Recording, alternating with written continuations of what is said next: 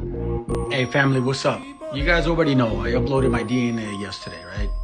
And it shows that I'm 92% of the Americas.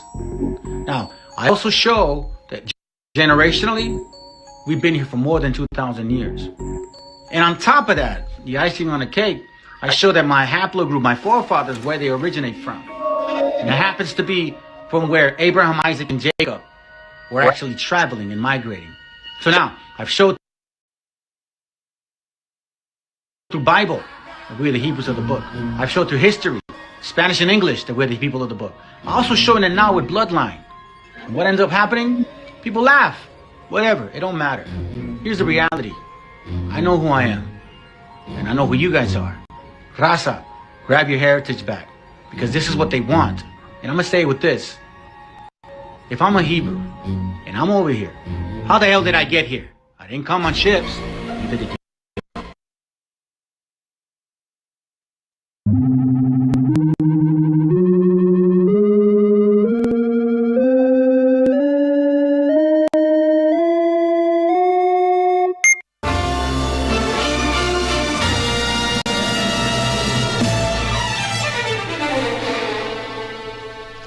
Cuando las serpientes evolucionaron, más rápido que muchos veces. Noten la diferencia entre una serpiente venenosa y otra que no lo es por las marcas que deja. 1970, 1970, 1970, 1970. Nací un día de junio del año 77, planeta Mercurio y el año de la serpiente. Signo patente tatuado y en mi frente que en el vientre de mi madre marcaba el paso siguiente. Nacer, llorar sin anestesia en la camilla. Mi padre solo dijo es Ana María. Sí sería el primer llanto que me probaría, quemando las heridas y dándome la batería. Solía ser entonces como un libro abierto, pero leí la letra pequeña del texto. Como un arquitecto construyendo cada efecto. Correcto, incorrecto, se aprende todo al respecto. Saber que algunas personas quieren el daño. Subir peldaño toma tiempo, toma años. Con mi peluche mirando lo cotidiano, dibujos transformaban el invierno en gran verano. Papá me regaló bajo mi insistencia un juego que trataba de compartir la solvencia, pero en el patio hicieron la competencia. Fue cuando sentí mi primera impotencia. 1970 y 1970 y 1970 1970.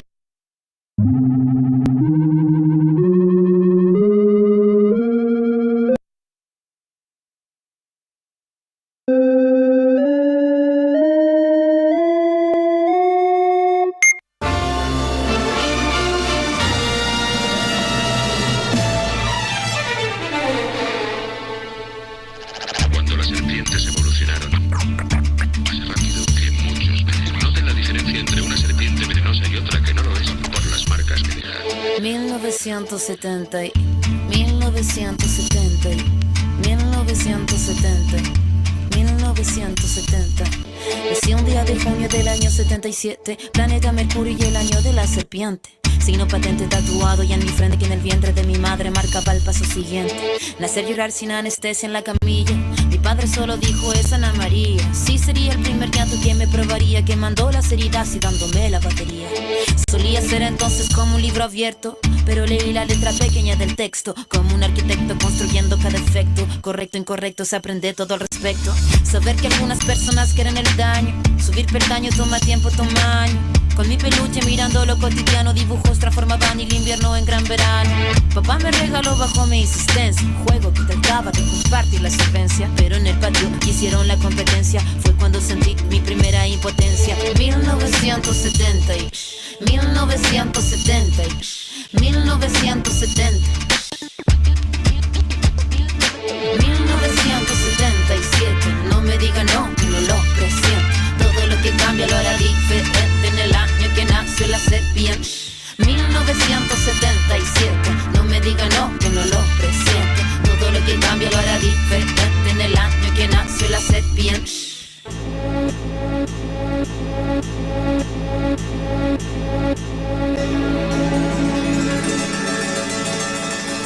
Mi adolescencia fue una etapa bizarra. El cuerpo es batería y la cabeza guitarra. La orquesta narra una tonada quebrada para la mirada de una niña que solo talla espada. Hormona disparada, sobrepobladas de información que cambian temporadas. Caminas encrucijada, cada cual en su morada preparada. miraba la carnada, la sagrada diablada de mirada encabronada. Mi fila la verdad nunca buscó su silla, mi búsqueda fue mero proceso de pura pila, pupila de poeta que marcó nuestra saliva, en la cordillera que miraba la salida, la parada militar de paso monótono, colores policromos, los uniformes de poco tono, de tono mi cuestionamiento, la voz y sonó, no, mi primera rima que sonó y me enroló. Mi búsqueda no fue para mi cosa de escenario, fue algo necesario y que marcaba ya mi fallo, así que tú hablas más de lo necesario, fue cuando entendí que todos quieren ser corsario. 1970 1970 1970 1977, no me diga no, no lo presiento. Todo lo que cambia lo hará diferente en el año que nació la serpiente. 1977, no me diga no, yo no lo presiento. Todo lo que cambia lo hará diferente en el año que nació la serpiente.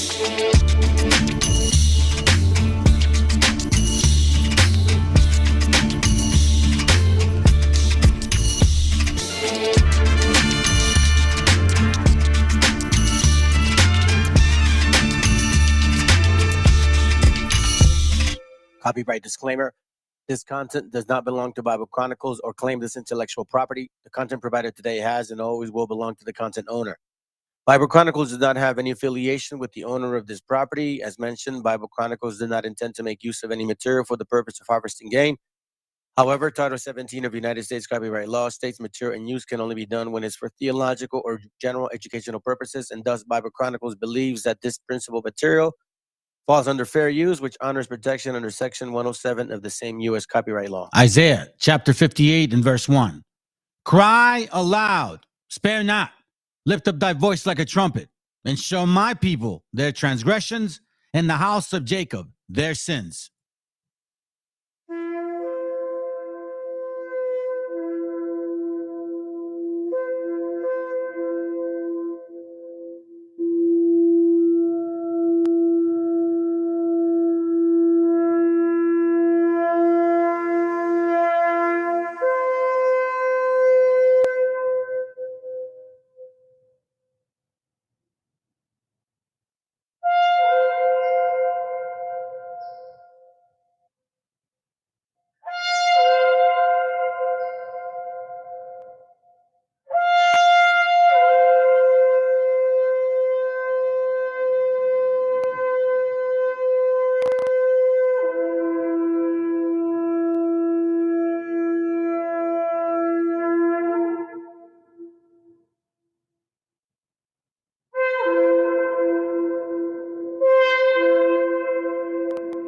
Viene a decirnos con mucha firmeza y gran convencimiento lo mismo que nos decía en el siglo XVIII el barón de Holbach, ¿no? Un filósofo francés de origen alemán. Si nos remontamos al comienzo, entonces hallaremos que la ignorancia y el temor crearon a los dioses. La fantasía, el entusiasmo o el engaño los adornaron o desfiguraron. La debilidad les rinde culto, la credulidad los conserva, la costumbre los respeta y la tiranía los apoya para que la ceguera de los hombres sirva a sus propios intereses.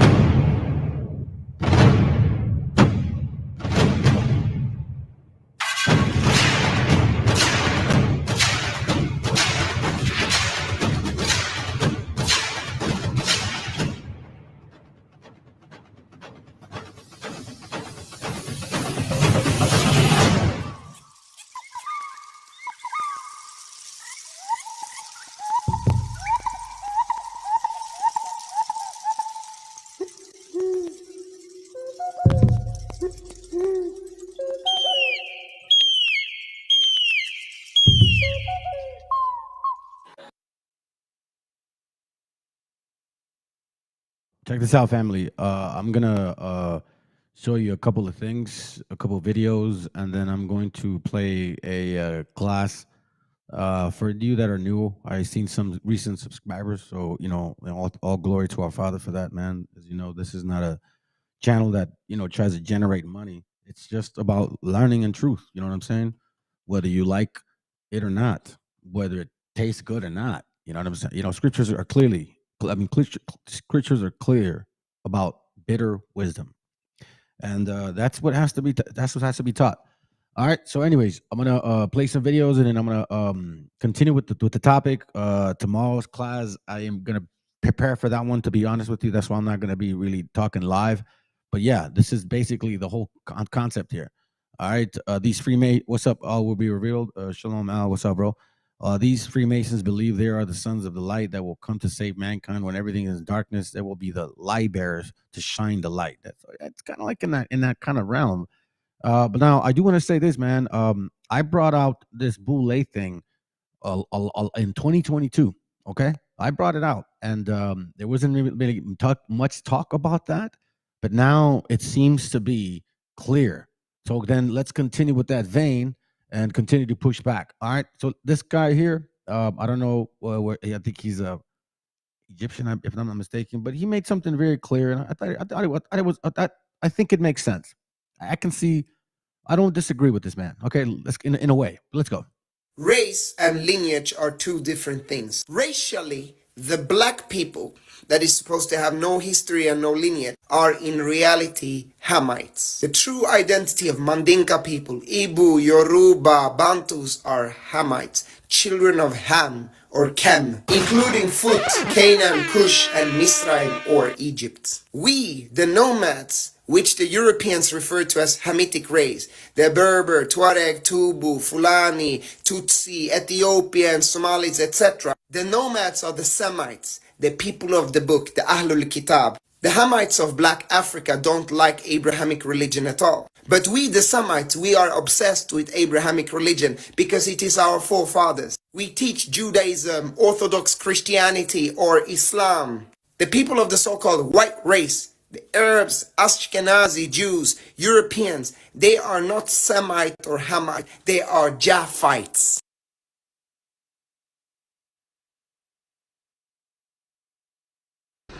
Phase of European colonization. And notice that the countries that are most strongly in support of Israel are not just the United States. It's the United States, Australia, and Canada, the offshoots of England, Anglosphere sometimes called, unusual forms of imperialism. These are settler colonial societies, societies in which not like India, not like the British in India, say. The societies, South Africa was a little like this, or Algeria under the French. Settler colonial societies in which the settlers came in, essentially eliminated the native population. Also driven by religious principles, very religious groups driven by Christian Zionism. Those are major cultural factors.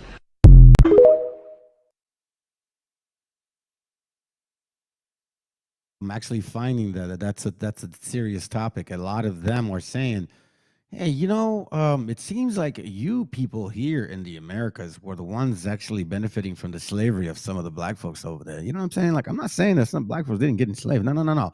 Slavery is real. But that doesn't mean you're the people of the book. Okay, it's just very clear. Anyways, let's continue with that vein. All right. This is from that bro. He's, I guess, pulling up a lot of these things. Which, hey, you know what? I'm gonna use. Hey, man, I'm not trying to make money from your material, so you know what I'm saying.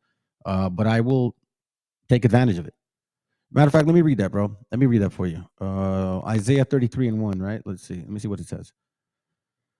Isaiah, I'm gonna try to reserve my energy for tomorrow. That's what I mean. Isaiah 33:1. It says, "Woe to thee that spoilest, and was not spoiled. The dealest treacherously, and they dealt not treacherously with thee. Then thou shalt seize the spoil, thou shalt be spoiled, and when thou shalt make an end to deal treacherously, they shall deal treacherously with thee." So let's summarize it. Our enemies are doomed. They have robbed and betrayed us. although no one has robbed them or betrayed them, but their time to rob and betray will end. You see, it's like that whole concept that, oh, we suffered so much. Oh my God. Oh, we were the people. We went through this. We went through that. But in reality, they were the ones enslaving as much or as bad as the gringo. So again, our enemies are doomed. Us, meaning they are saying this, right? They have robbed and betrayed, although no one has robbed them or betrayed them. But their time to rob and betray will end because they've been the robbers and betrayers. They're the ones that have been lying this whole time, trying to make it seem like it was only one particular nation and them, as if they had nothing to do with this treachery. And they themselves will become victims of robbery and treachery. Lord, have mercy on us. That's for sure. And the Boule boy come out and pacify. And I think Eshan has proven himself to love the Most High. Now, whether or not you got problems with his hand sign, you should give the brother the benefit of the doubt. He has not promoted Freemasonry. I'm showing you the highest degree of Freemasonry. It's nothing higher than this. Can I just add to that real quick? Sure. I just want to add to that because when I first met my wife, she's in college, I was a bum. Because my whole life I've been taught that means I love you. And y'all ain't seen the agenda yet. The truth staring in your face. Oh, don't judge. That's that Boule Negro. We know about the hand sign thing. Some of the videos you got were old. To get that shackle off your head, that Boule shackle that just see black and see nothing else. This ain't the black man's game. This ain't the white man's game. This is the money game. that means we can't afford our lifestyle. If y'all don't come through with something, it's going to be a problem. You hear that? Do you guys hear that? Now, listen, you are this nation and you want to give yourselves money, man. By all means, do it. I don't give a shit. But my gente, please, por favor, no sean pendejos, güeyes. It's time to wake up, man. They hide in plain sight in the Hebrew Israelite community. Continue. We have just discovered that our pastor is a Mason.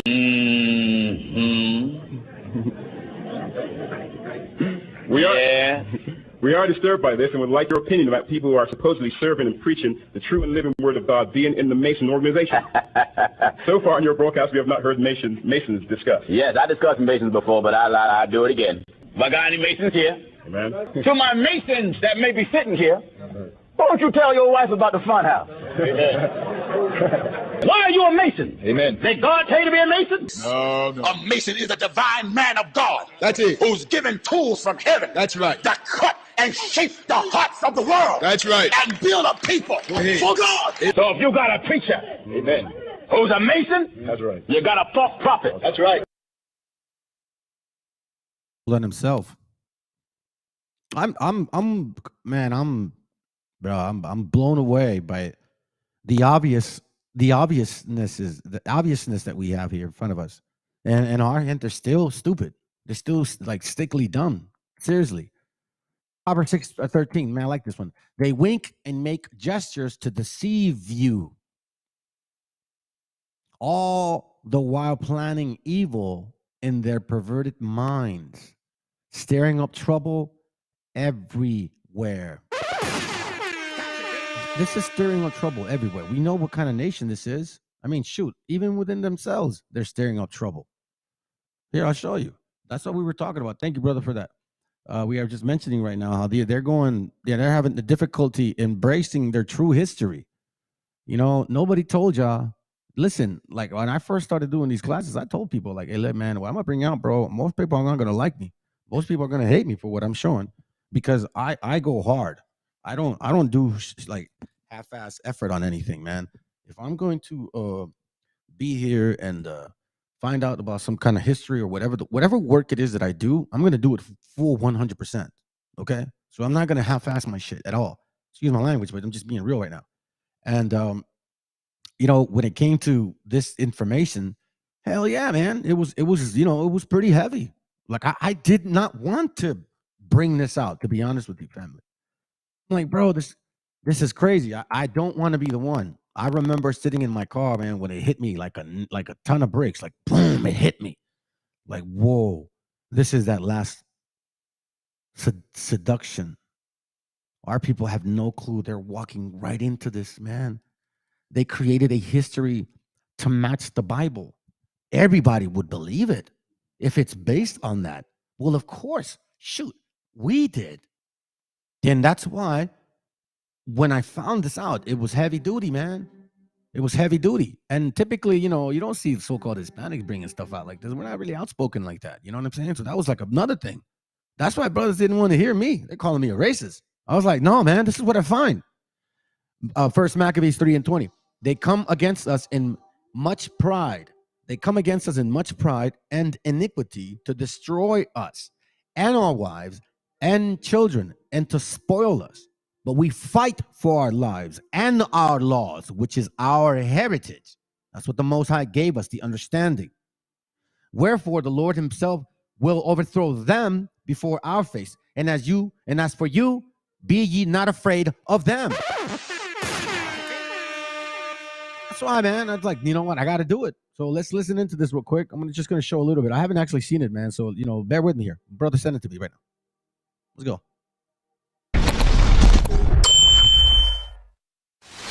Hello and welcome back to my channel. In today's video, we look at a very interesting but sensitive topic, the history of African involvement in the slave trade. But before we get started, please subscribe, like, and don't forget to share your opinion on what you think about this video and this topic. Yes, historical records show that some African societies were involved in the slave trade, selling captives to European and Arab traders. However, it's essential to recognize the complexity of the transatlantic slave trade, which was driven and perpetuated primarily by European powers. Now, the involvement of certain African groups does not justify or excuse the extensive and brutal exploitation carried out by European colonizers. The historical debate surrounding African involvement in the transatlantic slave trade is a complex and multifaceted discussion. On one hand, there's evidence of some African societies participating in the capture and sale of fellow Africans to European and Arab traders. On the other hand, postulating that these actions were universally representative of all Africans simplifies a complex history. Furthermore, discussions also arise about the involvement of freed individuals of African descent who in some cases became slaveholders. Now, this debate requires a critical examination. It says here on the bottom, so you guys can see, it says here, it says black people going hard on themselves. Black people owned and sold slaves debate. I told you it was going to hurt. I told you it was going to hurt. This pill of truth is not easy.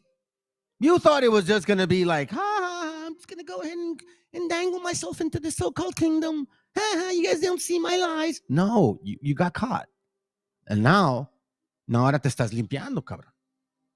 Acknowledging the diversity of experiences and roles played by various groups within the historical context of slavery. So check out these videos. I will be right back. And when I do, we talk more about this topic. Can we talk about the argument about black people owning slaves too and why it's such an argument? I'm going to go ahead and just give you a little background of history. In the South, in the antebellum South, prior to the Civil War, around 8% of black people were freed. Oftentimes, those free people would buy slaves. The reason they were buying the slaves is because they were their family, their friends, their spouses. In most cases. That's a lie. Okay. And the reason they couldn't free a lot of them is because of taxation. They did not want to get taxed. You get taxed at a higher rate as a freedman than you did as a slave. Okay. So that means that they were keeping them as slaves, not because they were using them as actual slaves, but because taxes and the money, it was money. Now, let's talk about how many black people were actual slave owners, which was about 2% of the population of blacks in the South at the time. And let's say some of those slave owners. Scripture, the way it's actually, it says Isaiah 3:12 from the Septuagint. O my people, your exactors strip you, and extortioners rule over you. O my people, they that pronounce you blessed lead you astray and pervert the path of your feet. Oh, we're the same people, but you know, we're Judah. Let's sit back and shut the hell up. No. On contraire, Monfreds, all you stupid camps now, you got some answers. You got some questions that you need to answer. And don't go around saying, Sakari, there was only one conquistador. That's dumb. For run-of-the-mill, like the slave owners we are familiar with, aka owners, in which they used other black people as free labor and treated them as livestock. As black people say, not all skin folk is kinfolk.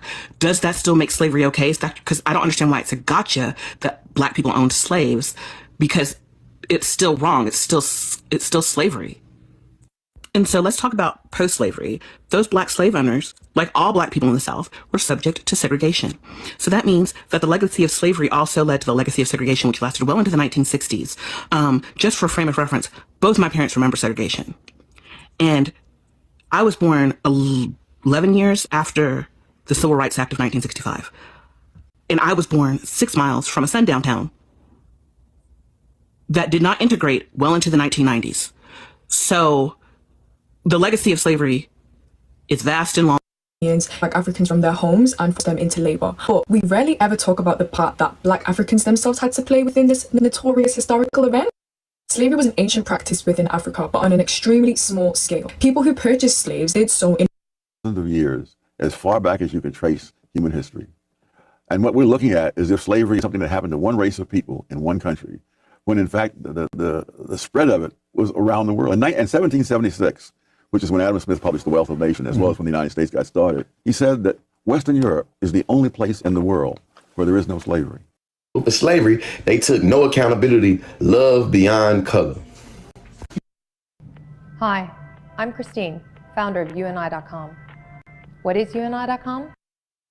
Number one, just because he's been miseducated about the African resistance to slavery, don't make it true. Number two, this particular obscuring of history glosses over how African leaders like the King of Congo wrote a letter to the King of Portugal telling him to stop slavery. Number three, that's important because like it says right here, this letter contradicts the story that African kings sold their own into slavery has been retold by the countless times in history books. Moreover, this also shows it's similar to Queen Nzinga's stance against the slavery. A century later, she fought almost 40 years against Portuguese for the freedom of her people. Number four, King Alfonso of Congo literally converted to Catholicism in order to try to earn his humanity of not only him, but also his people. In his letter he wrote, each day the traitors are our people, children of this country, sons of our nobles and vassals, even people of our own family. This corruption and depravity are so widespread that our land is entirely depopulated.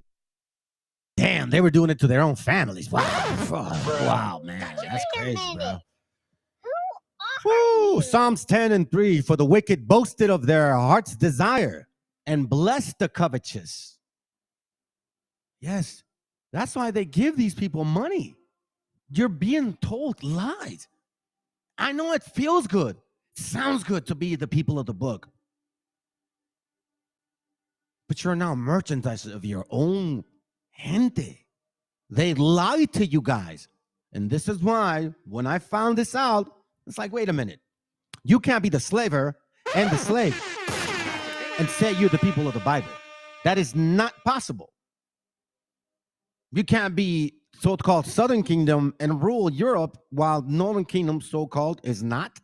Makes no sense. Psalms 10:3, for the wicked boasted in their heart's desire and bless the covetous, whom Yahoo abhorreth. It's what these wobbles do all day. That's very, very true. Very true, man. First Maccabees 5:32, he said unto his host, fight this day for your brethren. Thank you, bro. That's true, man. I mean, that's why I'm still here, man. That's why I'm still pushing. Because when I found this, I didn't know how to go about it. So let's go. Anyone that got in mind to be right, you got to surrender. Oh, yes. You got to come out the Masonic Hall. I'm out. I'm out. I'm out. Prestige ain't worth trash. No. To be a Mason, you got to roll up one pants leg, tear a shirt over your heart, and they bring you in the room with a bunch of fools. Yeah. They tell you got to bring food to feed a goat, and ain't no goat to feed. Yeah. Blindfold you. Then a bunch of men making a bunch of noise and hitting you. First they put marbles out. White marbles and a black marble. If you get a black marble, you're blackballed. Right. Can't be one. Get white marbles, you can be one. You get at a certain level of masonry, you get rid of the Bible. My Lord. And pick up the Quran. My Lord. You got to take a vow of secrecy. That you never expose the craft. And if you expose the craft, you agree to have your tongue cut out or snatched out and your heart cut out. My Lord. I expose all the craft I want. I dare you to lay a hand on me. That's right. I dare you to do it, and I want you to do it. That's right. I'm a very easy man to find. Amen. You see, I'm a real Mason. You see what he said?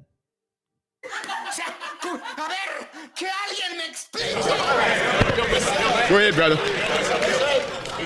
ahead. It ain't got nothing to do with Herman. No. It ain't got nothing to do with some cheap lion's paw. No. No. No. I'm a real Mason. That's right. This is too deep for the Masonic Hall. It's too deep for them. Every true man of God is a real Mason. That's right. He's a craftsman. Craftsman. He's a layer of divine brick. That's right. He worked for a master builder. Go ahead.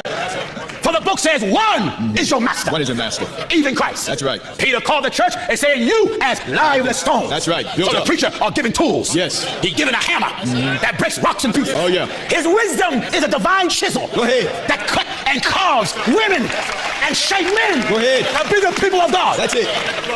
Go ahead. He used a plumb line Go ahead. in the midst of his building. Go ahead, brother. God is his architect. That's right. See, let me tell you something, family. IUIC does exactly this right here. They present the women, single ones, like line them up and shit. It's not even of the scriptures. It's called debutante. Look it up. Architect. That's right. This is bigger than Solomon's temple. Oh, yes. Solomon's temple fell apart. That's right. God's temple is eternal. That's right. In the heavens. Go ahead, brother. I'm a divine mason. Oh, yes. I'm a divine builder. I was given an axe, and God says, lay it at the roots. Lay it at the roots. I was given a hammer. Yeah. Break rocks in pieces, meaning it breaks the stubborn of the world. That's right. Breaks your stubborn mind. That's it. You see, you got to fall on this stone. Yes. Which would mean submit to hardness. That's it. Submit to discipline. Submit to rough preaching. Rough preaching. Then you'll be broken. That's right. But if you fall on the stone, or the stone fall on you, grind you to it's gonna powder. grind you to powder. That's right. Go ahead, brother. So Masons don't know what the Masonic is. No. You talk about a scale, a compass. Do you know what direction God come from? Go ahead, brother. Go ahead. God said, I come from Teman. How can he come from somewhere where he is everywhere? That's right. Go ahead, brother. He said, God come from Teman. Go ahead. The Holy One Mount Paran. from Mount Paran. Yeah. From his mouth cometh a two-edged sword. That's right. And his eyes Go ahead. is as a flame of fire. From his hands Go ahead. goeth forth horns. Go ahead. And when he walk upon the waters. Go ahead. You think a Mason is wearing white gloves? White gloves. And a little miniaturized apron? That's right. You don't know what it is. No. A Mason is a divine man of God. That's it. Who's given tools from heaven. That's right. To cut and shape the hearts of the world. That's right. And You guys are following, right? I know this is something heavy for a lot of you guys. You that have been around this channel, coming through, calling it a show, calling me a racist, calling me a conquistador, saying I'm causing division. All of you guys, in every single camp, at least that I've had some so-called dealings with, chatter-wise, y'all call me these names left and right. And you want to know something? I'm still here. And what I've been showing is coming to fruition. So you determine who the messengers are of the Most High. I've never lied. All I did was just told y'all the truth, and I ended up having people hate me for this. build up people for God. Amen. Go ahead. Go ahead. Go ahead, brother. Go ahead. A lion's paw? Nah. Oh, no. It's the lion Go ahead. of the tribe Judah. Of Judah. Oh, yes. And the root of David. That's it. That's it. You build it on. So even in their stupid Christianity mentality, they still think they're fucking. Oh man, y'all are just so corrupt in your spirit. I kind of feel sad. It just is what it is. That's considered. Solomon, that's weak. That's weak. One in the scripture says, one greater than Solomon is here. That's right. Solomon ain't no good. Oh no. One greater than Solomon. It's here. Masonry. I'm a divine masonry. Every house is built by some man. Do you hear this? In Hebrews chapter 3 and at verse 4. Oh, this is so sweet. Every house is built by some man. Is built by some man. But he that built all things. He that built everything is God. No, it's Solomon. Is God. Herman Mabliff is God. Amen. Our God is God. That's right. That's right. So Solomon was limited. Oh, yeah. Not only that, he ran out of his wits. Yes, he did. For women. For women. Solomon, before he died, his heart turned against God. Turned against God. And he became polytheistic. Yes, he did. An idolater. That's right. The true architect, the true designer of people is God. It's God. That's right. So all these lodges and all that stuff won't prevail. No. You throw on black suits, white shirt, and black tie and feel important. But then you die. That's and a it. bunch of men come in marching. That's right. Just marching. Looking like a bunch of stooges. That's right. Huh? Go ahead, man. Go ahead. March forward and slide back. Everybody's doing the curly. And then they ring a little bell over you. Yeah. Say a few words. Say some words. But you died. Prince Hall Masonry was founded in 1776, family, or 1770 something. So let's remind you who you are. Sorry about that. I hope you guys can hear me. What I'm trying to do is get a reminder. Remind us again as to like what's going on, because we keep hearing, and even our own people, man, like they're literally pushing this agenda, and we gotta like nip it in the butt. You know what I mean? It has to be a reminder, because the struggle is sincere about our people. We've gone through struggle and we're still going through it. Okay, so all we're saying is, if it's the right doctrine, if you guys are really the Hebrew Israelites of the Bible, then make it make sense, because none of it matches. So let me continue, so then I can remind ourselves too, because I'm sure we're getting really, really dug deep with all these other so-called Hebrew black onlys. You guys are Mongols. You guys aren't the Hebrews. You see, you don't see no famous people saying you guys are Hebrews. Well, I kind of find that interesting that the media is now involved. You think that the so-called white man who is in power right now, right, is going to allow this just because they play chess with y'all while you guys are playing checkers? They're playing chess. So this here is the seal that the scriptures talk about. The biggest lie that anybody could have concocted, where you create a slave trade that didn't happen the way that we've been told for hundreds of years. Not hundreds, for about maybe the last 130 years. All right, let's continue. What I'm going to do is this, man. I'm going to compare apples to apples. We have people saying that we are who, well, they're telling us that we are them. They're not saying that they are us. They're not saying that we are one people. They're saying that we are them, that we used to look and be like them. Okay. So, and that we have the same struggles that they have had since 1492. So if that's the case, you may be able to suggest that to other people that don't know their history. But we're going to find out today if that is actually true, okay? If our curses compared to their curses, so-called, okay? And has it been happening since 1492? Because that's the question. All the way from 1492, 1500, 1600, 1700, 1800, 1900, and then as of today, okay? Reflect on all of those things as we go through the class, and you guys compare apples to apples. Are we the same people? Have we been suffering as long as you guys supposedly have, or have you suffered as much as we have? That's the question today. So without further delay, let me go ahead and shut up and start the class. All right. So first things first. This is interesting. This is from a dictionary app that I have. It's a Webster's dictionary from 1828. Okay. So obviously words definitions change as society or whoever is in power changes. So listen to this. Swarthy, being of a dark hue or dark complexion, tawny in warm climate, the complexion of men is universally swarthy or black. Then it says this: the Moors, Spaniards, and Italians are more swarthy than the French, Germans, and English. Let me read that again. The Moors, Spaniards, and Italians are more swarthy than the French, Germans, and English. Meaning what? The Spaniards, Italians are black, like the Moors, and the French and Germans are basically brown, dark brown, right? But the other guys are black. So it begs to now we have to ask ourselves this question. Did they look like this in 1492? Okay. I got a video about this person here. Caught my attention, and it relates to my class.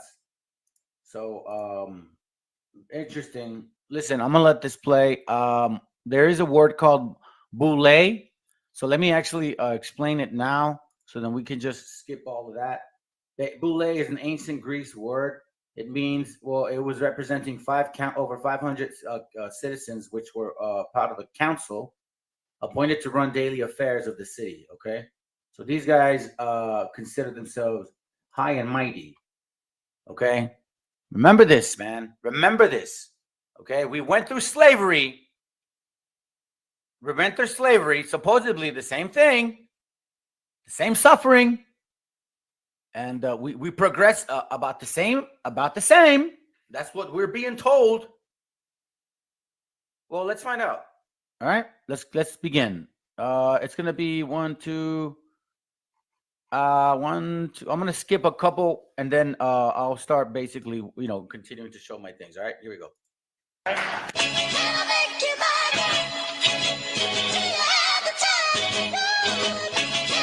Oh, almost forgot. My bad, man. My bad. Oh, almost forgot. All right. Bible Chronicles. Okay. Disclaimer. Content. Copyright. Disclaimer. This content does not belong. Excuse me. Let me move that up. No. It's not what I want. Stupid computer.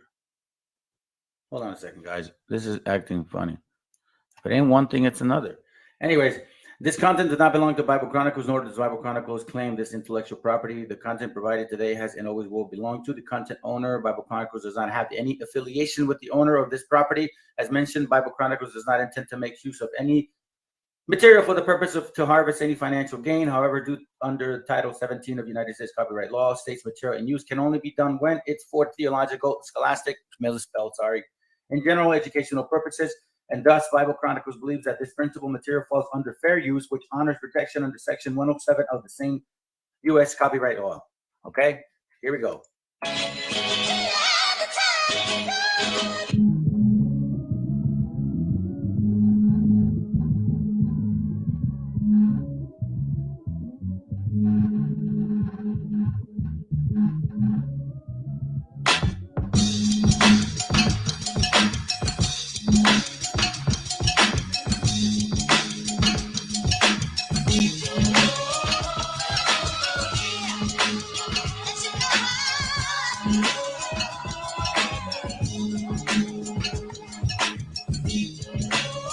Hey, guys, pay attention to how light-skinned some of these men are, and they're considered black, right? They fall under that category. When we see them today, they are looking white, man, and they're considered black. So every single person you see in these pictures, they're considered black. Their fathers, supposedly, are black, okay? I want y'all to pay attention. Because remember how the black-only Hebrew Israelites tell us, well, what you guys mix with the other nations. Huh. Well, how funny. A lot of you guys were looking white. So I beg to my question, do a lot of black people are white and a lot of white people are black? It gets deep.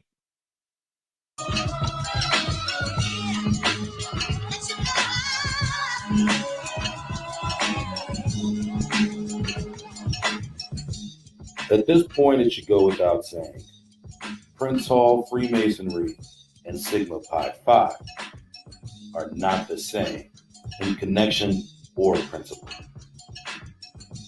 Firstly, Boule members are almost always college educated, a prerequisite not required to be a member of Prince Hall. These educated Boule members are most likely graduates or postgraduates who are recognized as men who have outclassed their peers as professionals within a certain branch of expertise. Look at the men on the bottom. See the men on the bottom? They're considered black. We see them today, and they would be considered white. A lot of these light skin. Look. Let's look. So now we need to really know who we're dealing with. Look at this man. He looks Hispanic, just very tanned. Now we're getting real scary here. So you so-called Hebrews of so-called Latino descent and so-called Hispanic descent, and so-called black descent, y'all need to start wondering who you really are. This is not just about fringes, guys. It ain't just about being Percepticons. Anybody can memorize scripture if you study it so much. But the actual work is looking at you and yourself, and none of y'all are doing that.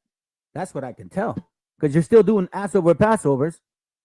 You're going to clubs. You're admitting it. Strip clubs, regular clubs, because you're heterosexuals. You have multiple wives. That's what you guys teach. Yet the Messiah said, it wasn't like that before. Originally, it was Adam and Eve. Adam didn't have Eves. What exactly is it that you're trying to teach? Are you trying to teach for sincere building or lucre and sexual desires and lust? Let's keep it real, man. Let's go. College education is not a requirement for membership in the Prince Hall or any other branches of Freemasonry for that matter, whose tenets are most essentially being male, having belief in a supreme being, as well as the ability to handle financial obligations of the society. And that's what I mean, okay?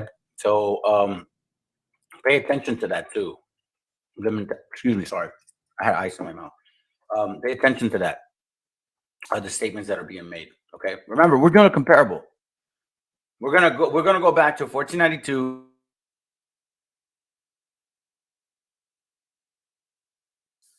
But because I want to get through this class. So, anyways, here we go.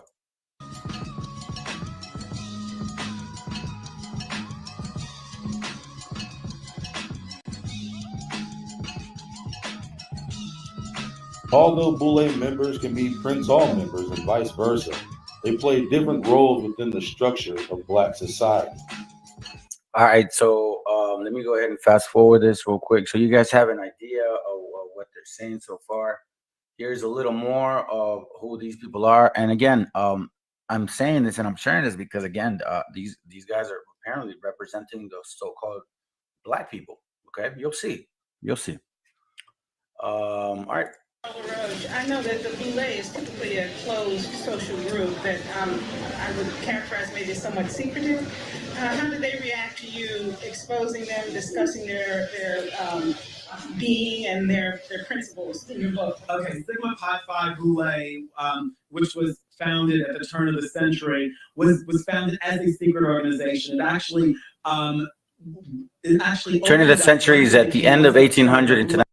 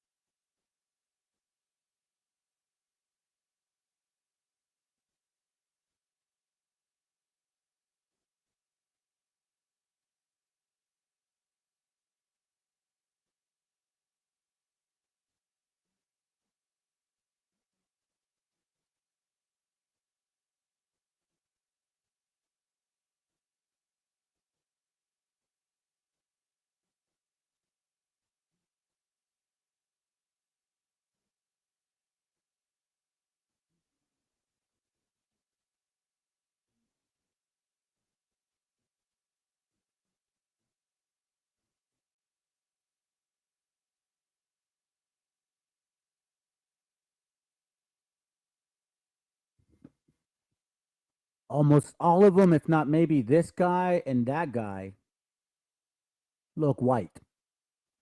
They're the founders. These are Black men. Oh, a Sigma Pi Phi fraternity. And this is before 1900, when we still didn't have the Bible.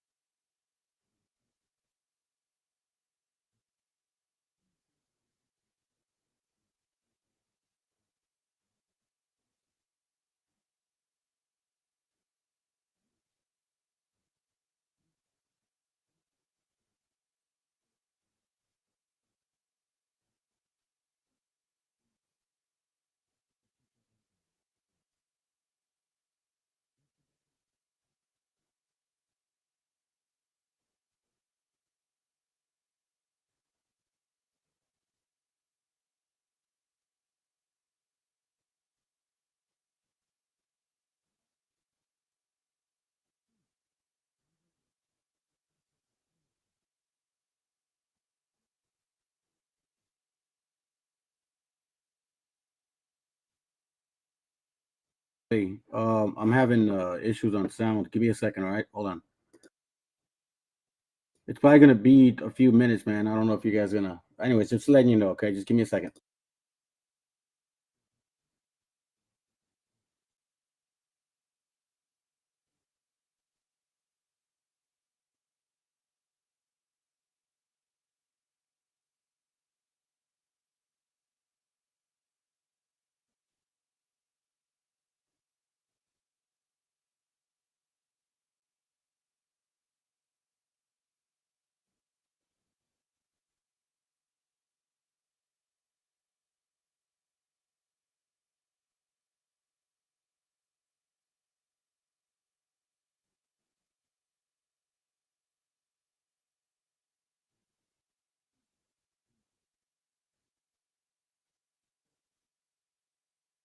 Yeah, let me do this.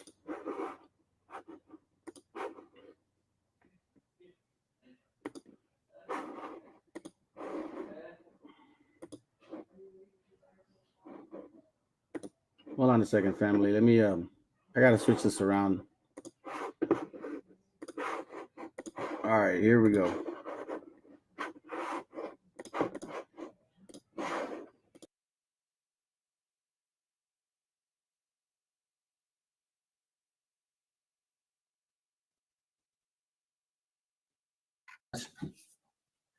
Anyways, watch what he says. This is what caught my attention. Obviously, this guy knows. Hold on. I don't know what. My bad. My apologies, guys. I don't know why I did that.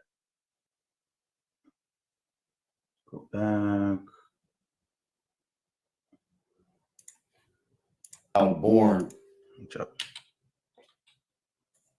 partus sequiter ventrum. Okay, so here we see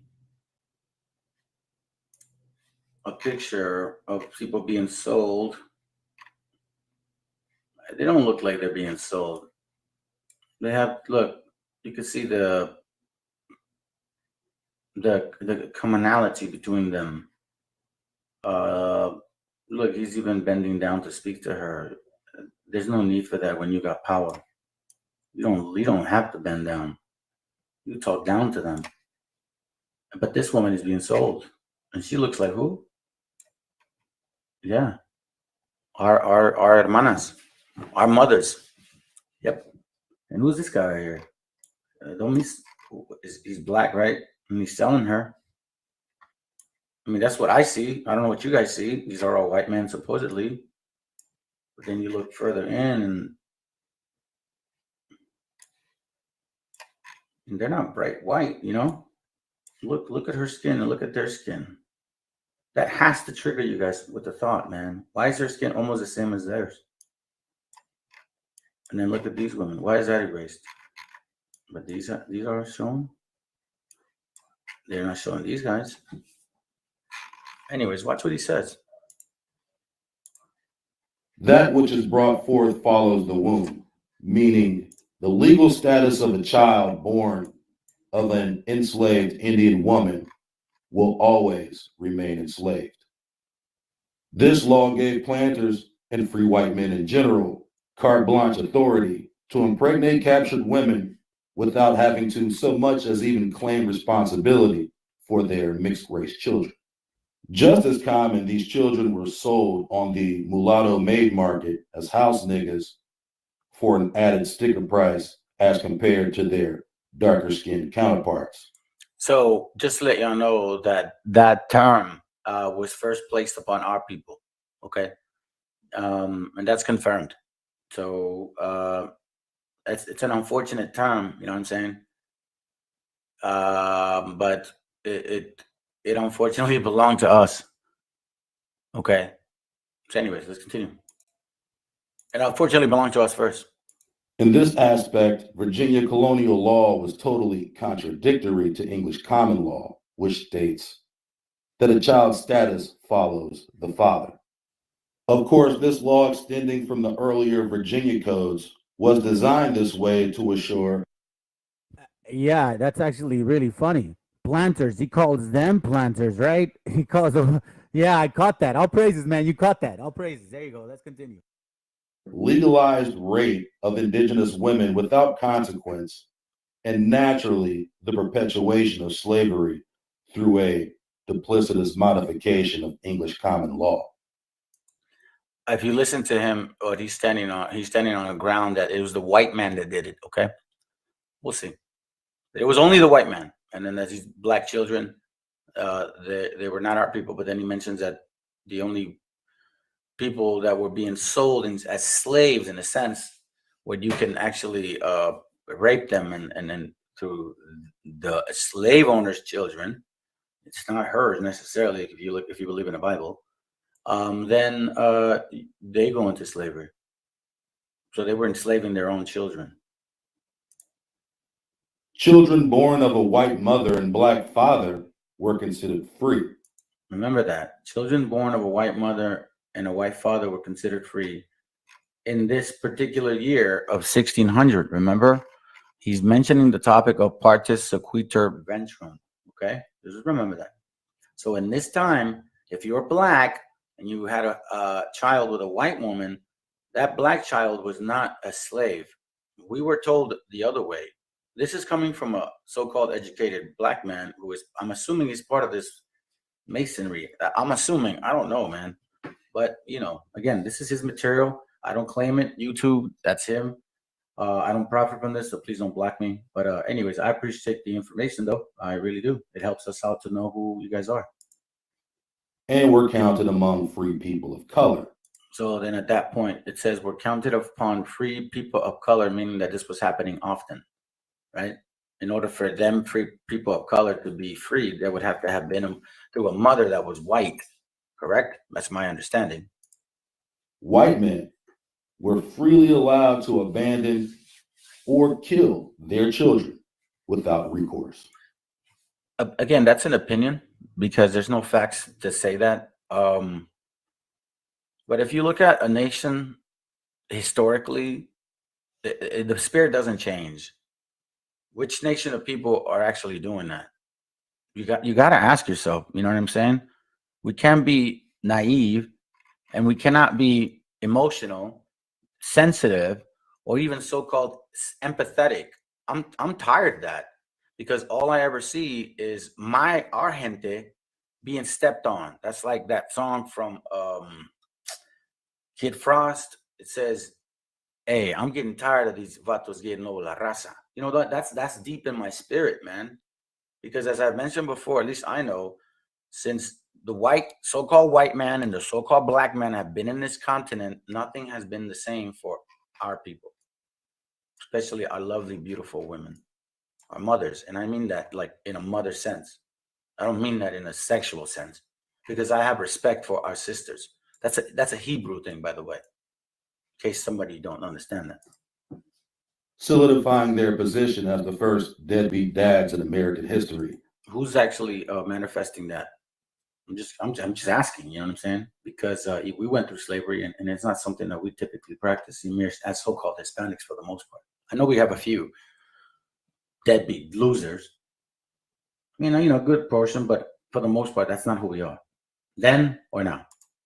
To the point that many of the most notable so-called black men in history, like Frederick Douglass and Booker T. Washington, never even knew who their white fathers were. But in some cases, the white father actually did remain in their child's life, but used their whiteness to accelerate the social status of their mixed children. So, see, he says that in some cases, and then they would use their status to elevate their children. And we continue to see that. But why isn't he saying anything about them? They were black men having children with white women, and those children were free. Remember that, okay? One such example of... Let's skip this. I'm going to go to... Let me see here, because I just want to get through this. Oh, here it goes right here. Give me a second. I think it's right here. And Prince Hall Freemason made it in instance. All of us Negroes were the privileged children of white slave masters. So they say, okay? All of a sudden turned champion for black rights. The air of insincerity permeated this bunch. With all this being said, there were some who made it into politics without completely alienating themselves from the average person, seen as privileged or elite. Who weren't seen as privileged or elite. Mother Bethel AME Church, founded on ground purchased by Richard Allen in 1791. This congregation is the mother church of the African Methodist Episcopal denomination. The present structure, erected in 1889, replaced three earlier churches on this. Okay, you guys read that. It's telling you something. For most so-called Negroes, an elite education or even a college education was out of the question, unless you could pass for white. And this complexional complication coupled with education represented the foundational differences between a Prince Hall Mason and a Boule during the early 20th century. The Prince Hall faction, along with their Baptist and Methodist leadership within the church, recruited more of the common man into their ranks. This is a very old picture. Okay, look at how they dressed. That has to be in the 1600s, 1700s. Few and far between men who ascended into politics were more the exception than. Yeah, he should. And you know, it's very interesting how he references so-called black folks, but doesn't say it in that sense. He uses words like planters. Yeah, this is why I said Prince Hall. Yeah, for sure. These guys are, man. When I heard this guy talk, and I knew I did a research on them, I knew that he's onto something, and they're revealing some things. At the same time, tricking our people, making it seem as if, yeah, you guys struggled and suffered. No, man. After the Civil War is when all the problems began for the so-called black man. That's why when you see a lot of anti-slavery movies, it's always after the Civil War. Only a few you see that it's related to some kind of like Amistad. But those guys were supposedly African. But then you see the movie, there's black men that are free. So you got to wonder. Again, guys, this isn't hate. This is real grown men and women talk. The things that were going through our minds that we question. If you guys are our gente, not a problem. Prove it. And so far, y'all are doing pretty well for yourselves, while we are not. And you'll see as the class goes on, again, we're comparing manzanas a manzanas, apples to apples. Are we the same people? Because if we are, then all praises to the Most High. Let's go and fight for the struggle. But if we're not, then we need to know who our enemies truly are. That's all I'm saying, guys. I think that's a fair statement and a fair question. Grown men have grown questions. We're not children. Rule.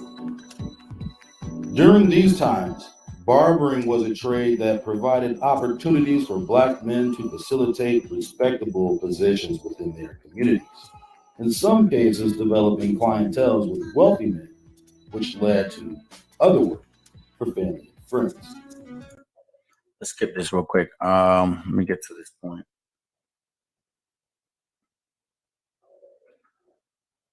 Uh, 18. There's some stuff I'd like to show you, but nah, I'm kind of want to get through this. Listen, guys. Remember, we're doing a comparable, okay? We're doing a comparable to see if our struggles have been very similar, because they say that that we're tied to the hip because the trap chart said so. Okay, let's find out. Pay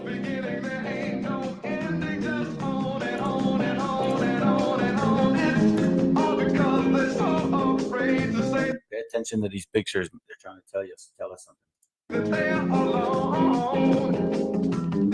Until I hear a rising on his saxophone. Or could you call on Lady Day? Could you call Remember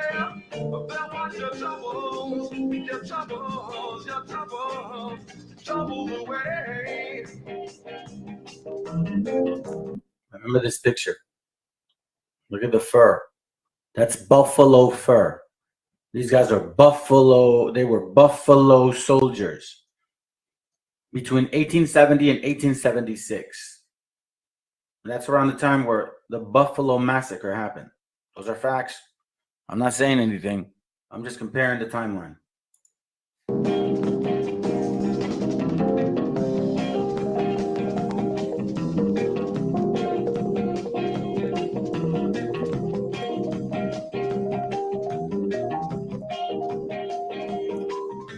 That's called debutante, okay? In case for some of y'all that don't know, that's what it is. And that's something that the French did. And these are the French. And I've showed you guys pictures of this. And whether you guys believe me or not, it's up to you. The French were black, were black, because now that you see a lot of white folks, but a lot of them are actually black. And a lot of you black folks are actually white. This is the funny part. Because the mixing didn't just happen with black on white in regards to men and women. It happened both ways. Look, you see this? This is a picture of men and women, right? But don't you think, what, you think he's going to be like not interested? Come on, man. See this? Look at how they dress. This is not in the 1900s, guys. This is like in the 1600s, okay? The pilgrims. This is how the pilgrims dressed. And look at you guys. You're in the bag. Look, having a conversation. Look, you even have fancy glasses. That's your French guy. He's not white. He's black, okay? Boy, those guys back there, those guys aren't black people. They look kind of white. That's what debutante. And basically, it's just like elitists or people that introduce themselves like, okay, this is so and so, you know, he's so and so and so and so. It's kind of like what they do in the IOIC camps. That, you know what? That's actually, I didn't think of that. You guys do the exact same thing, debutante concept, and that's not in the Bible. Where does the Bible say that you're supposed to do that? Present themselves as like steak and meat. That is technically debutante concept. And then you tell the so-called Hispanics not to burst a piñata on just because they want to celebrate it, because it's a heathen custom, and you guys are doing a heathen custom too. If you're not them. Hey, you know, I forgot, and I was gonna do a class on this too. What about quinceañeras? Quinceañeras is basically the same thing. You present the daughter as a young woman ready for, you know, that's actually a French thing. I'm gonna do a class on it because, and as I compared them, I'm like, wow, man, that was pretty heavy. And I'm glad that it was reminded, because this was something I was thinking about yesterday, I believe, about maybe, I don't know, early in the morning, man. Anyhow, let me continue.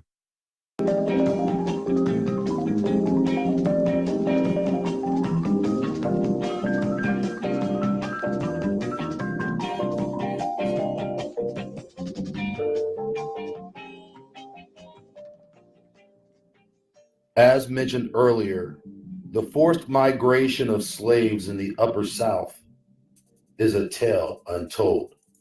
Now, this is what they say, okay? But if you look at timeline, it begs to differ. He says that slavery and forced migration. Fast forward it. So he says these people were pushed forward in slavery and this and that, right? Why are these guys painted white anyways? I'm just curious. Remember they said First Maccabees 3:48, the heathen changed the image. Why are you guys taking off this color? Why not leave it? I don't know. Listen, I don't know how this picture is, to be quite frank. I just find it awkward. Okay. So, anyways, this guy's saying that this was slavery and forced migration in the antebellum South. Antebellum. Here, let me do this just so you guys can find out. Antebellum period. So antebellum basically means, like it says, before the war, okay? Refers to the years of the war, development blah blah blah blah. There was a lot of this going on, supposedly with blacks, right, being enslaved, but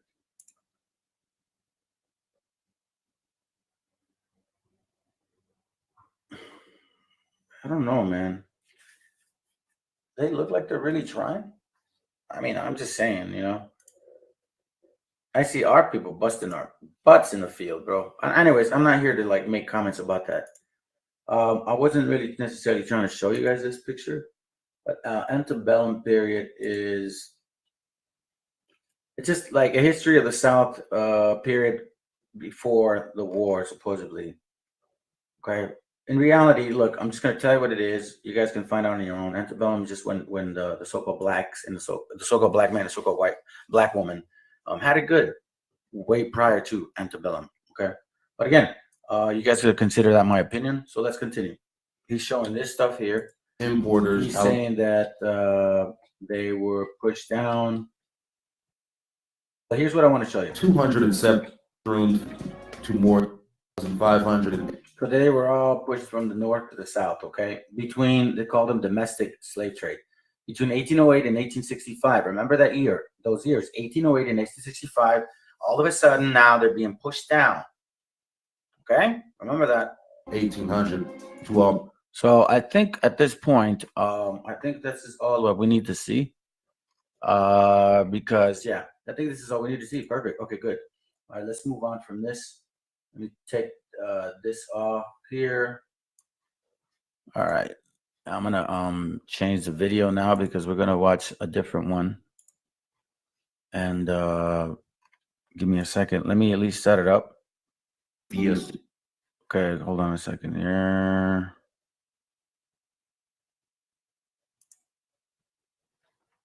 Give me a second, guys.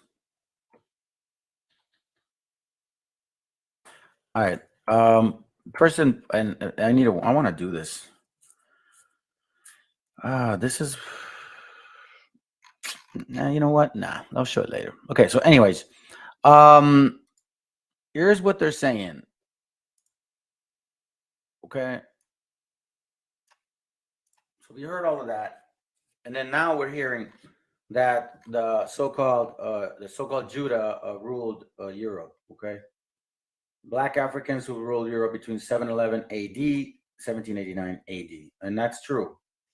Historically, I know that the African Phoenicians have been trying to conquer that area for quite some time. They finally did it in around 700 AD, okay? All right, so now let's pay attention that these guys are 480 circa Germany. Remember they said that the Germans and the French are swarthy, and the Spanish and Italians are more swarthy, meaning more black. Well, this guy's black. This guy, literally 1740 circa, 1520 circa. Look at this guy, right? Basically 1599. So it means it was painted around that time. 1524, 1589, 1500. Look, check this out. This guy. This is why I was curious about that law. Remember that law that talked about partus, what is it called? Partus sequetum ventrum. It was in 1662, colonial, right? British owned these lands, and they passed that law. Well, look at this. This guy is an actual king of England. He was a prince of England, son of King James. He was a king of England, English, Scottish, and Irish. So his father, who was alive at that time in the 1600s, was the one that had to pass that law. These guys are not kings because they're applied to, excuse me, because they applied for a job. It's passed down from parents. So since you guys are saying that this black man passed that law, I mean, that's what I'm finding. It says upon the death of the father, 1701, he was recognized as king. Succeeded the son Charles. All right, so obviously lineage passes through. All right, So he passed that law in 1662 to rape our sisters, based on what I'm finding. That law that didn't bother to pass the law against black people. No, the law that said if you have a child with that native woman, right, that what they call nigger, okay, then that child could be a slave, whether that child would be from a black father or a white father. Those are facts. You guys are saying you rule Russia. You guys are saying you rule Europe. I'm only showing what you guys showed us. You know what I mean? I'm not putting words in anybody's mouth. That's more of a newer picture, I think, which is actually a nice picture, to be quite frank with you, man. I like the color scheme. Anyways, and listen, guys, I make comments like that because I appreciate history, man. I could sit back and actually look at it. I know exactly what happened to our people, but I have undeniable faith in the Most High that he will, like Wisdom of Solomon 18, vengeance upon the enemy. So no sweat. As long as we keep teaching our brothers and sisters who we are according to the Bible, man, that's what's being commanded of us. All right, we just got to stick to the script, guys. Remember, man, just stick to the script, dude. Focus on the end. The end is what matters. All right, not now. We'll get our chance. Anyways, so that's who that guy is. And then I find this interesting. This is from, matter of fact, here, I'll just put it here because it keeps popping on this window. This is from a book called Africa's Gift to America. Okay. And watch what these guys say. I'm not saying it. They're saying it. This is written in 1880. What page is that? 58.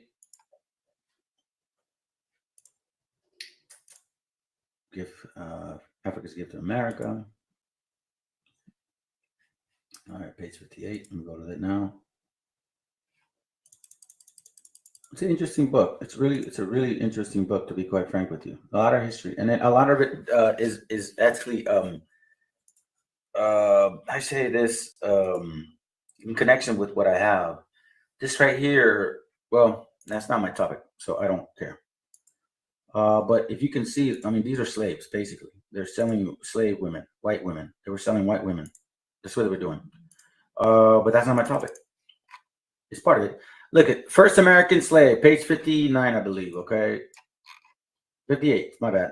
Strong documentary proof that the first Africans in America were not slaves, and that chattel slavery of them did not start until about 1659 or 1682. Remember the Partum Sequatu Ventrum, the black king who passed that law in 1662? Well, that's why. Okay. So after that law is when so-called black people were being enslaved. Well, it was black people who were enslaving their children, and white people who were, I guess, enslaving their children too, because they were just using our sister's funnel for your pleasures. Russell, in this chapter, Origin of the Free Negro Class, calls a brief that the first Negroes were slaves.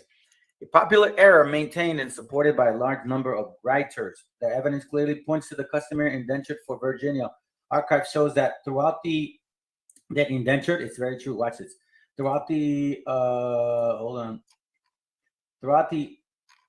that's right. They did it to me last time. Give me a second. Who's this for you? That throughout the second quarter, throughout the second quarter of the 17th century, Negroes were being released at the end of their period of indenture. Look up the book, Virginia, the Old Dominion. Okay. I have it, but I haven't looked through it, so I didn't want to bother it. Let's say the common belief that all Negroes brought to Virginia in the early period were slaves is an error. Virginia's first century. It says judicial cases concerning American slavery and the Negro. They're talking about one particular person that I guess she was a slave, Lady Yardy. They didn't want to pay a slave, and they were forced to pay the slave. In 1661 occurs the first reference of the state in Virginia to Negroes and the inequality of slaves. You guys can find all this stuff out, okay? Watch this real quick. I wasn't able to download it on my page for whatever reason. It was giving me a hard time, But I have it on my Facebook account, and I'm gonna show you guys what I have. Okay, let's see. I think this is it. No, that's not it.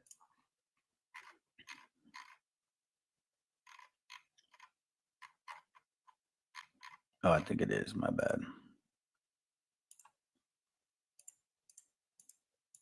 This is from a book called This is from a book called "Let the Blood That the Blood Stay Pure." Page 67. The year 1619 has been earmarked as the earliest date of arrival for Negroes to the English colony. Yet they accompanied Spanish North American expeditions almost as a century before the English arrived in Virginia. That means that in 1492 there were black folks coming with the so-called white people too, right, to destroy our people and take our lands. There's also evidence that they cohabited with the Aborigines in the early 17th century. So here's exactly where the hijacking begins. So let me just share something with you, so-called Aboriginals, okay? What this guy is actually saying is that you African people came here first when they came here, okay? Both of y'all, basically. It took both of you guys to take us down, okay? And then after that happened, a lot of you Africans stayed here. And you were mixing with our sisters, which then became the concept of Aborigines. Exactly that, all right? So, but anyways, you're not going to believe me, so it doesn't matter. Let me continue.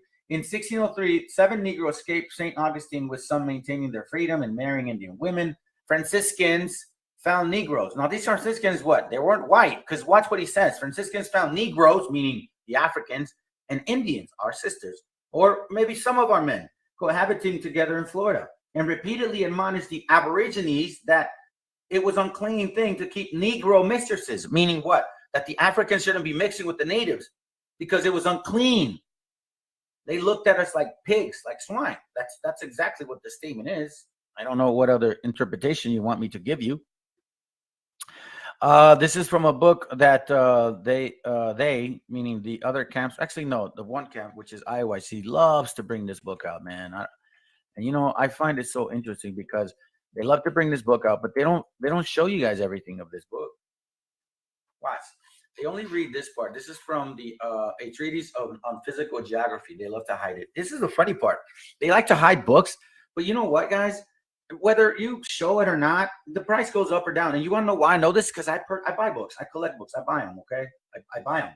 And I've been lucky and fortunate to buy some books at like $100 that they're cost like $1,000 now, all right? So don't tell me that, oh, all of a sudden you shared it. And no, nobody ever shared the book I got, and that thing's costing expensive. So don't believe the hype, man. All they want to do is make it seem like, oh, they're so secretive. Watch this. The Jews are people who ever, according to, they read this and like, look, they're black, brother. They're black, brother. But yeah, the page before, watch what the page before says. The rapidity with which the color changes is seen in the English colonies of North America. It is not 250 years since the very first colonists arrived in Britain, and much shorter time since the ancestors of most of the present New Englanders across the ocean. And yet they have lost the clear complexion of their kindred beyond the waters and acquired much of the hue of the southern French and northern Spaniards. Remember this.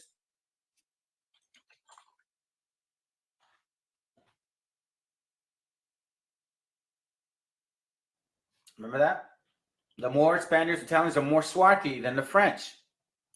Here it's saying that they acquired much of the hue of the southern French and northern Spaniards, meaning dark, dark, or brown, brown. So that if an assemblage of each nation were placed side by side, there could be no difficulty whatever is distinguishing them by their complexion. Now watch this. With respect to the intermixture with the Indians, we know as a matter of fact that it never took place. Why? Because those children were considered slaves. The Aborigines of America are another instance. I explained that already. Why? Because they were Africans. They never wanted to mix with our people, and if they did, they sure as hell did not have any respect. I'm just reading to you guys what I'm finding. Now, if I make statements, I have the right to make the statement because obviously I study this, so I have a little more knowledge to sit back on what I mean. It says here, Judaic scholar Paul Wessler, however, maintains that the majority of the Sephardic Jews was of North African Berber origin and converted to Judaism sometime before 711 CE. I don't know about that. Anyways, For normal, they actually, I'm sorry, explained as a form of North African Gothic. That was you guys. That's why when you see Gothic and it's black, that's the whole point. That's the whole point. You guys need to know your history, man. Why you guys have a Latino telling y'all, or so-called Latino, telling you guys your history? I mean, quite frankly, look, man. It's I don't know. Anyways, watch this. Puerto Rico located Caribbeans. You guys can read this too. Taínos established themselves in Puerto Rico, blah, blah, blah. Natives were forced into servitude and hunted down and killed, resulting in the devastating collapse of local population. It's basically saying that a lot of the so-called Caribbeans, Puerto Ricans, islanders, you guys have a lot of African blood in you. A lot of it. And that's why you have a lot of surnames like this, because they were converso moriscos. They were Sephardic or Moorish Jews, a lot of them. So a lot of people in Puerto Rico are Phoenician Canaanites. Wow. That's a heavy thing. But you know what, guys? We know already in Mexico that in South America and Central that there's a lot of Edomites. They look just like us. Put your emotions aside, whoever's listening to this, okay? See, that's the best part about living in that where I come from. We already know that people that look like us were the ones taking advantage of us, just like the white man. And you'll see it in the video I'm going to show you. Anyways, let me go ahead and show you guys one more thing here. Watch this. This is interesting. Where are you? Let me see.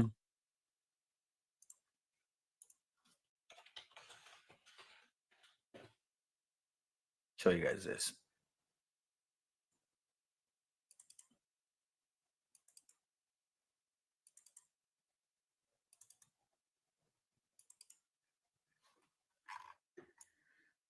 So they say, right?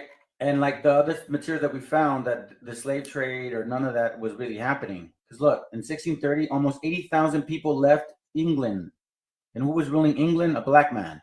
Left England, Chesapeake, and New England, and the Caribbeans, most of them indentured servants. This is from, again, White Cargo. You guys can get the book. 1,200 newcomers. Those guys died because they couldn't handle it. Our people killed them, and also there's a story behind it. These guys didn't know how to field or anything, and apparently they were just too lazy and expected our people to feed them. Our people said, "Hell no!" They left them to be. These guys ended up eating each other. They weren't white, and if they were, they weren't only white. Let's see, chapter 7 is what he's talking about. But look at this, watch this. There were several people, new plantations, indentured servitude, British colonialism. Look, watch this. Were people, both men and women, who had been forcibly transported, which is because they wanted to get rid of their dirty, like, criminals, and free willers who had voluntarily mortgaged their freedom, right? Basically, 200 men, women, and children from the British Isles would have been transplanted to British America.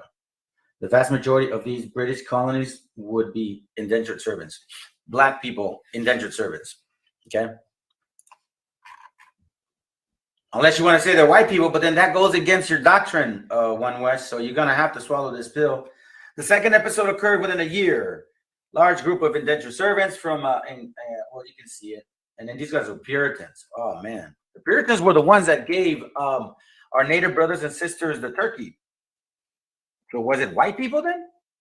Yeah, the rabbit hole gets deeper. 1634, total number of servant ships from Britain, 790 males. Total was this.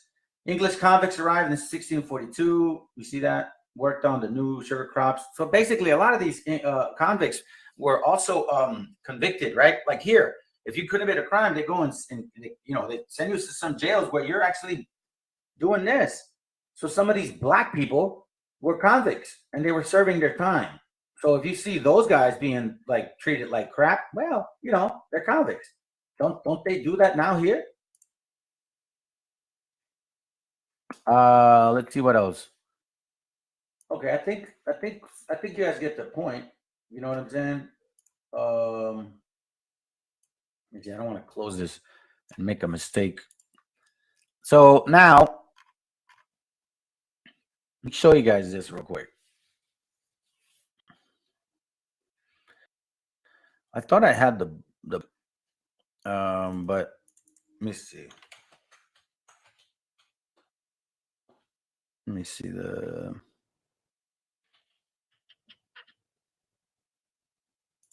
I think this is it. So in this book, watch what it's called.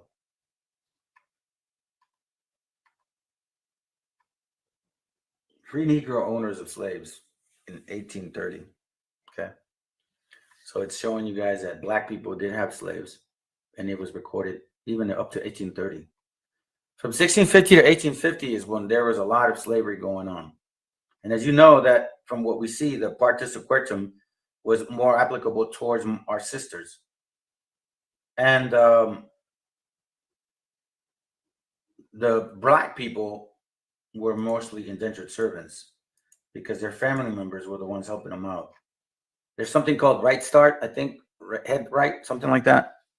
You have a, let's say you have you want to purchase land, and I have a family member, and I'm here, and you're over there in Europe. I would then say he wants to come here as an indentured servant. So what I'm going to do is I'm going to use that bill as a consideration. That's a word that they use in Black's law. I'm going to use that bill as a consideration to purchase this land. He is like, in a sense, his down payment, because that indentured servant is going to work that land or help him work that land, right?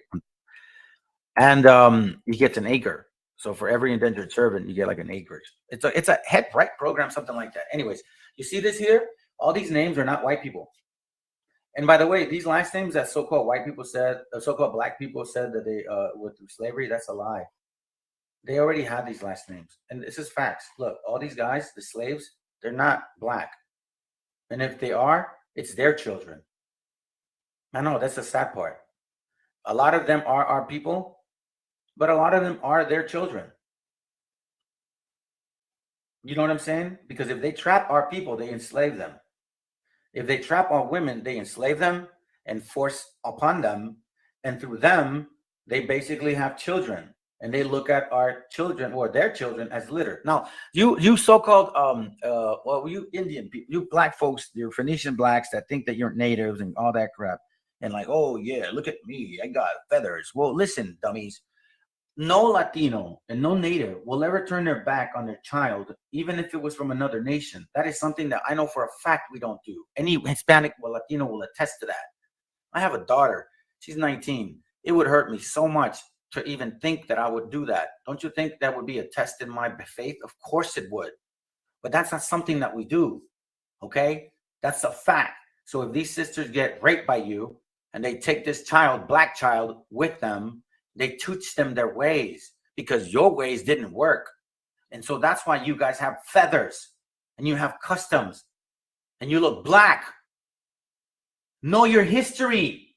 Why does a Hispanic have to tell you guys? I thought you guys make fun of Northern Kingdom all the time. Hey, Northern Kingdom, you guys better Judah's getting tired of helping you guys out. Okay, well, listen, I'm not getting tired of it, by the way. I'll never get tired. I'm just going to show you all the truth. Negroes, meaning black people, right, own slaves too. Blacks own slaves too.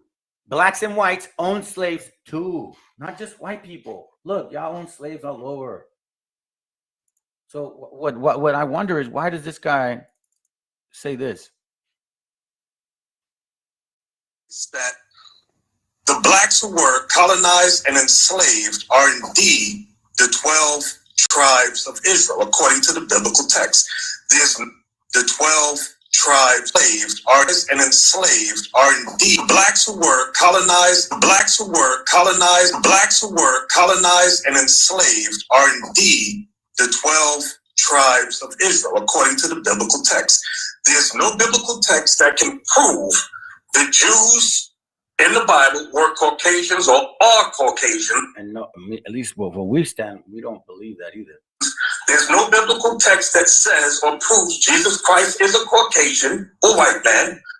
All the biblical texts prove that Christ is black, Moses was black, the Apostle Paul was black, and the 12 tribes of Israel are black, and the 12 tribes of Israel are black, and the 12 tribes of Israel are black, and the 12 tribes of Israel are black. So he says that the people that were enslaved were the 12 tribes of Israel, and they says that they're black. Okay, that's what he says. All right, we're gonna look at this real quick. This is from let's see if I have it here. Give me a second, guys. I'm trying to find history.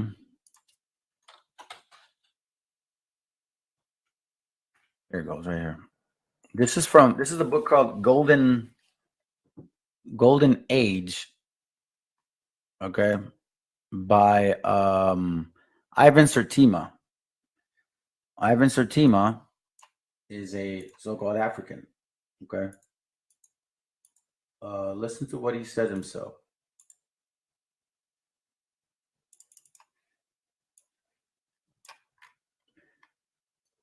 It says here, for all Negroes are black Moors, page 331, I believe. For all Negroes are black Moors, for all the Negroes or black Moors are descendants of Cush, the son of Ham, who was the son of Noah.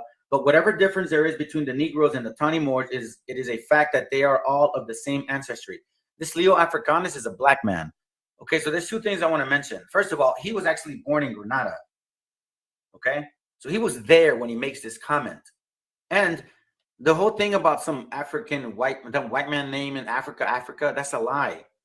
He was an Afriki. So I can't remember his name. But this guy, Leo Africanus, he would let a white man name him when you guys are in power? Come on, man. Come on. Then it says here, again, but Dr. Chancellor Williams hits the nail on the head once and for all when he's asked the question. Now, again, just who were the Moors? The answer is very easy. The original Moors, like the original Egyptians, were black Africans. As amalgamation became more and more widespread, only the Berber Arabs and coloreds in the Moroccan territories were called Moors, while the darkest and black-skinned Africans were called Blackamoor. Eventually, black was dropped from the Blackamoor, meaning Moor, in North Africa and Morocco in particular. All Muslim Arabs, mixed breeds, and Berbers have readily regarded as Moors. The African blacks, having had even this name taken from them, must contend for their recognition as Moors. You see that?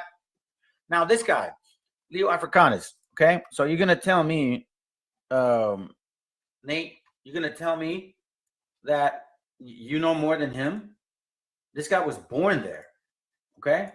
This is from his book called The Geographical History of Africa. So I don't hide stuff. And there's no need for it, because you know what? You can either get it in archive, or you can either buy it, or you just can't buy it. It's that simple. If it's meant for you to have, it's meant for you to have. It says here, for all the Negroes are black Moors. Okay, hold on. Let me go back a little bit. All which opinions and reports are to be understood only of the original of the Tani people, that is to say, of the Nubians and barbarians. For all the Negroes are black Moors, take the descent from Cush, the son of Cam or Ham, who was the son of Noah. But whatsoever difference between the Negroes and the Tani Moors, certain it is that they had all one beginning. For the Negroes are descendants of the Philistines, and the Philistines of the Mesraims, and the son of Cush. But the Tani Moors fetched their pedigree from Sabians, and evident that Saba was begotten of Ramah, which was the eldest son of Cush.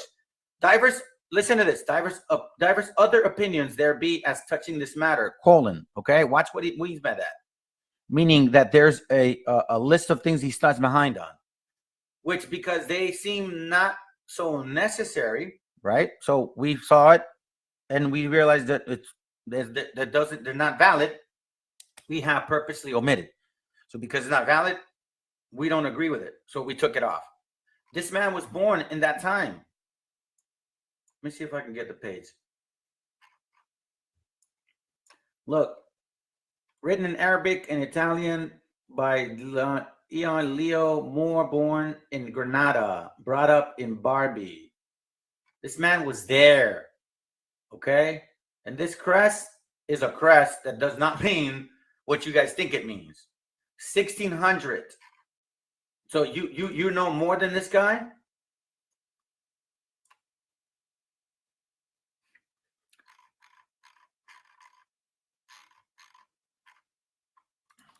Watch this here real quick.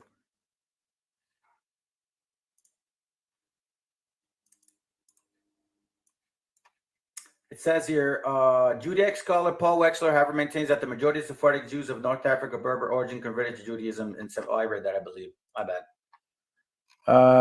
Let's see. Okay, now another thing. I'm gonna show you guys this too. They're saying that you know, we suffer together and we're the same people. Look, I'm gonna brush through this real quick. This guy here, Louis Wetzel, you guys got to get this book, right? It's called The Great West, containing narratives of the most important, interesting events. So this guy, Louis Wetzel, among the earliest times, he was, let's see. Louis Wetzel perhaps was the most indefatigable, can't read that, indefatigable Indian hunter of the frontier. His complexion was dark and swarthy, as in Indians, and his face pitted with smallpox, so he looked like us.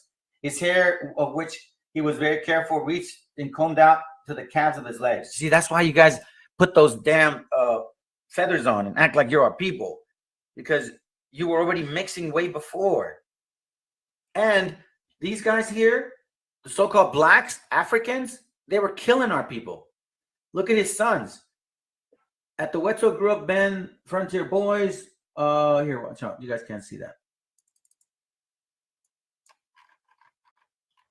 They grew large enough to handle rifle, considered themselves such, and took a solemn oath never to make peace with the Indians. Y'all can read that yourselves. Watch. Yeah, well, you guys can see it. This is from another guy. This demon, man. God, man. You guys. They're right here. James Beckwourth also married Indian women, sometimes in dazzling rapid succession. Flame-tempered and loved to battle. They called him Cow Crow and Blackfoot, okay? The greatest Indian fighter of his generation. He was not an Indian. He was a black trapper, he was a black trapper or a trapper as a black man. Black slave with Native American heritage. And his wife, this is funny. Beckwourth was born in 1788 to a black slave with Native American lineage and her white master. So we see this. The only way this would happen is if a black person had children with that Native woman, had then this Beckwourth, and he was a what? Servant to this woman, this master, right? That's what it seems like. Or else, how else would he know about Native? So this sister of ours didn't want to put her back against him. Of course, I mean, turn her back on him. Especially at that time, they were going through destruction. She didn't understand. The Bible wasn't with us. Oh, by the way, we haven't had the Bible since 1492 at this point, too. Then it says here, look at this demon. Indian wives, it says here, on trails he fought or made friends with Native American Blackfeet, Sacs, snakes, and crows. His Indian wives inevitably were loyalty wives.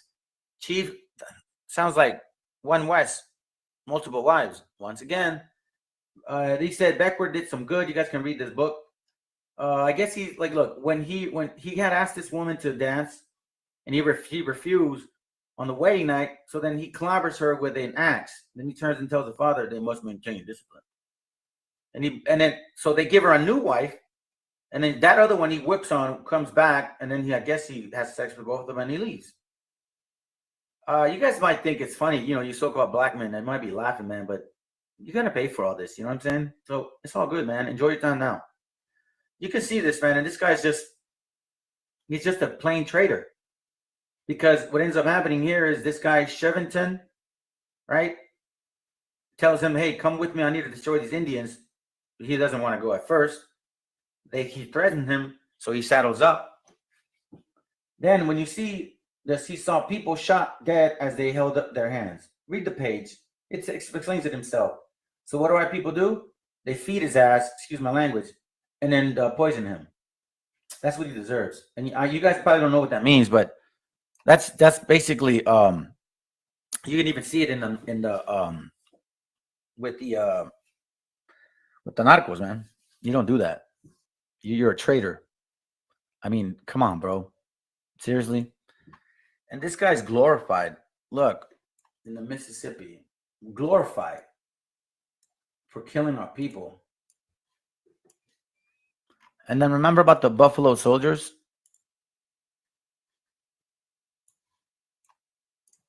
What a coincidence. Between 1870 and 1876, they were here. And then the slaughter of the buffalo is around that time. Yeah, they show pictures of this white kid. Look at that. The Buffalo Massacre. And remember this here? They're very proud of it, man. Proud legacy of the Buffalo Soldiers. Why they call them Buffalo Soldiers? There's no need to call somebody a Buffalo Soldier. Why? Wouldn't you be calling them a Indian soldier or Indian fighter? Buffalo Soldiers regiment were commanded by whites, and African American troops often faced extremely residual. Yeah, right. Whatever. Let me see, man. Maybe it's time to bring some scriptures. Yeah, let me read something.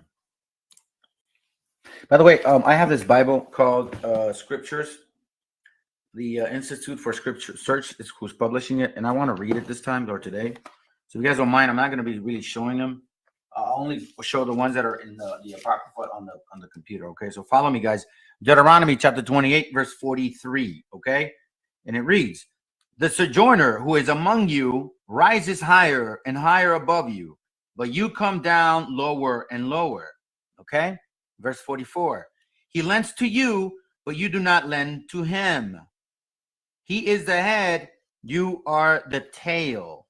You hear that? He is the head, you are the tail. Let me read you guys something in Malachi, which I found rather interesting. Give me a second, because this Bible is kind of upside down in a sense, and I don't mean that in a disrespectful manner, because it's just put together different. So it says again, "He is the head and you are the tail." Malachi 2:3, and it reads, "Therefore thus say Yahweh, see, against this clan I am planning evil, from which you do not remove your necks nor walk proudly, for this is a time of evil." Okay, this is the time of evil. All right, remember that, guys. So now let's go to Hosea chapter 9 and verse 13 and 14, and it reads, "I have seen Ephraim like Tyre, planted in a pleasant place, but Ephraim shall bring out his children to the killer." Listen, verse 14. "Give them, O Yahweh, give what? Give them a miscarrying womb and dry breasts." Verse 15. "All their evil is in Gilgal, for there I have hated them because of the evil of their deeds. I drive them from my house. No more do I love them, for all their rulers are rebels. Ephraim has been stricken. Their root has dried up. They yield no fruit. Even if they bear children, I shall put to death the precious ones of their womb." Okay, so this happened to obviously our children and as well as their children. All right, let me show you guys this real quick. I think I have that. I think I have it. And actually, you know what? I wasn't able to load it up. Let me see if I could read it from here real quick. Give me a second, guys. This is from the blood stay pure. Okay, page 70. It reads, "Many American Indians imported to or exported from the colonies were listed as Negroes." Let me read it again. "Many American Indians imported to or exported from colonies were listed as Negroes. Approximately 69 Indians were included among a list of Negroes brought to Virginia from North Carolina from 1710 to 1718. Okay, that it says, "The number of the studies have shown that many slaves of probable or stated American Indian ancestry imported into this colony from Campeche, Jamaica, Honduras, the Carolinas, and Virginia were listed as Negroes. People of Indian or part Indian ancestry were listed as Negroes well into the colonial and antebellum period. As 1786 runaway slaves advertisement for an East Indian Negro man called Jean, a slave born demonstrates the broad use term Negro in Virginia. The Negro was not synonymous with African. Okay, that's why you have this term. And you silly Negro doves. Yes, I'm calling you that. You African silly Negro doves. And a matter of fact, all of you guys, because quite frankly, you're missing the point. You're completely missing the point. Look what this means. Look what I'm going to show y'all something. Watch.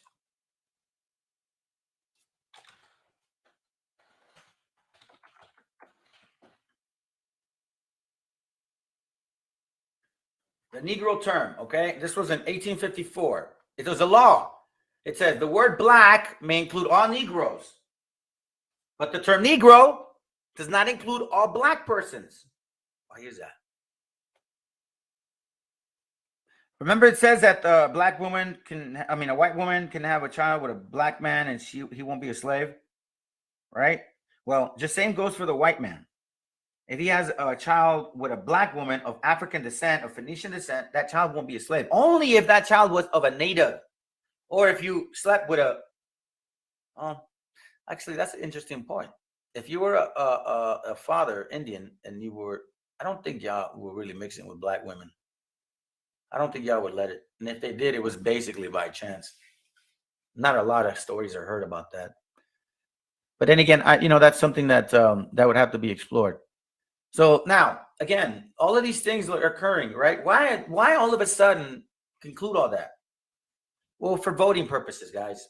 Trust me, it's all about power. Think about their whole history, okay? In 1829, no, man, I'm just gonna leave this over here because it keeps popping over here. Let me move this over out of the way. Let me close this. 1829, there were some riots, right? Some black folks were mad at white people, and I think it has to do with a lot of outvoting. They were moving into their areas, and white folks were getting tired of being outvoted. Man, y'all were outvoting them 5-1 at that time. Okay, and anyways, you guys were basically considering advocate for equality and civil rights. Okay, but at the same time, that same following year, you guys ordered the Indian Removal Act, 1830. And if you guys recall, between 1808 and 1865, what that guy said is they were migrating down from north to south, right? I wonder why. And you look at these things. These are the images of the debutantes. Okay. So as you guys are progressing and having these banquets and parties and gathering together for so-called equality for the brown people, no, you were looking for equality just for yourself. I have this here. I don't know what I got this for. Oh, Color Convention Project recognizes humanity. See?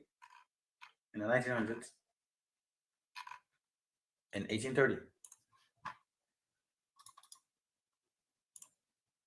The Negro Convention movement. I'm not lying. But at the same time, we're going through Indian Removal Act of 1830. Okay. Now, let me show you guys this one more thing. This is interesting. This is what caught my attention out of all of this, man. Let's go back a second. These guys, right? Remember I said earlier, they got to look black. That's a Phoenician trait, by the way, based on what I have in records and documents and books. You guys were mixing with white people already, so a lot of you guys have dark skin and gray eyes or light color eyes. So all of you guys that have that trait, you guys need to check your DNA. This guy, that's what caught my attention. I was wondering about that. Maybe he's really mixed, but if he was really mixed, maybe he looked like that. But these two guys do not look like these guys. Remember the books that I read, Sephardic and Morse came? Okay. So we do know, I have some material that shows the material that they like to use, the treaties of all that, the treaties, the one I read, it actually shows that there were so-called white Jews and black Jews and brown Jews, right? But they don't like to share that. So anyways, watch what he says. Oh wait. As a matter of fact. Hey, family, real quick. Regarding the chatting and all that, this Bor Rasta. Listen, you're on this chat, man, and it's all good if you're listening. But for the rest of you brothers and sisters that are here to actually learn, don't bother with these chats.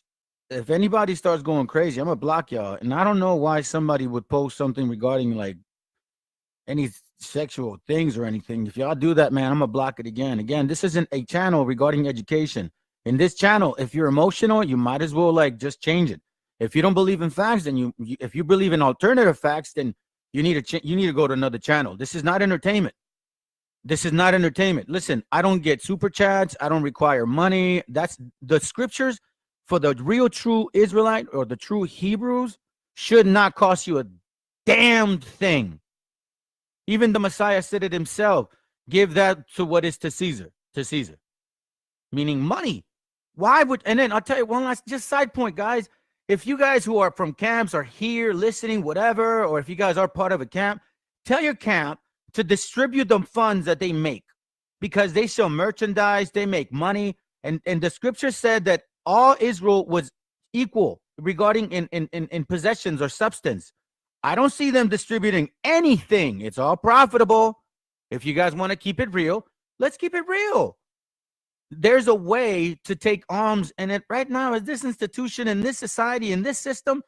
I don't know if it's a good idea to be giving men money because we've shown it's just clear they're not transparent and they don't follow it all to the T. You take it, you need to distribute. Oh, you Israelites that are part of these camps, you should definitely, okay? Tell them, listen, the scripture says that we should be distributing all the income that you receive evenly. I wonder why not? Anyways, let's continue, man. I'll shut up and just continue with the topic. All right, let me let this dude talk. All right, hold on. Let me do this. Let me do this. There's two things that I want to touch on, okay? Let me go back to my page. Give me a second. Okay. Two things I want to touch on now that I have the topic. I don't want to go back and forth with it.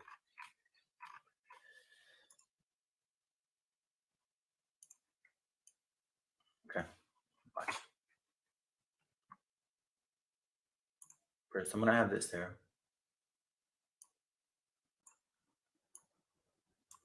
Okay. Now watch this. They forced us to convert to Christianity, this new form of Christianity, wherein they were God, they were Christ.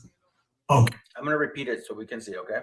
Okay. The angels were light, and that the Jews who had converted, the white man who had converted to being a Jew, they also had to, they were on top of us. This white man that we had used from the Caucasus Mountains to help us in our military, they also turned against us. That looks like the Immaculate Conception. Virgin Mary. Black Madonna with Christ in the middle. This is them. Look at the cross. That's not a white person. The whole Madonna, Virgin Mary. You know, it's funny because you guys always say, oh, the Virgen Maria, that's devil worship. But then you show Russian icons and you show these pictures. It's pretty stupid, to be quite frank with you. I don't know any other way to say it. Look, watch this, okay? They forced us to... And again, this is not my content. All right? YouTube is not my content. This is theirs. I'm only using it for educational purposes. Convert to Christianity, this new form of Christianity, wherein they were God, they were Christ. Okay, the angels were light, and that the Jews who had converted, the white man who had converted to being a Jew, they also had to, they were on top of us. So here's my point. All right, so this is my point. Another one. Watch this real quick. Watch what he says, which really caught my attention. This white man that we had used from the Caucasus Mountains to help us in our military, they also turned against us. Never trust your enemies, brothers and sisters. We said these are our allies. And the very same allies turned against us. So again, this white man that we had. See, that's what's weird, because I look at this picture and he says that allies. When has Idumea been an ally like that where you can trust him? And by the way, this statement doesn't sound historical. Its statement sounds like it's pretty recent. Used from the Caucasus Mountains. Remember the other brother, the other guy about the whole Mason concept? I'm not saying that any of these guys are. I'm just saying, ironically, they make comments, and if you pay attention, they expose themselves. Help us in our military. They also turned against us. Never trust your enemies, brothers and sisters. We said these are our allies. And the very same allies turned against us. So again, that's what really was weird to me, that he would say something like that. You know what I'm saying? Like that he would say something like that. You know, because based on the, you know, colors and all that, I mean, the pictures, it basically speaks 1,000 words. You know what I'm saying? So I don't know. Let's go back to the Bible. All right, I'm gonna go to Psalms. Let's go to Psalms real quick. Psalms 49. Give me a second. We're gonna go back to this Bible. I'm gonna read all this one, and then I'll read the King James as well. Psalms 49, verse 4, and it reads, I inclined my ear to a parable. I expounded my riddle on the lyre. Okay. Verse 11. The inner thoughts are their houses. The inner thoughts are their houses forever. Their dwelling places to all their generations. They call their lands after their own names. Understand that? This is basically what they're trying to achieve, guys. They ain't trying to help us, man. Not from what I'm finding. You know what I'm saying? Psalm 64, verse 3. Who sharpened their tongue like a sword and aimed their arrows a bitter word, to shoot an ambush at someone blameless. Okay? Verse 5. They armed themselves with an evil sword. They talk of hiding snares. They have said, who sees them? Was he not over there in Africa saying all of that? Is he not saying they were our allies? Who sees us? Is he not giving us a hint? I'm not putting words in anybody's mouth, man. I'm just looking at what people are saying. Sirach, chapter 12, verse 10. And it reads, never trust thine enemy, for like as Ryan rusted, so is his wickedness. Though he humble himself and go crouching, though he humble himself and go crouching. Yeah, brother, we're the same people. Look at this. We're the 12 tribes, bro. Yeah. Take good heed and beware of him, and thou shalt be unto him as thou had wiped a looking glass, and thou shalt know that his rust had not been altogether wiped away. So that's just saying, be careful, be mindful, because if you realize who he is, you're gonna basically clean that window, that glass, right? And you're gonna see right through the fact that his rust hasn't left him. Okay, so verse 16. Let me go to it real quick. Verse 16. And an enemy speaketh sweetly with his lips, but in his heart he imagined how to throw thee in the pit. He will weep his eyes. Yeah, brother, you know, we're the 12 tribes, we're Hispanics here in America. But if he find opportunity, he will not be satisfied with blood. Okay, verse 17. If adversity come upon thee, thou shalt find him there, and though he'll pretend to help thee, shall he undermine thee. Here's the point. He shall make his head and clap his hands and whisper much and change his countenance. Which one is it? It's that the blacks who were colonized and enslaved are indeed the 12 tribes of Israel, according to the biblical text. There's no biblical text that can prove the Jews in the Bible were Caucasians or are Caucasians. There's no biblical text that says or proves Jesus Christ is a Caucasian or white man. All the biblical texts prove that Christ is black, Moses was black, the Apostle Paul was black, and the 12 tribes of Israel are black. The Apostle Paul was black. He will shake his head and clap his hands and whisper much and change his countenance. And the 12 tribes of Israel are black. I don't know what to tell you, brothers. You know what I mean? Let me get through this, man. I got a class to show y'all. Let's move on from this. Let's move on from this here. This is from the storm that swept Mexico. Again, copyright disclaimer. This content did not belong to me, YouTube. Okay, please don't block me. I'm not making any money off of this.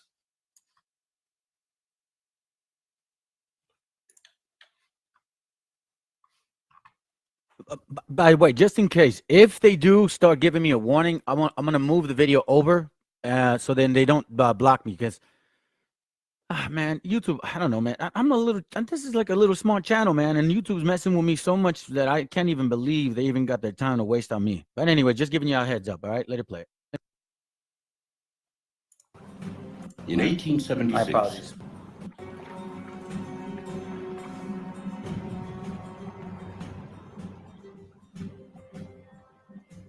In 1876, reeling from nearly a century of conflict, Mexico elects Porfirio Diaz president. So now let's compare what we've been through. Okay? For more than 30 years, he will rule Mexico with an iron fist in what will become known as the Porfiriato. To some, he is the benevolent father, the peacemaker, but to others, the traitor, the man who gave Mexico away to the foreigners. The Porfiriato is in some ways the beginning of that peculiar relationship between Mexico and the United States. The Porfiristas believed, given the economic thinking of that time, that the way to move ahead was to open the gates to foreign investment. Mexico was right next to the United States, so Mexico was largely an economic colony of the United States by 1900.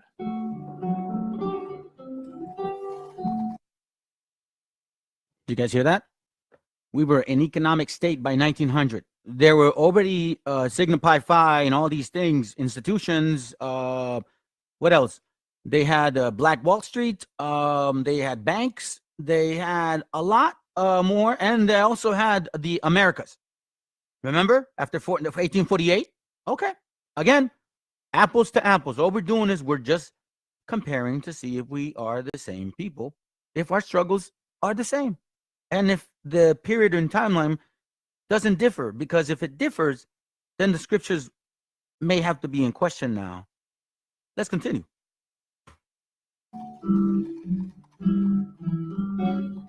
The center of power during the Porfiriato is Mexico City. Here, Diaz surrounds himself by a group of technocrats known as the Científicos. This circle of power controls much of the nation's wealth, with little regard for anyone outside their circle. The Científicos were the people who implemented his economic policies. These were the people who wrote the legislation for the passage of laws. These were the people who put together the contracts between the Mexican government and foreign companies and so on. They were elitist. Some of them were racist. That is, they believed in the notion that the biggest problem that Mexico faced was its backward Indian population. Backward Indian population. Here, I just thought of a scripture. My bad. It wasn't part of it. Deuteronomy chapter 28, verse, I believe it's 36.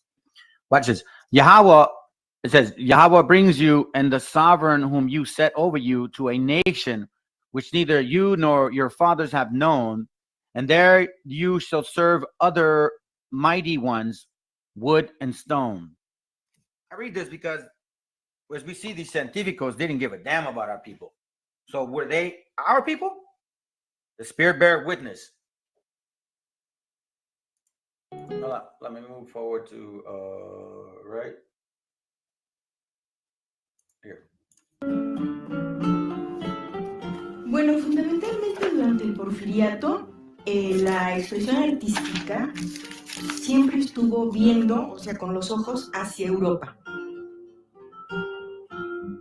Esto nos hace ver que siempre México, no obstante ser un país que se ha independizado, que está buscando su identidad, sigue con los ojos puestos siempre en Europa.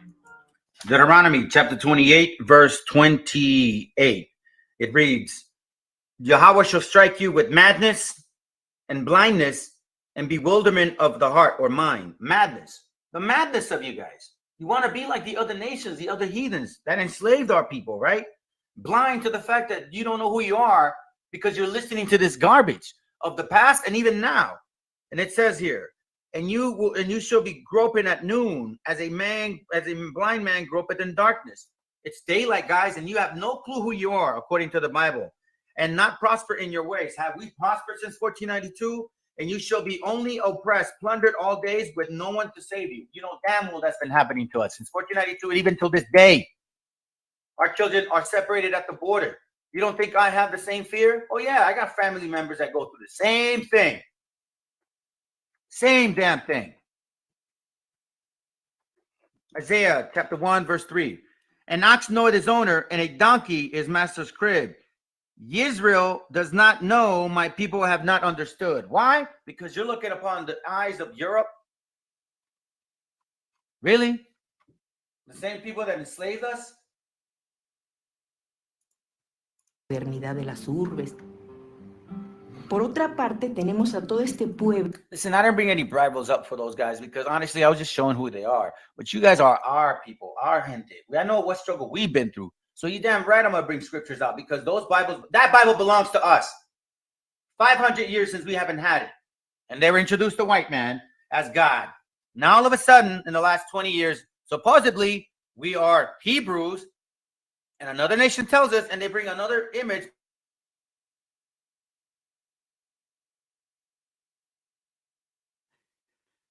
About 20 years ago, nobody wanted to be a native.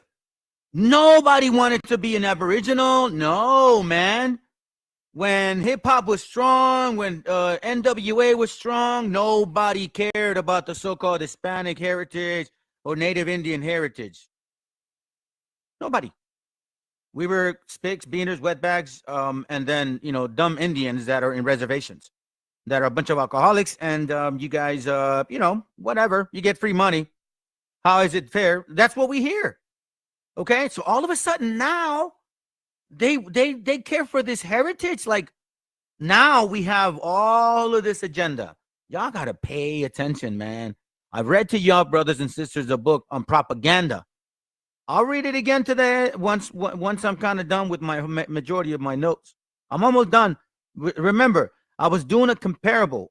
And for the brother that says, oh, knowledge, every information, everything, and that's in Romans, by the way, okay? What was written aforetime was written for our learning. Through patience of the scripture, we might have hope. Okay? So, obviously, you cannot learn the Bible, nor can you study the Bible, nor can you understand the Bible without historical facts. If you believe only by DNA or Bible, and then you don't actually look at the historical facts, then I don't know I can't help you. You got to look at everything. Historical facts. If you care for DNA, sure, why not? Do it. But at the end of the day, the Bible holds precedent to everything. And we have proven it that we fit all the scriptures. We fit all the curses. Our food matches. Our clothing matches. Our culture matches. Our ways match. And, I mean, literally, we are still being told nothing about who we are. But yet you have the so-called white man, the so-called black man, propagandizing yay or ye or whatever his name is. And then some basketball player. Y'all have it so good. Where's your struggle? Where is your struggle? All I'm saying is, hey, because whenever our people, our gente is getting shot, dying, because that's the class that I'm having in the evening today.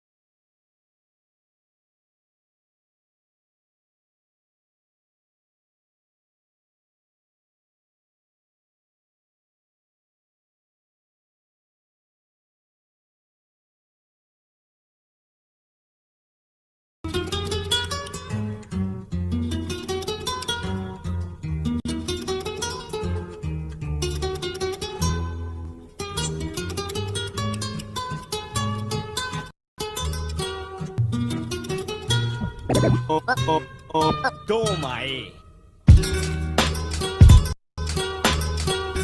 Vamos a hacerlo esquizo.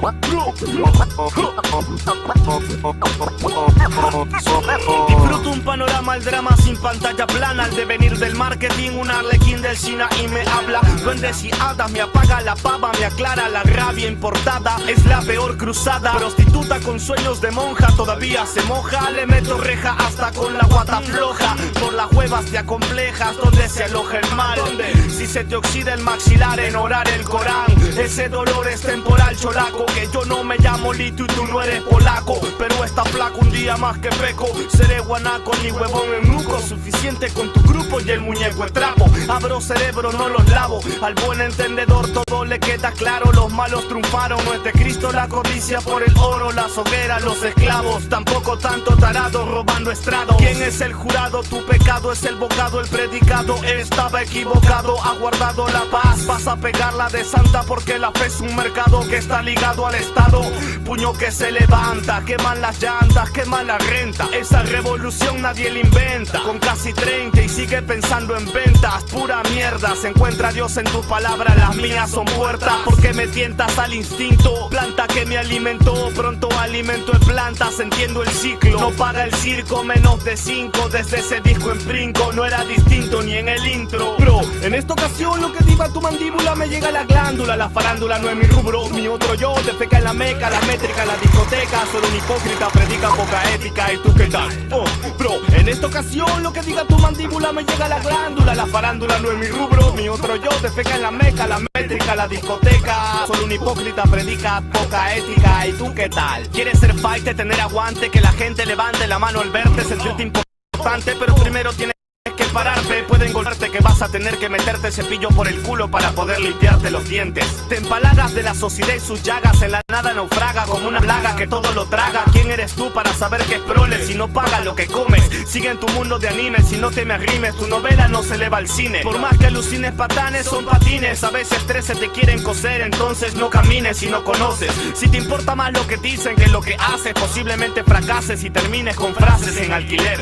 Sé que no soy líder, tampoco dealer, no soy filler, solo el que escribe por una patria grande. Libre de evangelios, demonios y ogros. Es todo tu odio, cara a cara, cambias de floro. Saco tu esfera, posera de globo. Sin tu odia la crea, faltan ideas. Guardo metáforas aéreas para dejarle tarea por si perreas. Si uno rapea y el que se recursea, el que te marquetea, te pulsea y te pasea.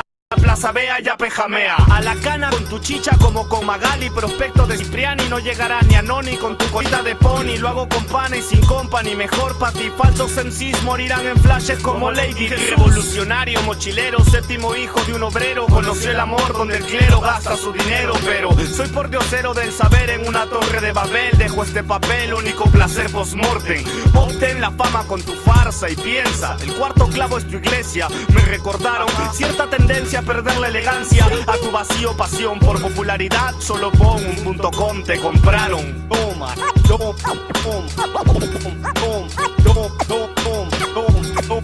toma, El rap sigue siendo un trulo en busca de fósforo. Respiro áspero y caen las máscaras del circo. Mirar dentro de sí, dejando nada entre paréntesis. La dosis de un lápiz psicosomático. Manías atrapadas en calumnias de columnas amarillas. Concubinas y abortistas de categoría. Los mantengo al día.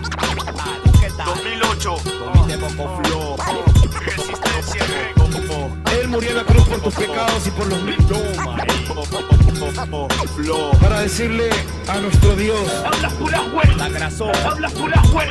Y quiero decirte en esta noche: y te saludan y después a tus espaldas te están tirando. El muñeco es trapo. Saludo a nuestro para el Perú.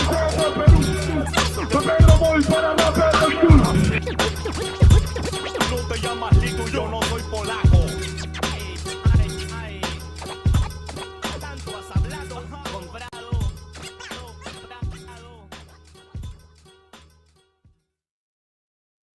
Bueno, el autor viene a decirnos con mucha firmeza y gran convencimiento lo mismo que nos decía en el siglo XVIII el barón de Holbach, ¿no? Un filósofo francés de origen alemán.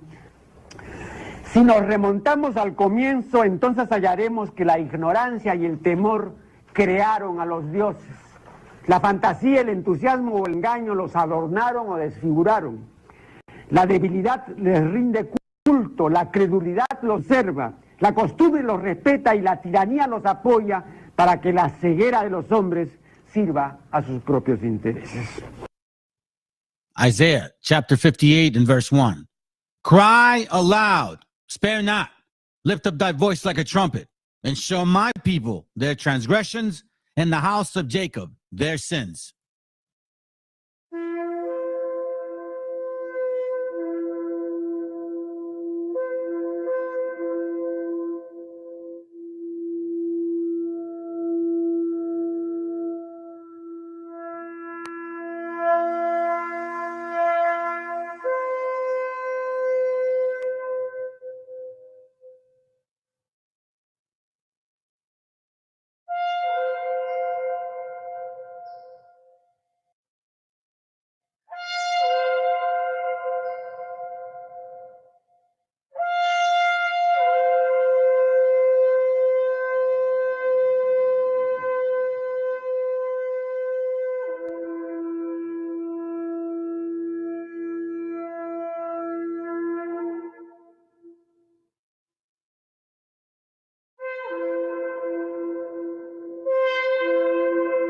Copyright disclaimer.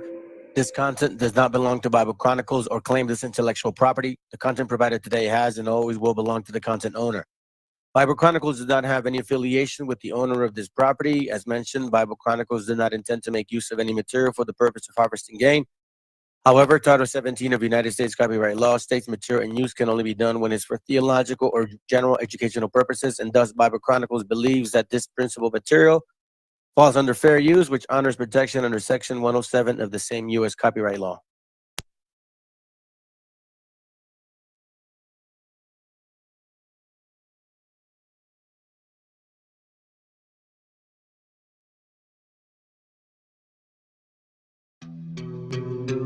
Yeah. Oye, nada más y nada menos que el motherfucker para que habla así un Mike de Playa de Kings. Estos bebés son Big Papo, no sean rebeldes, deja el rebel. Yo no me quede, yo me hospede junto a Belzebú. No me remete, plebe, no soy leve como tú. Si hay algo que no muere, eso es el hip hop. Y para estos pericotes traje una chica perica. Atrás te voy a mostrar como dos monstruos las trafican. No trate ni trepe, solo trote, señorita. Treque, donde la sangre salpica. Se aplica, te explica, replica. ¿Pa' qué? Aplica, practica, suplica. Con fe a mi perro grita, yo lo mataré. Tu madre llora y canta, lábade. Flow peregrina, chivolo propina, Ina. Hacen base, mejor coja vaselina, no imagina mi vida fuera de una esquina. Yo solo quiero más chavos pa' comprar más chilindrinas. Mira, que somos puros animales rompiéndote todos los cristales. Repete señales que a ti no te sale. ¿Qué pasa, compadre? Somos naturales. Voy a llenar todas las editoriales. Rate de mi huevo pa' los tribunales. Tú eres un antianal, yo experto en artesanales. Yeah, se me apaga la cimaita, sopló.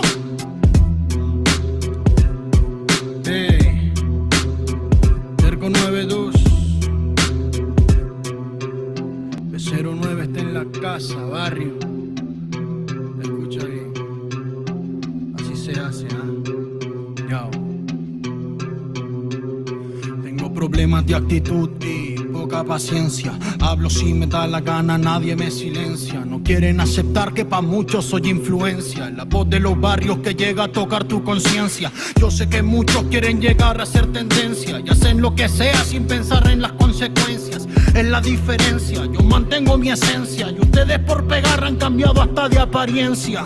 Y no es que lo diga yo, pero la gran evidencia es que cambian de personalidad con frecuencia. Y no son locos con inteligencia, solo quieren un poco de atención con insistencia. No presumo en nada, hago todo a mi conveniencia. Por eso te doy una sugerencia: conmigo no busquen competencia, que llevo 10 años ganándole a la vida y lo sabe la audiencia. La firme, qué ocurrencia, ¿cómo pueden joder sin prudencia? No se dan cuenta que mi experiencia es a base de exigencia. Mi trabajo es con independencia y el de otros de un productor depende su permanencia. Sigo firme en la resistencia, dándole más rap en el track hasta por correspondencia. Que muchos disques evolucionaron, no es coincidencia. El dinero y la fama hizo que pierdan su decencia. Cerco 92, cuando quieras, donde quieras. ¿Cómo? Sí. sobrevivir de las maldades, comprendiendo que nada es como tú sabes. Va a decir verdad, la lucho a diario. No me critiques, no me justifico, siempre hago lo que predico. Soy de barrio y rico en talento. De una me sacan por mi forma de ser y mi acento en el yauca. Mi gente le está rompiendo por ser parte de este movimiento.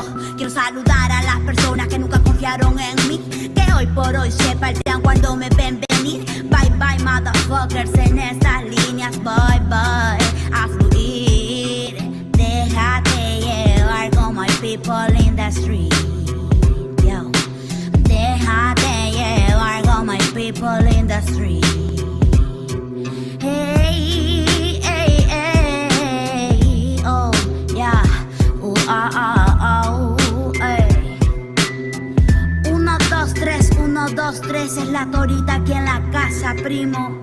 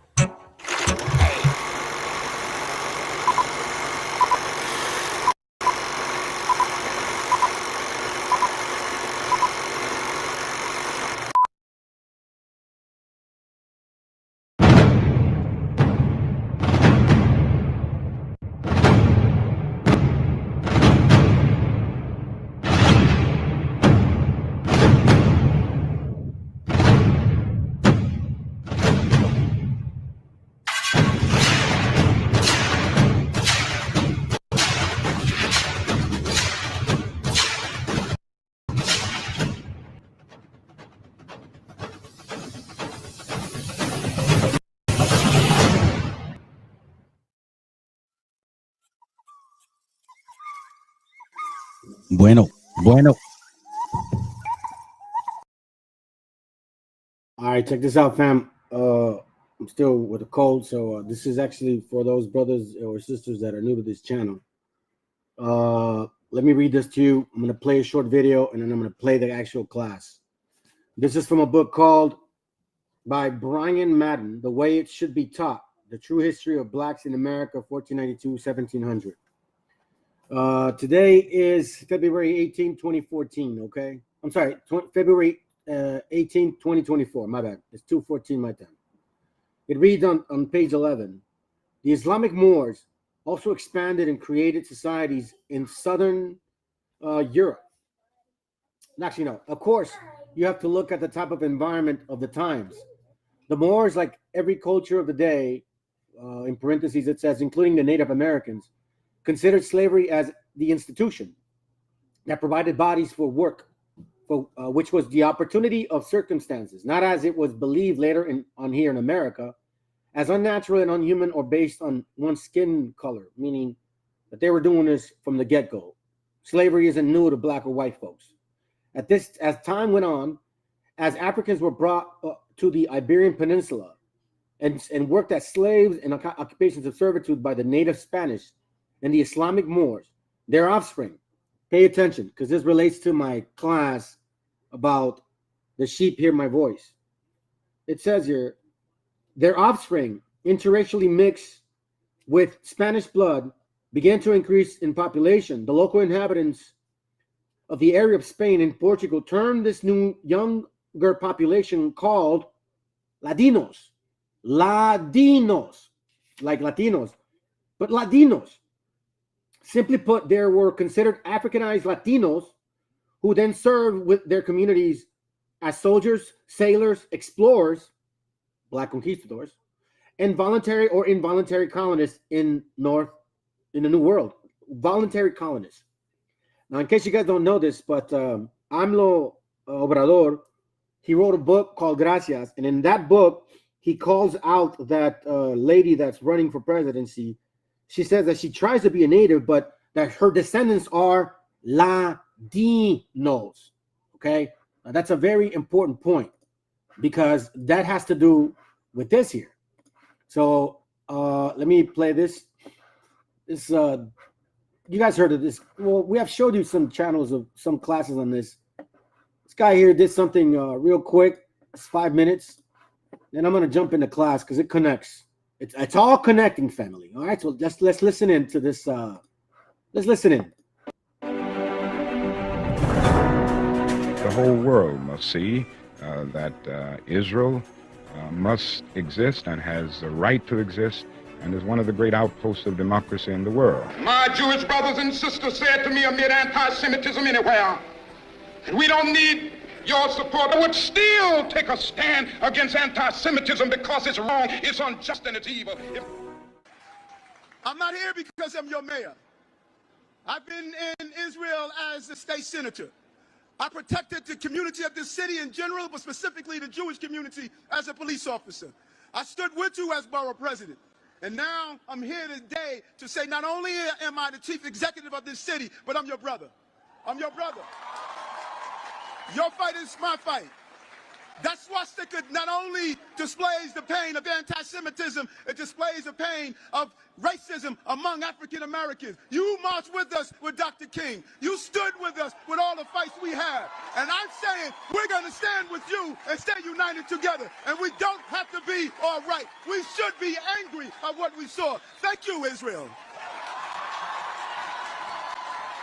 And I must say that I am indebted to the legacy of Dr. King and the work of the King Center. There I learned about how Black Americans and Jewish Americans and people of many faiths linked arms together, went to jail together, sacrificed their lives together, and achieved historic victories together for civil rights. I went on to Amazon Prime. I was like, you know what, let me see if there are any documentaries on Yahweh. So went in the search bar, typed in Yahweh, that came up. Went out and shared it on my platform. That was my night. My journey's not gonna stop whether the person watching this forgives me or not. I'm still gonna, hopefully, through this process, be on the right side of history and bring people closer together. The Black Jewish Entertainment Alliance aims to combat racism and anti-Semitism through open dialogue and education. So, you know, it's most of the hate against Black and Jewish people is from white supremacists. We don't have a Jewish problem. Our problem is not religion. And that's my answer. I've answered that many times in many interviews. White supremacists will try to get you to deflect away from white supremacy and start talking about Jews did this, it's really Jewish supremacy, it's that, it's this. So the thing is, our problem is systematic white supremacy. It's not Jewish supremacy, it's not the Illuminati and all that. Very tragic and sad, and Moses married a Black woman. Zipporah was darker, so yeah, we have these traditions from a very long time ago. And I think I love that about Black men. Black men don't seem to have these standards of women have to be this skinny, and you know, who the hell do these white men think they are anyway? So you know what, white women, you get to a certain age, go after a Black guy. That's the answer to your problem. That's the answer. You know what? Forget about these white men. You know what? They don't appreciate you the way you are. Go after a Black man. They're a lot more loving. There is a growing effort in Detroit to bring these groups closer together. We met at a 100-year-old former synagogue turned Black church. So this building is the intersection between Detroit's Jewish community and Black community, right? We are very much alike, and the division that is trying to be created is not cool. And we need to be working together. We need to be learning from each other. We need to be sharing experiences. That is so important. Do your research. I study so many different types of religion. Judaism resonated with me the most. Everyone is included. I get really emotional about it because it's where my soul feels the happiest. Matrilineally, Bob's grandmother, Ellen Bloomfield, was a Syrian Jew. I have this from Norville's side of the family. It's been run by Ziggy and Sedella, the daughter, not the mother. Why would they lie? We had what has come to be known as the Black Jewish Alliance. This group of people used the situation in the South to radicalize Black people, to turn them into the revolutionary avant-garde that was intended to overthrow the government of the United States. Culmination of this was the Civil Rights Movement. The government got involved and began funding violent groups. Sergeant Shriver, head of one of the government offices of the War on Poverty, gave $1 million to a gang in Chicago known as the Blackstone Rangers. What you have is the rise of this revolutionary spirit among the Black groups spread out throughout the Black community. 67, Harold Cruz, a professor of Black Studies at the University of Michigan, writes a book called The Crisis of the Negro Intellectual, in which he recounts his experience as a communist in Harlem. And he says basically the Jews used this.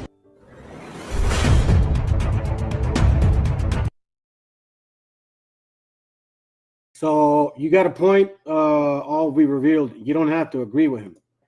You know, he's brought and exposed that aspect of them. He was even surprised. I guess he's from Europe. You know, he is because of his accent. He was surprised that the so-called Africans with the American experience here that they have such a thing as access to Freemasonry or the Boulets or anything like that. You see, even us, we were not aware of any of that, but apparently so-called black folks did. So that's why I wanted to show that video, because it's going to connect with this Willie Lynch letter that never was mailed. The Willie Lynch is a lie. And then I'm going to show you a book that actually connects the Negroes and the Jews. And how this is all, it's all being exposed now. And I'm going to tell you this right now. They're so cool at saying, oh, they're the people of the Bible, but never do they even consider what we've been through and are still going through 500 years in a continent that they're not from. But yet they can sit here and say in our face, this is their soap opera. Let's find out who they really are. Come on, fam. All praises, man. All praises. Hope y'all doing well. Shalom, shalom. Good to see y'all here on a Friday again. Appreciate you here, whoever you are. I see Rick, my brother. Shalom. Solomé, ¿qué hubo, hermano? These are my hermanos mayores right here, bro. Praises for you guys appreciating and taking the time to listen to me. And whoever you are that's hiding behind the curtains. Today, family, it's going to be, well, I think every class is important, right?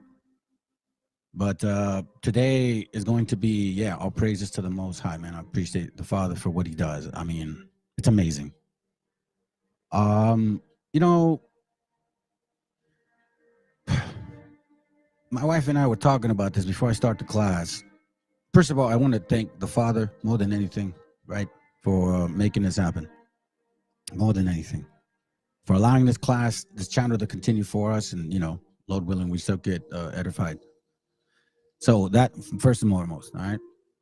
And for the understanding of the Messiah, of what he did for us, to open up the actual doors to wisdom, because we were lacking it, quite frankly. Just sticking to the Old Testament, we were lacking it. Anyhow, so with all that said, I was having a conversation with my wife, and, you know, we've come a long way, man. This life has been a movie, and that's why I'm so impressed, but at the same time, I'm not, of how the Most High works. So anyways, without further ado, let's see who's here. Oh, that's right. Give me a second. So what I'm gonna do, fam, is I'm gonna post a link, okay? But I would appreciate it if you guys wait a little bit, and I'll post it later too. I want to get into the class because it's going to be.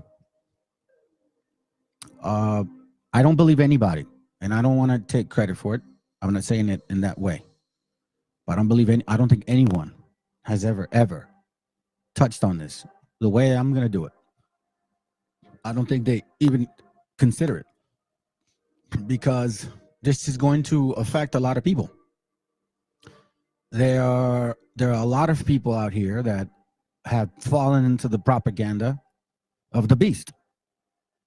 This is an amazing beast that we live among. And let me start off the scripture with this. Let me start the class with this word, with this verse, okay? So Habakkuk 1:5, it says, "Behold ye among the heathen, and regard," he's talking to Israel, "and wonder marvelously, for I will work a work in your days, which ye will not believe, though it be told to you." It says, "Then the Lord said to his people, keep watching the nations around you," right? Look at what they're doing. "And you will be astonished at what you see." Remember, family, that okay, so I'm gonna pause for a second. I want to say something before I continue. Let me highlight this. I've come to realize, fam, that no matter what we do, right? No matter what class we bring, we are never going to achieve it with one video. This is a big animal, a huge beast that we're fighting against. And quite frankly, after you see this today, you're gonna know that everything is a lie. You're gonna have to question everything now. from this point moving forward, because I've sent enough classes to give you guys enough hints of who these people are. And I was amazed by what I saw. So let's continue. So this is for the sheep that hear my voice. You understand that? For the sheep that hear my voice, they're going to understand what I'm going to share today. And that's all it's going to be now. Quite frankly, family, we're at the stage of repentance. Unlike what everybody's asking for, we're not in that moment. We are in the stage of repentance. Whatever we do, that is our focus. Watch this. Let's continue. It says, and you, okay, it goes. Then the Lord said to his people, keep watching the nations around you, and you will be astonished at what you see. I'm going to do something that you will not believe when you hear about it. So you're like, when you read that scripture, you don't think much of it.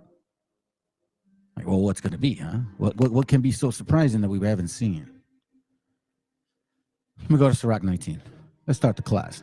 All right, Sirach 19. I'm going to go through scriptures and I'm going to show you guys something and I'm going to bring some books out. Sirach 19:18. Let's go to Sirach 19:18 and it reads like this. It says, first of all, so I want to make sure I present this to you guys first, all right? The understanding of the scriptures do not come without this verse. Sirach 19:18. The fear of the Lord is the first step to be accepted of him. It's that easy. The fear of the Lord is the first step to be accepted of him. And wisdom obtained his love. Now, remember what it says, the fear is the first step. So if you don't understand what fear I'm talking about, then it's going to go over your head. Because that's exactly what I think is happening, family. No matter what we present, even if it's plainly clear to them, they don't care. There's a bigger agenda going on, fam. Yeah, even the demons tremble, man. There's a bigger agenda going on. So what our job is to continue to push and beg for salvation, quite frankly, because I'm blown away by what I found. And I'm not hyping it up, fam. I'm out of words for this. So I'm kind of looking forward to this class. I was looking forward to it most of the week because I wanted to start early, but the Most High is like, nah, man, let it meditate. And I got more information as I was waiting. So Jeremiah chapter 1, verse 9. So keep this in mind, family. The fear of the Lord is the first step, okay, to be accepted of him. And then wisdom comes in. All right. So keep that in mind. So it says here, Jeremiah 1:8. Watch this. Be not afraid of their faces. Oh, no, hold on. Yeah. Be not afraid of their faces, for I am with thee to deliver thee, saith the Lord. So let me read this again. Be not afraid of their faces, for I am with thee to deliver thee, saith the Lord. Then the Lord put forth his hand and touched my mouth. And the Lord said unto me, behold, I have put my words in thy mouth. See, I have this day set thee over the nations and over the kingdoms, to root out and to pull down and to destroy and to throw down and to build and to plant. You see, this isn't a physical, actual process. This is all mental, family. This is all spiritual right here, what I'm talking about, okay? Because there's nothing that's going to allow me to help you pull these things down. Our physical powers are not going to be possible in this situation, this captivity that we're in. It's gonna be tough, fam. Let me go to Ephesians 6. Ephesians chapter 6, verse 12, because this is the bottom line. And I mean, when you read this scripture, there's one thing of reading it. There's one thing of chewing on it, meditating on it. But there's another thing when you actually see it. Like when the Most High presents all the sufficient empirical data, they say, to prove that it is really what Habakkuk 1:5 says. Like, you're going to be amazed at what you're going to find. That's why Ephesians 6:11 says, put on the whole armor of God, that ye may be able. Let me see, did I go to 10? Nah. Well, shoot, I actually should have started at 12. Now let's start at 10. Finally, my brethren, be strong in the Lord and in the power of his might. Put on the whole armor of God, that ye may be able to stand against the wiles of the devil. Which wiles? Not actual one-on-ones, not physical ones, family. This is beyond what you're going to believe in. I mean, beyond what we understood. For we wrestle not against flesh and blood, but against principalities, against powers, against rulers of the darkness of this world, against spiritual wickedness in high places. Now, this to me, family, when I found out about this so-called letter, I knew at this moment that this really is what it meant. This is what it really means. It's what it really, really means. So you have to put on the whole armor, first of all. And I mean everything, fam. And the armor is the scriptures. Don't get that wrong. The armor is the scriptures. The history of the Bible. You're supposed to put fear before anything. So then the wisdom comes in. And this is how you put on the whole armor. Because we're not gonna, man. We're already wrestling with principalities and powers. We're already doing that. And a lot of you guys have no clue that you're doing it right now, that you're doing it. Wherefore, take unto you the whole armor of God, that ye may be able to withstand in the evil day. Remember, family, sometimes you got to look at these things in parables, right? So the Most High sees one day for us, 1,000 years, one day for him. Not necessarily saying it in this sense here, but you got to be mindful of it. That ye may be able to withstand the evil day, having done all to stand. Let me see, Psalms 91. Do you have a verse for that, bro? If you do, because I can't read the whole chapter. Let me see, Psalms 91. My refuge. Oh, yeah, you're right. You know what? Let me save that for last. I'll save it for last, man. I'll save it for last. Let me see if I can remember, okay? If I have time, I'll save it for last. Let me see. That's actually a good chapter too. All right? I'll praise it, bro. But let me go back to where I was at. Yeah, because that may not keep me where I need to go. But I appreciate you. Give me a second. Ephesians 6. All right? It says here, verse 13, wherefore take unto you the whole armor of God, that ye may be able to withstand the evil day, and having done all to stand. That's why, and I'm going to continue. Look, it says, stand therefore, having your loins girt about with truth, meaning your belly, right? Like you wrap yourself around like a belt, for so to speak. Having your loins girt about with truth, meaning you are completely armored with just scriptures, history, understanding, wisdom, how to deal with people, how to deal with yourself. Just overall, family, having your loins girt up about the truth, meaning the scriptures, and having the breastplate of righteousness, the actual laws. This is what's going to protect you against what we're going to be facing, what we're facing right now.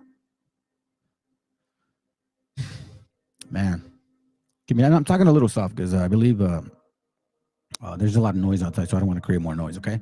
2 Corinthians 10:4, it says, for the weapons of warfare, you ever see it again, are not carnal, but mighty through God, to the pulling down of strongholds, casting down imaginations, and every high thing that exalted itself against the knowledge of God, and bringing into captivity every thought to the obedience of the Messiah. So that's what I am trying to do, family. Let me read it again. For the weapons of warfare are not carnal, but mighty through God to the pulling down of strongholds. So now our job is to cast these imaginations down. No matter who it is, no matter who exalts themselves, regardless of it, and every high thing that exalted itself against the knowledge of God, because we know damn well at this very moment that, well, me personally, and hopefully you see it after this class, that everything almost everything you're going to read is, you got to just watch out. I'm just going to let the class speak. Casting down imaginations, and every high thing that exalted itself against the knowledge of God, and bringing into captivity every thought to the obedience of Christ. All right. Now, let me get through these scriptures because I actually do have to read some material. And I'm going to try to finish this fast, man. I'm not going to be too long here, okay? Matthew 16:24, watch what it reads. Then said Jesus unto his disciples, then said the Messiah unto his disciples, if any man will come after me, let him deny himself and take up his cross and follow me. So keep that in mind, family. If you are really about this truth, you're going to have to dig deep into these things, and you're going to have to find stuff, and you're going to have to bring it to the light. And it's going to hurt a lot of people's feelings. And maybe people will hate you. And I'm pretty sure they're going to, I'm pretty sure they're going to create a bunch of stuff if they get to see this. They're going to say I'm a liar and a racist, so to speak. 1 Corinthians 3:5, it says, now, the reason I'm going fast is because I want to get to the material, but I'm trying to give you guys scriptures to kind of get walk you with me, or have you walk with me. So it says here, 1 Corinthians 3:4, for while one saith, I am Paul, and another, I am Apollos, are ye not carnal? Who then is Paul, and who is Apollos? But ministers by whom ye believe, even as the Lord gave to every man. Then Paul says, I have planted, Apollos watered, but God gave the increase. So I'm going to show you guys today. I'm not here to make anybody believe, man. At all. At all. So now we're going to watch a video here real quick. Okay. Yeah, they hated him first. Watch this video real quick. We're going to start off. Recordings just got better. Hey, it's Dana from StreamYard. I'm so excited to announce. All right, so this video is about, 12 minutes, right? And we're not going to watch it all the way. We're going to watch it up to here. Okay? About a minute 52. All right, so, sorry. This is a 12-minute video, but we're not going to watch the 12-minute video, okay? We're going to run for like about a minute and change. I want you guys to hear this message because it is as real as it gets, okay? Let's begin.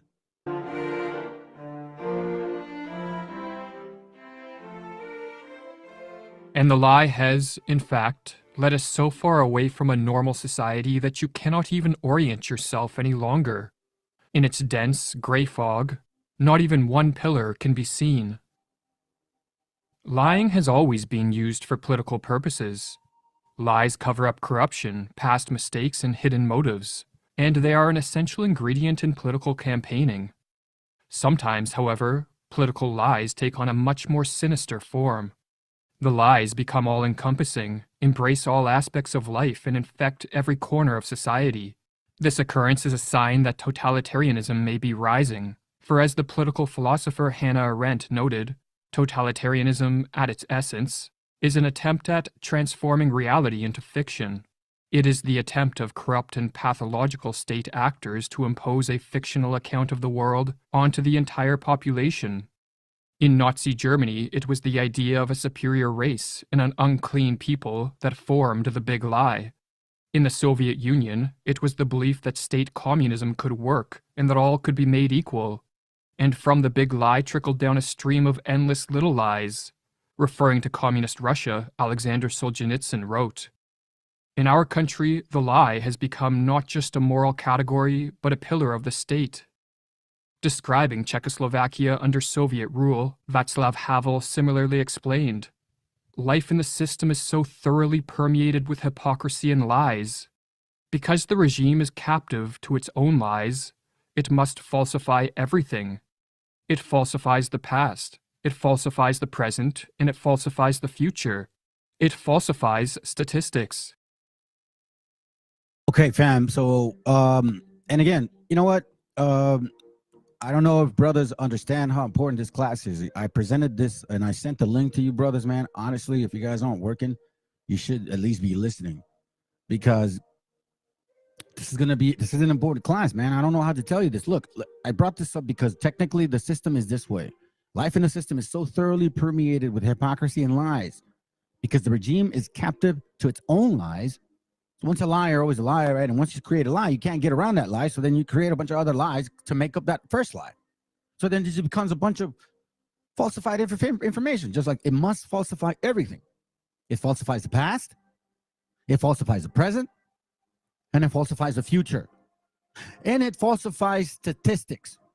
So now, why am I reading it falsifies the past, the present, and the future? Because that's what happens here. That's what exactly happened here, family. So let me show you this in case you guys forgot, and I might have not touched on it. But the class is called, let me see. Where are you at? Oh, that's right. Where did I put it?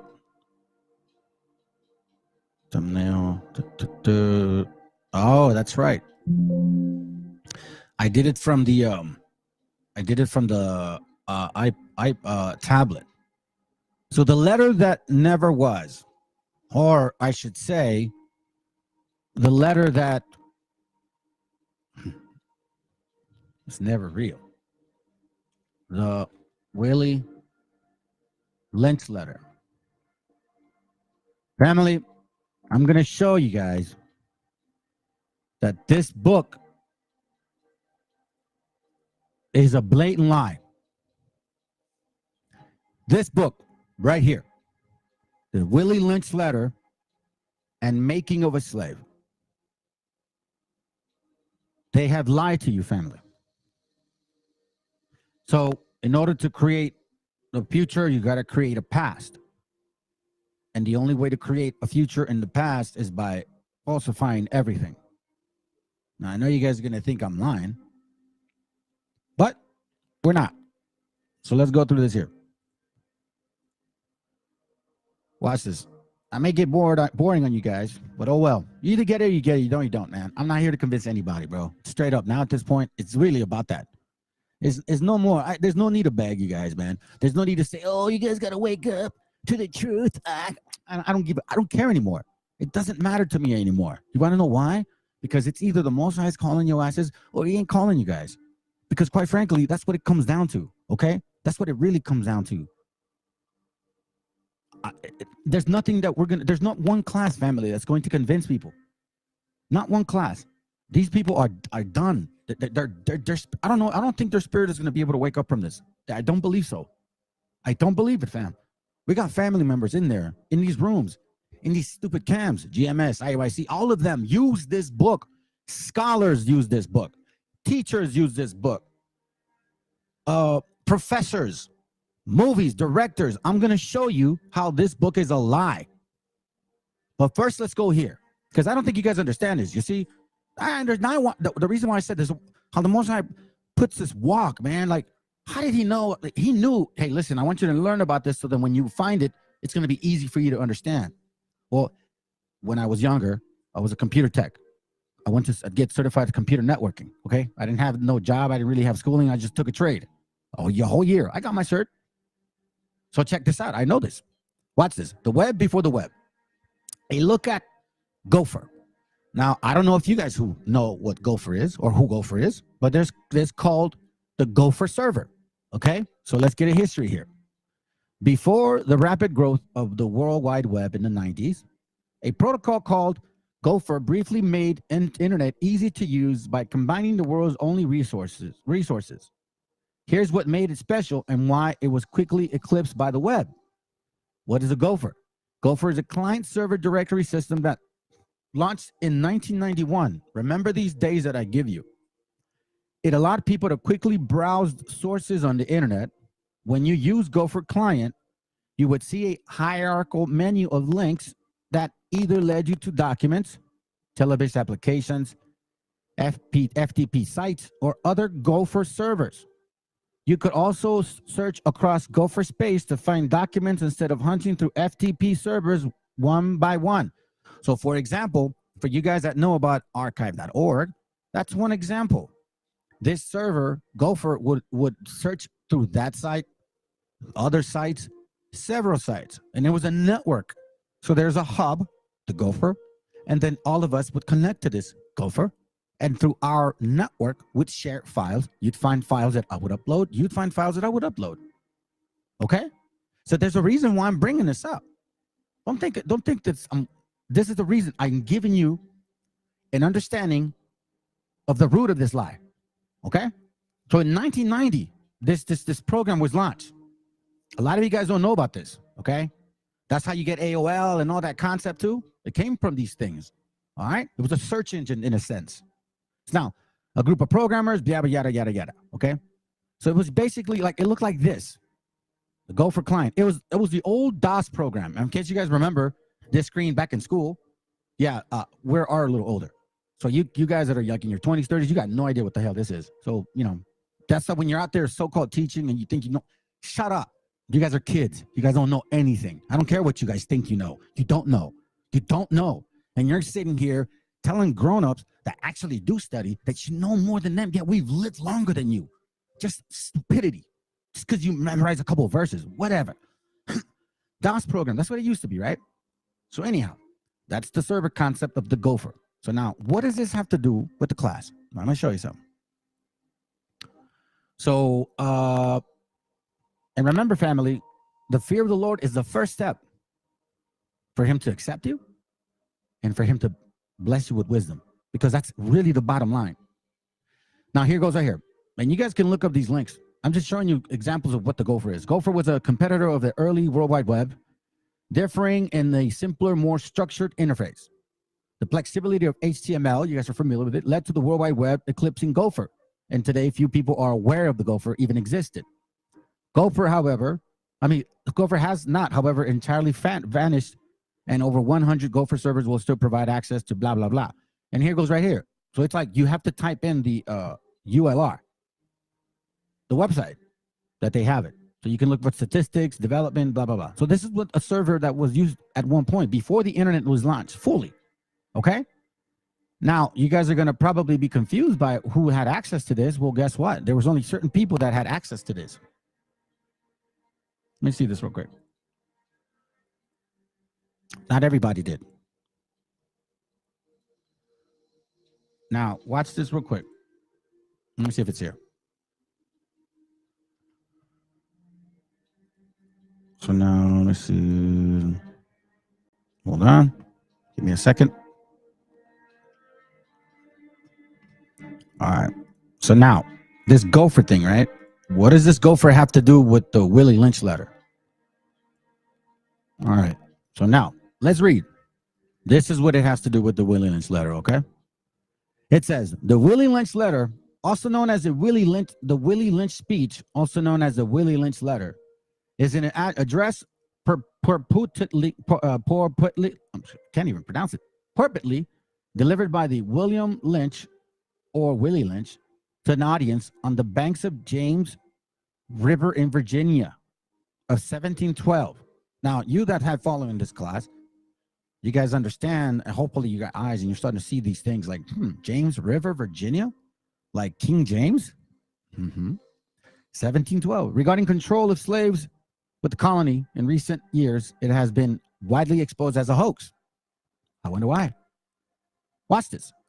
The letter purports to the verbatim accounts of a short speech given by a slave owner in which he tells the other slave masters, hold on.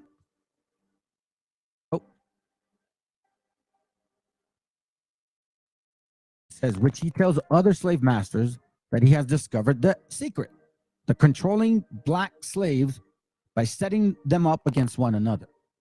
The document has been printed since, watch this, the document has been in print since 1970, or at least 1970. Remember these years that I'm giving you guys, fam, okay? Remember these years. But first gained widespread notice in 1990s. I wonder why. When it appeared on the internet, which is private pathways.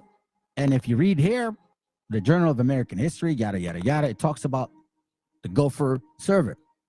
The document has been in print, since then, it has often been promoted as an authentic account of slavery during the 18th century. Though its inaccuracies and anachronisms have led historians to conclude that it is a hoax. Why is that, family? Why do you think they think that? Now, check this out. Forward attached to some online versions of the speech credit the narrator's name as a source of the term lynching and lynch laws. So they base lynching off these books, despite the narrator specifically advocating against lynching. So even in the book, it says, don't lynch these guys, but then they relate it to lynching. A man named Willie Lynch did indeed claim to have originated the term during the American Revolution War. But check this out. But he was born in 1742. The book was supposedly written in 1712. 30 years after the alleged delivery of the speech, a document published in the Southern Literary Messenger in 1836 that proposed William Lynch as the originator of the lynch law may have been a hoax perpetrated by Edgar Allan Poe. A better document, early use of the term lynch law, comes from Charles Lynch, a Virginia Justice of the Peace and Militia officer during the Revolutionary War. American Revolution, I'm sorry. Now, watch this, family. Who used this term? So, Nation of Islam, Farrakhan, quoted the speech in 1995, Million Man March. The speech was quoted during the first inauguration of George Bush. The speech, it was also quoted in the movie The Animal. The famous great debater. Type Kali, Exhibit, Kendrick Lamar, Raekwon, Nas, British rapper, Dirty Goods, Willie Lynch Theory, Berkeley rapper, Little B, hip hop artist, Haiti One. Now, we got a little history of this whole thing, right? Let me show you something here. Why does this matter? Why does it matter, fam? Everything matters.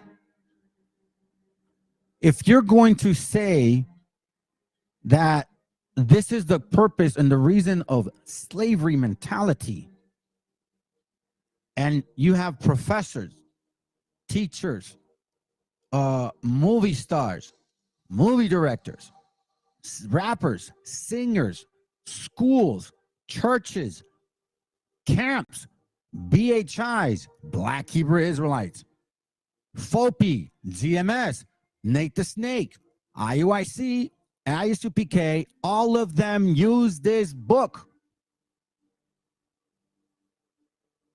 Jim Crow Museum. You guys can look it up. jimcrowmuseum.ferez.edu. Okay? It's a good source. Is Willie Lynch letter real? If it is real, it's one of the most important documents related to African Americans. If it is real. The answer, there are many problems with this document, not the least of which is the fact that it's absolutely fake. I long ago stopped listening to sentences that began with the problem with black people is, and end with, and others with why black people can't get ahead now, and which partly explains my initial indifference to the now famous William Lynch speech. So I'm going to read this and then I'm going to show you something else. In a few years since the speech on how to train slaves first appeared, it has been cited by countless college students. Okay? Countless college students and a black member of the House of Representatives. Along the way, becoming the essential verbal footnote in barbershop analysis of what's wrong with black people. The rapper Talib Kweli laments on the song Know That Blacks Are Dying, How to Make a Slave by Willie Lynch is still applying.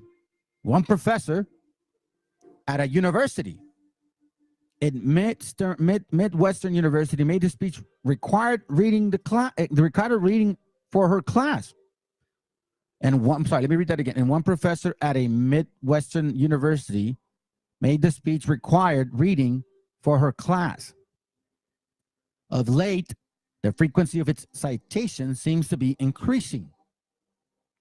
At least some people have asked me about it in the last month. According to the speech preface, Master Lynch was concerned enough with the fortunes of his slaveholding brethren in American colonies to present a lecture on the banks of James River, explaining how to keep unruly servants disunited. The old argued should be pitted against young, the dark against the light, the male against the female, and so on. Such the unifying tactics will control the slave for at least 300 years. He says, as a historian, I'm generally skeptical of smoking guns.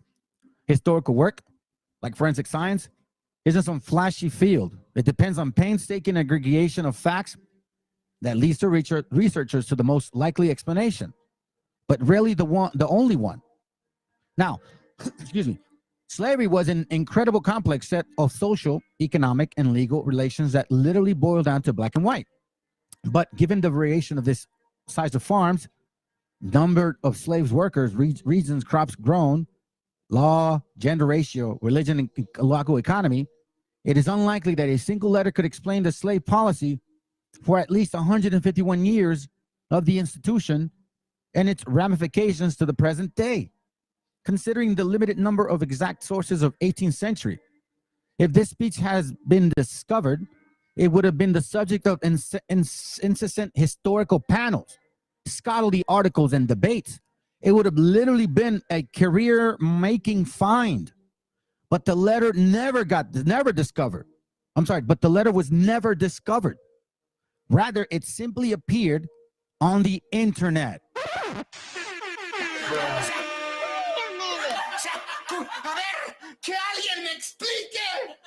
Listen, family, listen. And I know that maybe some of you guys don't understand the magnitude of this finding. But there's only, three people watching. 3 people watching, fam. Only 6 views.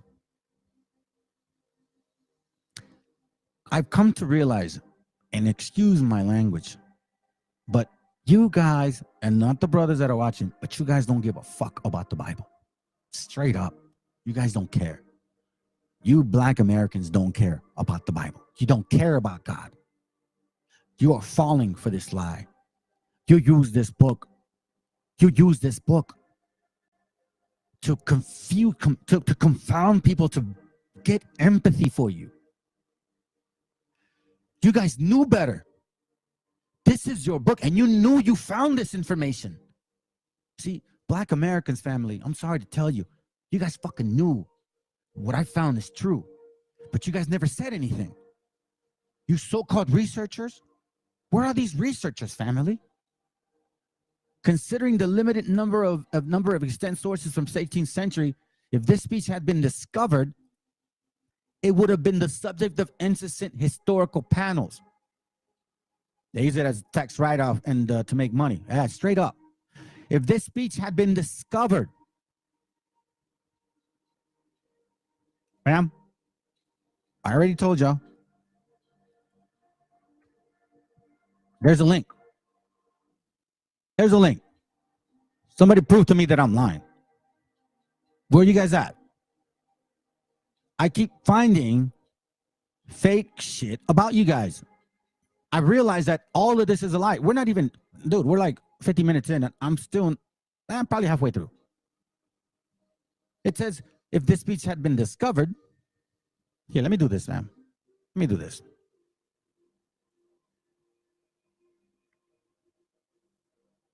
Go, hold on, all right? Hold on. Give me a second.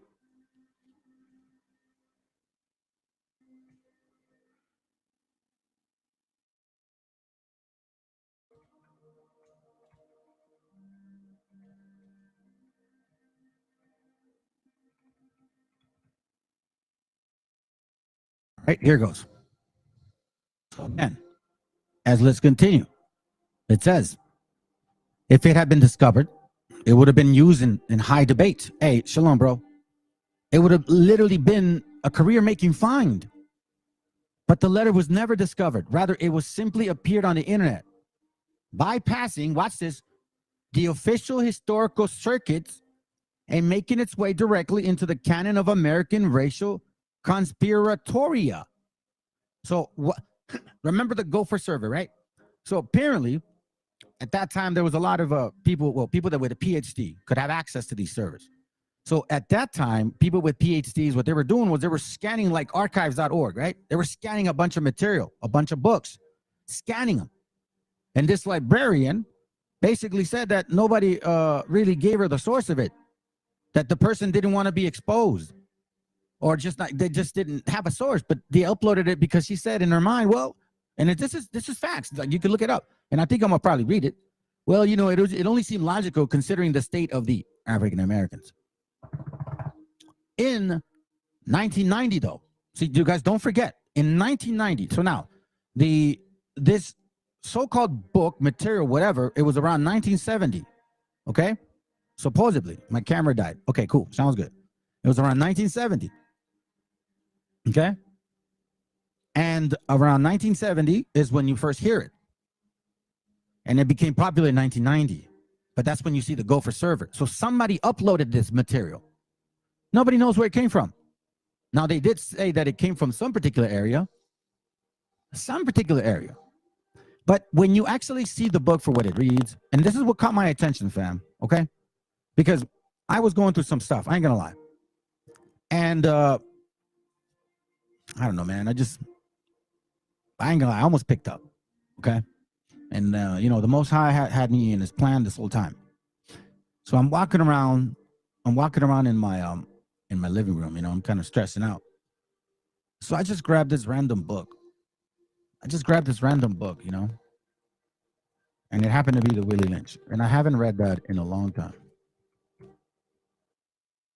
And as I started reading it, I noticed certain things about this book.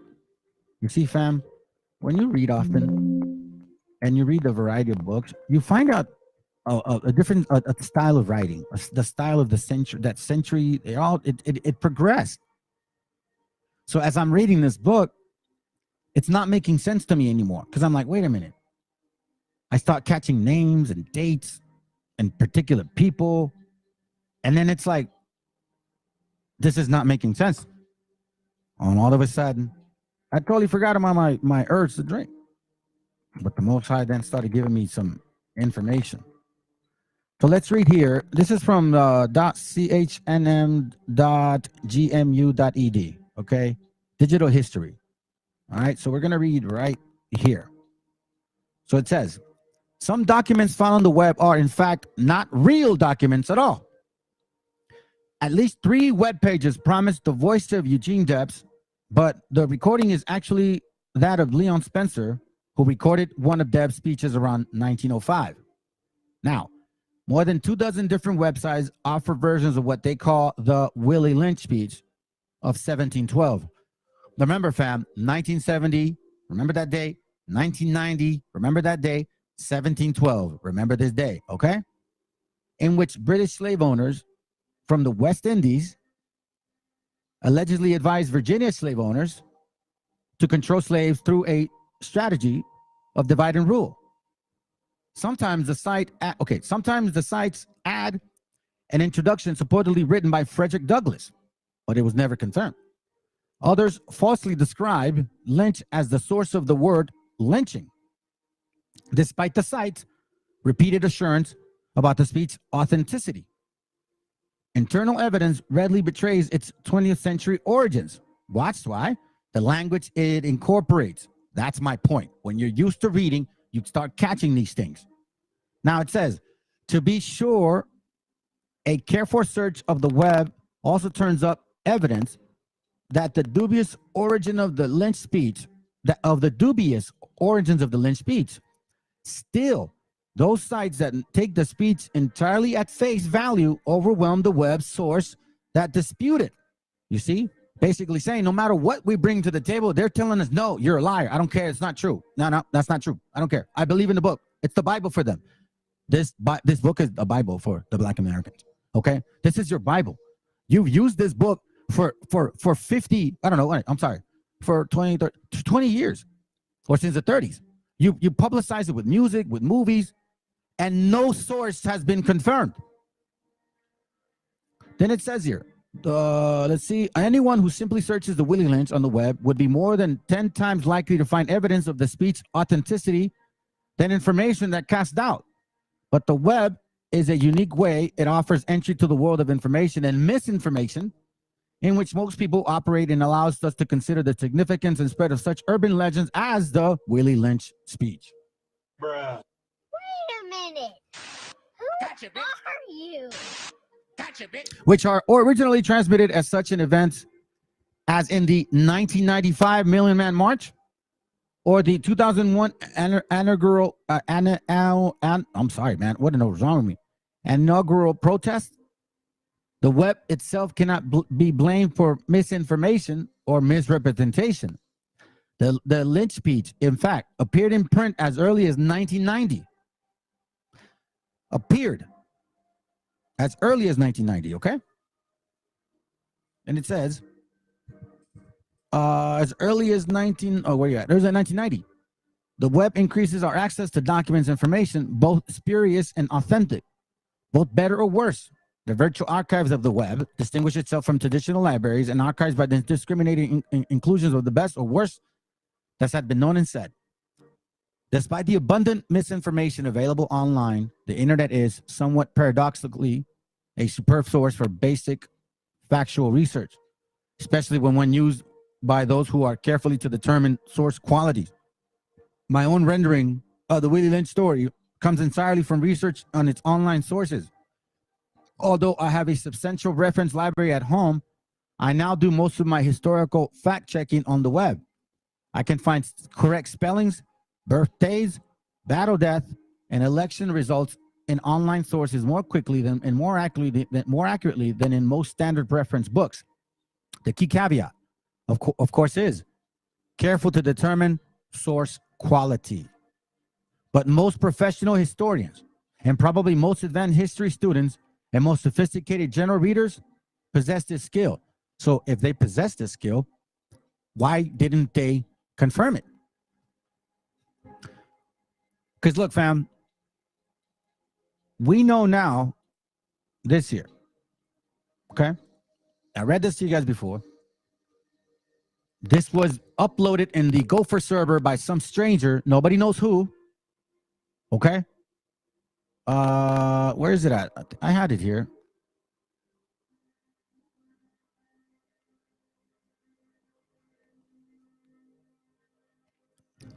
Give me a second. A librarian to upload it. Well, I'll probably touch it eventually. Okay. So anyhow, but once this was uploaded in the server, and nobody knows who it's from, nobody knows who the actual author is. Nobody really knows when it was really published, or nobody has the original of the 1712 book. Nobody. No one. Not a single soul. However, once this book came out of nowhere, only certain people got a hold of it. Remember, family, this is principalities and powers, man. Y'all got to start waking up in that way. Nation of Islam, Farrakhan, George Bush, Malcolm X, Denzel Washington, and then all these rappers. So I'm going to tell you something, fam. Who's in charge of the media? Who's in charge of these movies? Who writes these movies? Who puts them? And who's acting on these movies? I'm gonna give you one example, because look, man, you guys forget about the title in this class. Well, not the title, but the what I like to say. I may have to move this back and forth, but remember the title says facts tell, stories sell. Facts tell, stories sell. So whoever tells the best story usually gets away with the crime. Okay, let's watch this, because this is where it's going out. I'm going to give you guys a little history, okay? So now we know that in 1990, this book came out of nowhere. It was used in 1970, all right? Supposedly written in 1712. Now, this person here, who he's acting like or as, is a Harvard professor in 1932. And he quotes this book in that movie And they base this off a true story. The Great Debater supposedly is a true story. And they quote this book in this story, supposedly in 1932, but nobody ever heard of it until 1970. And it wasn't even really acknowledgeable until 1990. And then when we look in the book, you're going to find out that there's more discrepancies that makes you, things that make you go, But again, to me, now we know, family, you have to create a history to make y'all look like the people of the book. That's what you're doing, Canaan. You are trying to make your history. You are creating your history as we move along. There's only two people here, two nations of people, family, that are claiming to be the Jews. Two nations of people. Nobody else. The so-called Israeli and the so-called black men of America. No one else is trying to do that. Let's watch.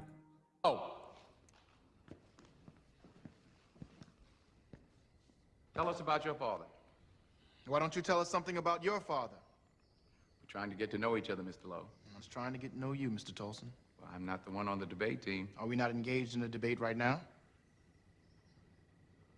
All right. I'll take the affirmative. Take the meanest, most restless nigger. Strip him of his clothes in front of the remaining male niggers, female niggers, and nigger infants. Tar and feather him. Tie each leg to a horse facing in opposite direction, set him on fire, and beat both horses until they tear him apart in front of the male, female, and nigger infants.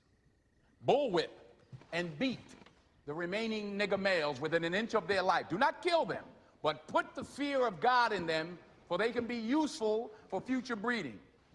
Anybody know who Willie Lynch was? Anybody? Raise your hand. No one? He was a vicious slave owner in the West Indies. The slave masters in the colony of Virginia were having trouble controlling their slaves, so they sent for Mr. Lynch to teach them his methods. The word lynching came from his last name. His methods were very simple, but they were diabolical. Keep the slave physically strong, but psychologically weak and dependent on the slave master. Keep the body, take the mind. I and every other professor on this campus are here to help you to find, take back, and keep your righteous mind.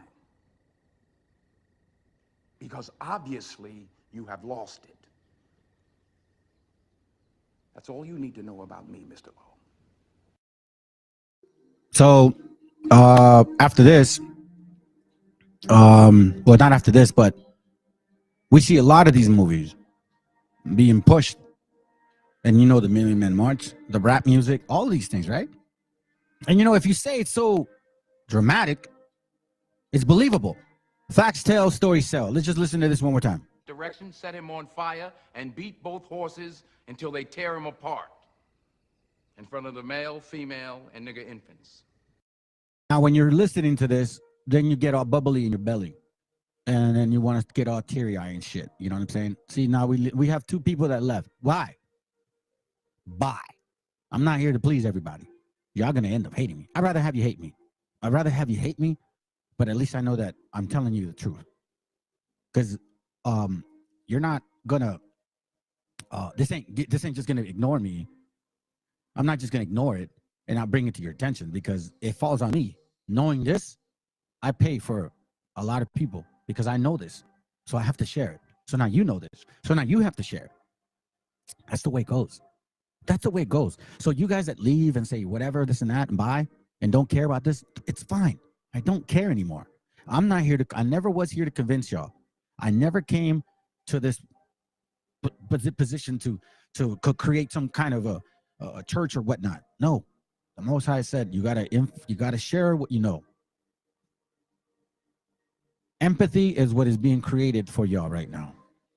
Of course, if you create a history and then you go into the Bible and say this happened to us, it looks like it's a legitimate thing. Let's go. Bullwhip and beat the remaining nigger males within an inch of their life. Do not kill them, but put the fear of God in them, for they can be useful for future breeding. Anybody know who Willie Lynch was? Anybody? Raise your hand. No one? He was a vicious slave owner in the West Indies. All right. So now my question is, if this is 1932, how the hell does he get this book? 1932. The book was never known until 1970. And it came to the internet in 1990 and nobody knows where, how, why. Just like the actual website we were reading. This was such a great find. Why wasn't it publicized like then in 1712? This facts tell, stories sell, fam. Facts tell, stories sell. And I'm always going to say that. Because this is a famous book. This is your famous book, Ak. Your famous book, Ak. Yeah, man. Yeah, the so-called white man put us in slavery. And the so-called white man's the one that, put the chains in our necks. And the so-called white man did all these things. And the so-called white man sent this Willie Lynch letter to other slave owners. And we're the people of the book because, look, only this happened to us. You guys are liars, man. Yo, straight up, fam. Let's just call it for what it is. You guys, you black Americans, you guys are effing liars. This is a fake book. You're gonna tell me it's not? Please come. Whoa, hold on, wrong screen. Somebody come here and say that I'm lying. I'm allowing y'all to come on here and show me that I'm lying. I'm gonna show you guys my points that I put them down. All right, so there is here. Matter of fact, I wrote this down and I also copied and pasted a couple of info. So let me just read this, okay? Let me just show you guys real quick. Hold on a second.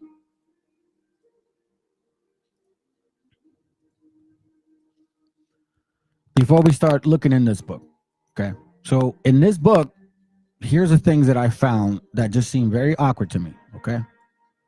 So let me magnify it right here. All right. Choice of lexicon. One of the critical indicators of how untrue the Lynch letter has to do with lexicon choices. The period in view falls under the early 18th century, 1700, okay? And remember that year too, when it says 18th century, meaning in the 1700s, where the Elizabeth English was the prevalent manner of expression. But the choice of the words in Lynch's letter fit the 19th century modern English language. For example, the letter refers to this is the first word that I was talking about, okay? It refers to foolproof, refueling, and indoctrination. But these words that were introduced into the American lexicon in the 20th century. Therefore, there is no way Lynch could be using those words in the 18th century. Refueling came in the English dictionary in 1811. Indoctrination shared its current connotation as used by Lynch in 1832. Remember, so the actual Lynch man was in 1832, but they're saying that he said this in 1712. Not 1712. All these occurred at least 1 century after the said speech was alleged giving.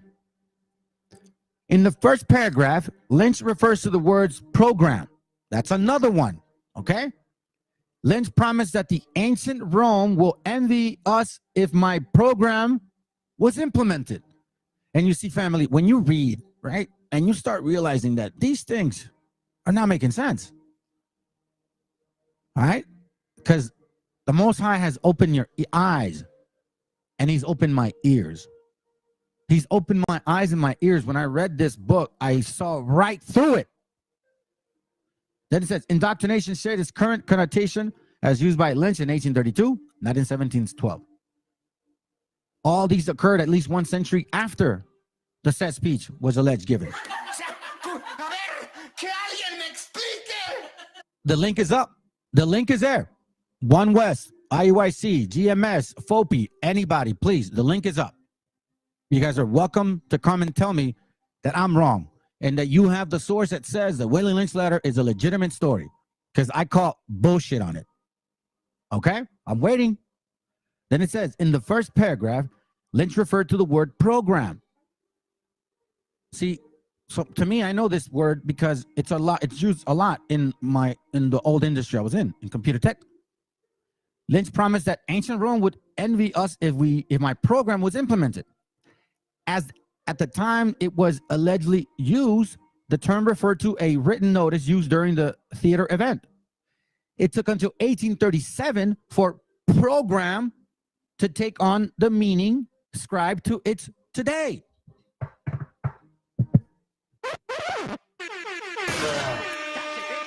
Hold on. Hold on. Hey, Nate. Hey, IUIC. Hey, IUCPK. Sakari. GMS. I post on your channels and you guys don't come and tell me anything. I want you to tell me that I'm wrong, because honestly, if I am, please let us know. Because there's brothers here that really do listen and they want to know. If I'm wrong, then let us know. But so far, no good. In the third paragraph, Lynch used the word outline in the phrase, give an outline of action. Although the word outline existed barely 5 decades to the time of the event, the meaning was not the same. The word had no relation to steps to follow, but concerns making a sketch.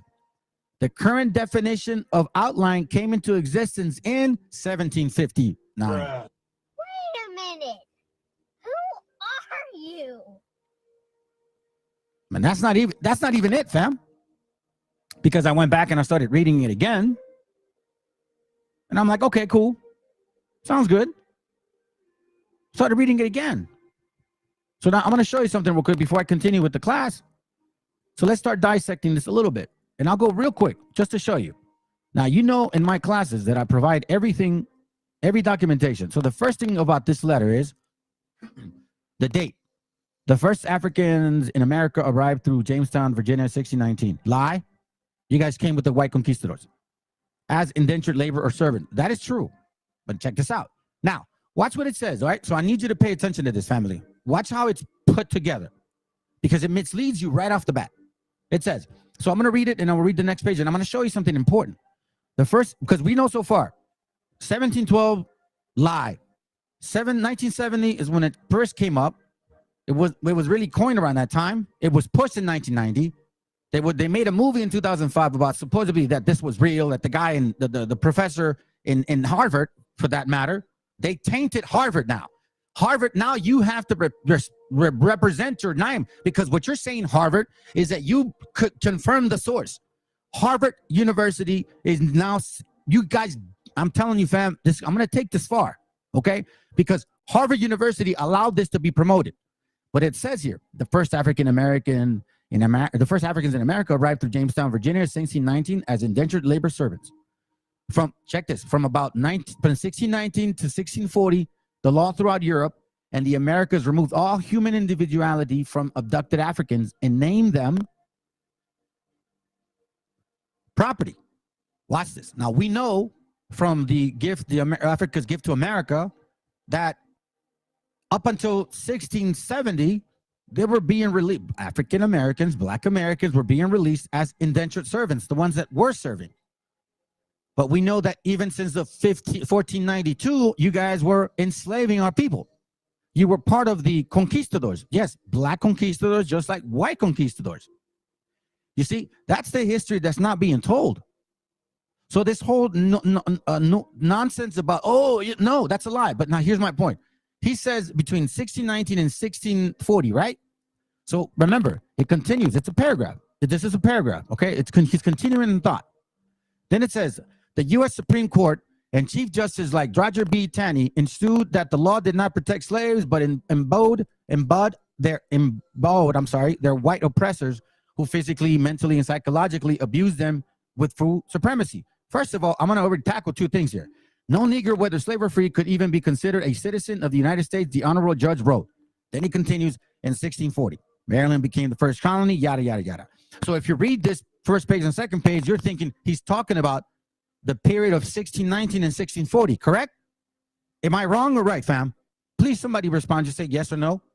Is he referencing the years between 1619 and 1640? Yes or no? I'm going to go back. From 1619 to 1640, the laws throughout Europe and the American removed all human individuality from abducted Africans and named them property, right? Then he skips this and then says 1640. Okay, so now check this out. The first things first. I'm going to tackle this one. But embowed their white oppressors who physically, mentally, and psychologically abused them. This is in 1712. Let me show you something. Hold on, let me show you something. Watch this, okay? Oh, no, I know where. Oh, no. Oh, that's right. I texted to myself. Hold on a second. Hold on a second. Give me a second, fam. Hold up. Wait up. Where are you at? Where's my link, Ak? Where's my link, Ak? Oh, I didn't send my link? Thought I did. Let's see if I can find it. When was psychology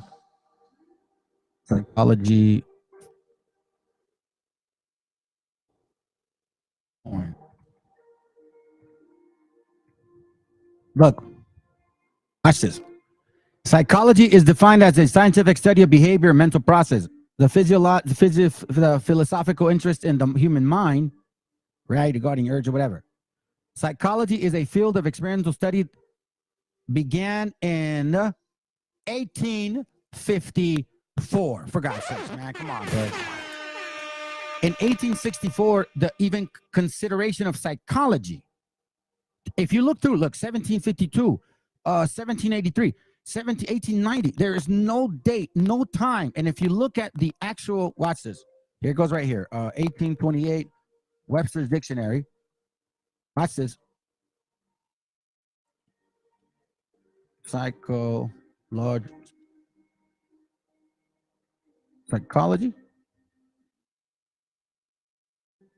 Give me a second. I think that no, physics. No, hold on a second. How do you spell psychology? Shit, man. That's what happens when you go to school, fam. Psychology. Is that how you spell it? Psychology coined. Yep. Look at this. Psychology, a discourse and treatise of human soul, or the doctrine of the nature and properties of the soul. In this time, they would have not known what psychologically means. So now, that's one. So now, let's look at this. He's referencing 1619 to 1640. The U.S. Supreme Court Chief Justice Roger Taney. Okay? So he uses this guy. Let's look up who this guy is. Roger B. Taney.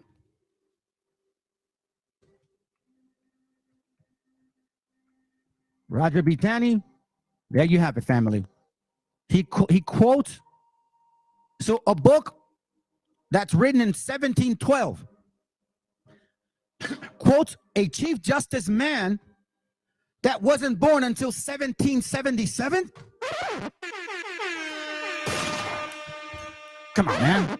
Isaiah chapter 58. No, then it was in 1836 that he first held office. He died in 1864. So what is a book in 1712 doing? Or what is a man in 1712 doing in a book from the 1700s or 1800s, fam? The U.S. Supreme Court and Chief Justice like Roger B. Taney ensued that the law did not protect slaves.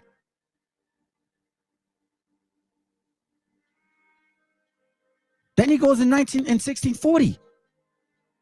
Now we look into the actual book, and it gets even worse. See, it talks about ancient Rome would envy us if my program was implemented right off the bat. Hold on. I circled a few things. First of all, this work here, hostages, is not used at that time. It was hostage, never with an S. Automatic, there was no such thing as automatic, okay? No such thing as fucking automatic, man. Excuse my language. It's starting to piss me off. There's no such thing as automatic. Now we go to the actual letter itself. It says, James River, in the year of our Lord, 1712. Now, we know that King James was a black man, right? And he passed laws in Virginia. And he was he chartered the Virginia Dutch colony that enslaved people. Telling me, this is what you're telling me a white man gave honor to him? That's what this is saying. Colony of Virginia, remember Virginia, the Old Dominion? So now look, they put these pictures. Oh, poor me. It goes right here, look. When ancient Rome would envy us if my program is implemented. There's no such thing as a program in that time. Then it says here, illustrious king whose version of the Bible we cherish. You think a white man would have cherished a black man Bible? Family, let's be real. You got to start asking yourself things that make you go, Things that make you go, Now let's scroll down over here. He goes here. In my bag here, I have a full proof. There's no such thing as full proof in 1712. And neither was black. Say Negro. If you look through this book, let's check it out here. Let's check it out here. Let's check it out here. Can't believe it, man. Y'all letting the beaner destroy your doctrine. Look at this right here. All right. Comprehensive. For God's sakes, man.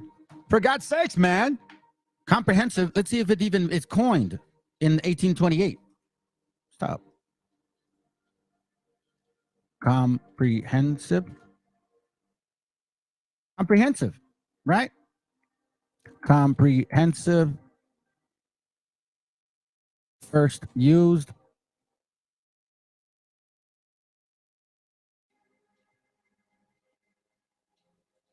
Comprehensive definition, meaning. Let me see if I can find that link, man. I had the link. I don't like this. I thought I sent it to myself. Get away. Get away. Hold on.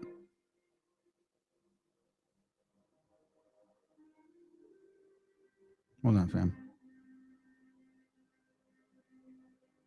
I think I texted to my wife, maybe. Oh, here it goes. That's why. There we go. Okay. There we go. Give me a second, fam.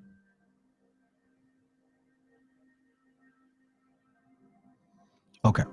So now we're going to look at the etymology of the words. Okay. So comprehensive. Comprehensive. In the 1610s, but it wasn't used in that way. It was a French word. If you look at these things, it wasn't never used at that time, fam. Full proof. Comprehensive. Where are you at? Where else? Where did I leave off? All right. And then check this out.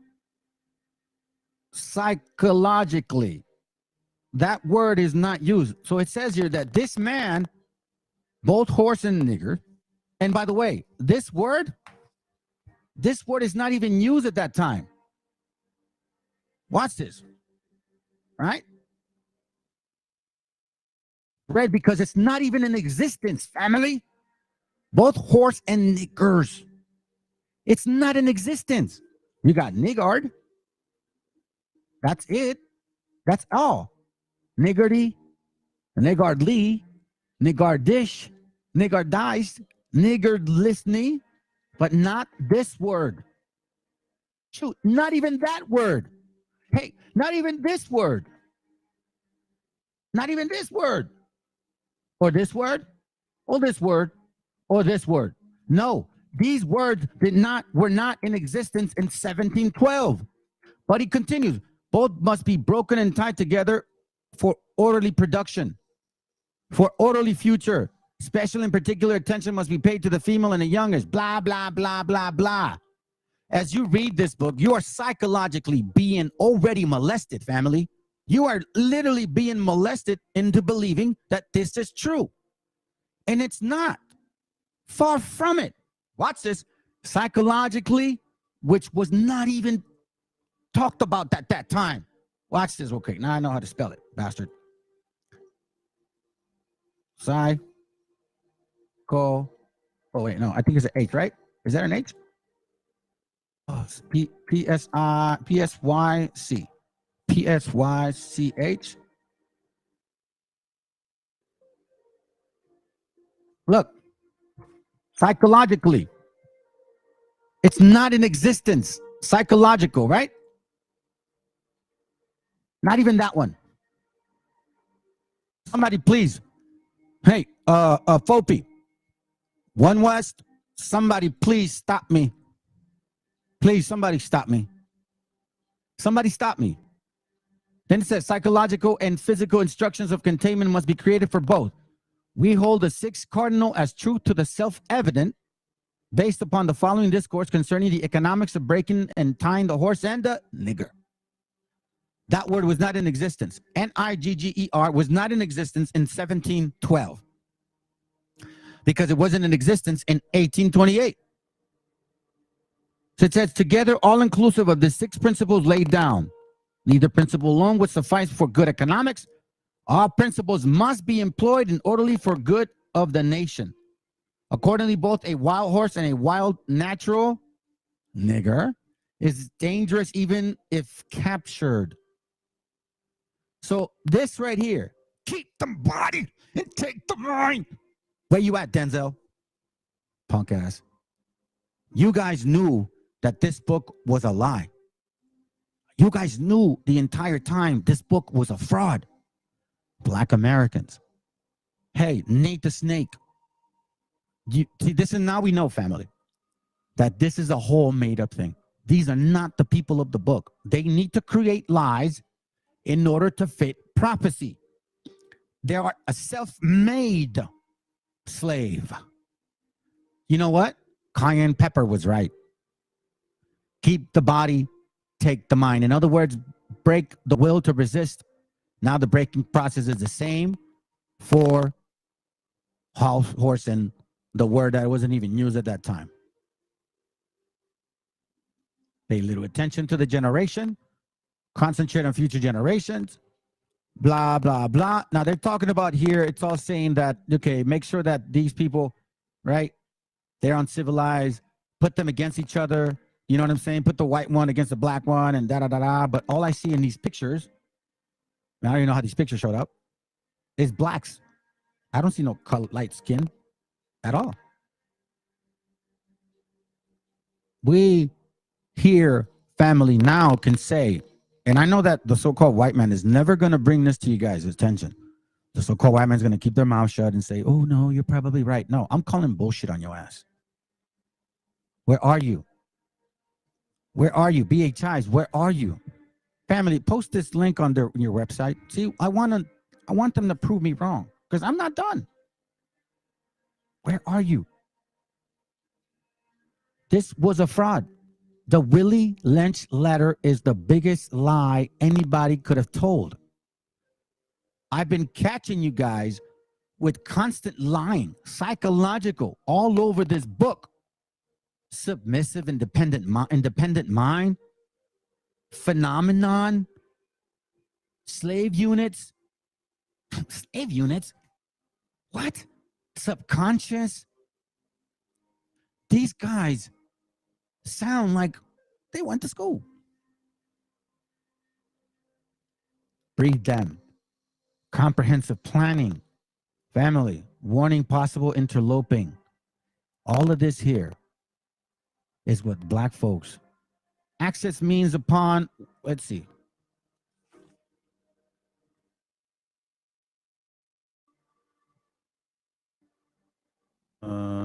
What's a rude word?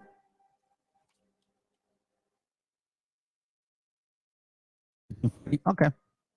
I'll let that one slip. Crossbreeding niggers. That was not even in use at that time. So what are they going to say, fam? Now that we are bringing this to their light, what's going on? What are you going to say? Are you guys still in doubt that you guys are the people of the book?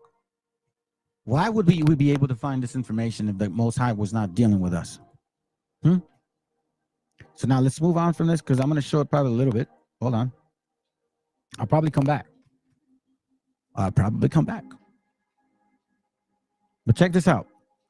What I keep finding now, because from what I see, being that this book is a complete lie, okay? Now it's clear to us that all they want is nothing more and nothing less but power, fam. They don't give a shit about you Hispanics. They don't give a damn about that 12-tribe chart. They're up in Africa trying to convert all of them over there. Bishop has never gone into Mexico, in case you guys don't know, or South America, ever. Bishop Nathaniel, GMS, none of them.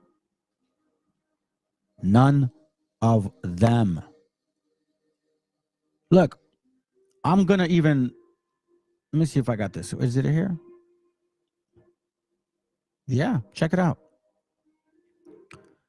I'm going to take you a different path now. Let me show you something, okay? And this is not coming from me. Yeah. Watch this. They said that the Willie Lynch letter. So let's analyze this, okay, fam? Here, I'm going to put my camera. Hold on. I don't know why it keeps dying on me, fam. I'm sorry. I'm going to buy a new camera. I promise. I promise. Think about this. They said that the Willie Lynch letter is the reason for all the mishaps of the so-called black man, okay? That's what you guys say. That it was white people that caused your civility to be ruined. You also say that family destruction was because of that, okay? Now, we know now this book is a complete effing lie. But let's just say that it was. If this was the reason for your fall, then you're confusing us, because if this was the reason for your fall, but then you go and say that prior to 1964, a lot of your family households were married. 80% of y'all were married, like family, husband and wife and kids. That's already way past, way ahead of the Willie Lynch letter.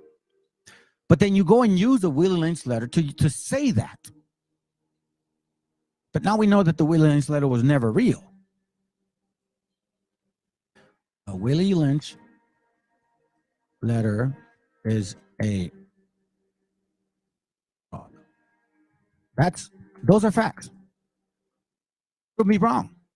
The Willie Lynch letter is a fucking fraud.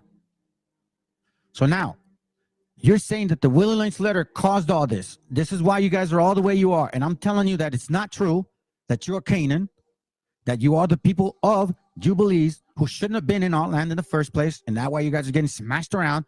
And by sedition, deceivers. Listen, family, in my next class, I already have it planned. I'm going to prove to you guys that everything that is being worshipped was actually originated by a particular tribe. And I got proof of it. But let's continue. Let's learn about your so-called Willie Lynch experience. Got a new show for y'all. Got a damn good show.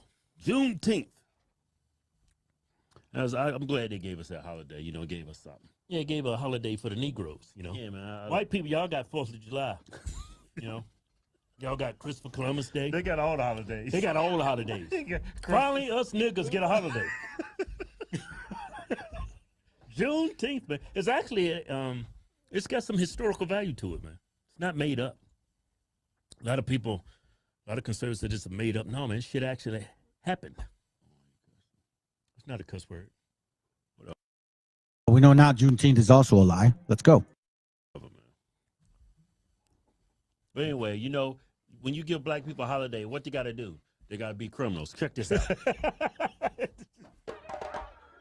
Y'all like that African music I added? Gave it a nice touch, didn't it? Got some African music in the background. Man, they is tying up. Man, they getting back to the roots, man. This is black culture right here. Oh, man. It's complete chaos. They're inside of McDonald's. I think it's in L.A. Yeah. It's either L.A., Chicago, or Detroit, Jackson, Mississippi. Baltimore. You can't forget about Baltimore. Hey, you can't forget about Baltimore. This dude stole the register. Yeah, how much money you think is in that register? Everybody pays for the car now. Yeah, I know. See how stupid these Negroes are? You gonna bust it open. Hey, bust it open, get them quarters and nickels out of there. Where the money at? There ain't no money in there. Everybody uses card, you idiot. Man, see, you people need to go back where y'all came from. Hey, man, seriously, this is why Walmart left Chicago. Yeah. Like during COVID when they was rioting and stuff, that one Walmart that left there, they went there and like torched the place. So family, from my understanding now is that they need this book to justify its stupidity. Because that's what it is now. You see, it's time that you, brothers and sisters, start calling it for what it is. They're using Willie Lynch to excuse themselves. Oh, it's because Willie did it. It's because Willie did it. Sprinkler system went on. Yeah. And they flooded. How do you flood a Walmart? By lighting the fire, them sprinklers go up. They're going to make sure that fire's put out. They flooded Walmart. And then that's why they left, because they was losing millions of dollars from not only just rioting, but theft. Yeah. And not only that, if that's not enough, it's people getting killed around that place. Employees don't want to show up for work. Yeah, drive-by shootouts at that place. It's not a good place for business. Let me put it to you like this. Certain areas of Chicago is not conducive for success. Family, Chicago, North Carolina, Miami, Compton, California, and then Baltimore. How many more excuses do you need? You are in the land that literally feeds you everything you want. And you guys have no concept of stability. And your excuses are out the door now. There's no more Willie Lynch letter to run to. Okay? Willie never did it. Willie was never alive. Willie never wrote the letter. All right? The Great Debater is a lie. That movie is full of shit. Denzel Washington, I'm right here. Anytime you want some, bro. Anytime. This is all a hoax. We now know why the scriptures talk about principalities and powers. Now we understand what Ephesians 6:12 means. We started off a little slow, you know what I mean? But now we're understanding this particular thing. Ephesians 6:12, for we wrestle not against flesh and blood, but against principalities, against powers, against the rulers of darkness of this world, against spiritual wickedness in high places. That's why it says, wherefore take unto you the whole armor of God, that ye may be able to withstand in the evil day, and having done all to stand. This is the evil day, fam. If you guys don't do the work, guess what? You're falling into this trap. How many people actually believe these people? How many people believe them? Oh no, they gotta be the people of the book. Pobrecitos. Pobrecitos, los negritos. Shut the hell up. Sedition, conduct or speech inciting people to rebel against to the authority of the state. In Jubilees, it talks about how Canaan is going to die by sedition, through sedition and for sedition. And what are they doing? You got no more letter. So what is the reason for your fall? Why do you act this way? Why do we got people here? I'm going to show you something that I've got. I was watching them the other day too. And all I noticed is they want power, fam. All they want is power. They don't want repentance. I don't want repentance, man. You black Americans don't want it. Not at all. Not even so-called white folks either. You guys don't want repentance. You guys want power. You want money. You want riches. You want women. And you want revenge. You keep saying that. Every single BHI camp or so-called One West camp that goes out in the street and teaches about so-called Black Messiah, every chance they get is, oh yeah, I can't wait to take my revenge on the white man. That's all you guys say. And then you say, oh yeah, they did the slavery, but yet we know now that it was black conquistadors who were doing this as well. I posted something the other day. Watch this real quick on Facebook.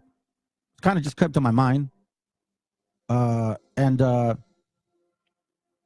this real quick. It's a book I got. All right. I'm not going to tell you the source because I'm still working on it. Watch what it says. It says, the day after the Spanish expulsion, Christopher Columbus, whose actual name was Cristobal Colon, took a group of Jewish refugees with him to the New World. Queen Isabella signed the expulsion decree in Columbus' voyage under the very same day. But it was not the queen or the king who founded the voyage. George Cohen, among many Jewish historians, proclaimed that wealthy Jews financed the expedition of Columbus and add that the story of Isabella Jules is not found on facts, but rather it was an invention intended to glorify the Queen Isabella. Yeah, they make everything into rap video. Exactly. Check it. 3 Moranos, Luis de Santagel or Santagelo, a wealthy merchant, Gabriel Sanchez, the royal treasurer, and his assistant, Juan Cabrero, influenced Queen Isabella to help them finance the voyage. Cabrero and Santagel invested 17,000 ducats, or ducats, I guess, I don't know how to say it, which would be well over 100,000 today. Alfonso de la Caballeria and Diego de Deza also provided funds. Abraham Ben Samuel Sacuto provided astronomy, navigation equipment, and Isaac Abram Vano also assisted. 6 prominent Jews accompanied Columbus, including Mastri Bernal, a physician, Marco, a surgeon, Rodrigo Sanchez, inspector, Luis de Torres, the interpreter, which we know. Sakari's fight his rappers, right? Yeah. And then we know this, that Luis de Torres was the interpreter. So we know that, fam. Now watch this. Here's my point. I want to bring this to your attention because to me, when I read it, it was weird. It says, and sailor Alfonso de Calle, watch this, and Rodrigo de Triana, who is claimed to be the first white man ever to see the world.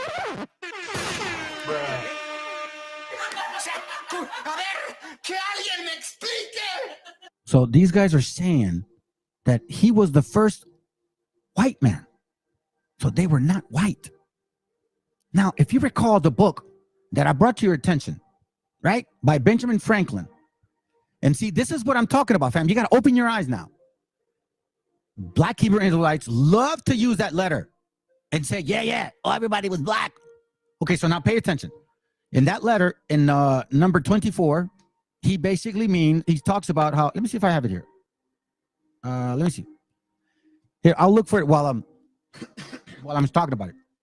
In that letter, he numbers number 24.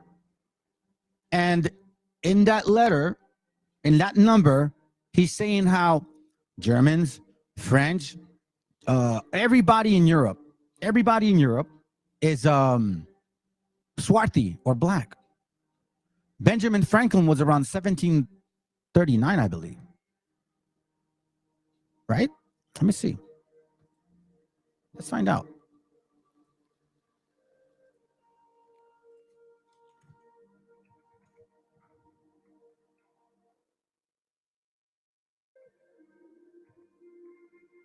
Benjamin Franklin,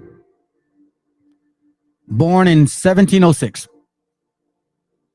So he might have coined it around 1739. So he says that the majority of the people were swarthy, except them. Right? In 1700. But remember who wrote the letter, right? They said that at that time, that black folks had no power. But yet Benjamin Franklin is admitting that there were not that many of them in America. They were barely building. Barely building.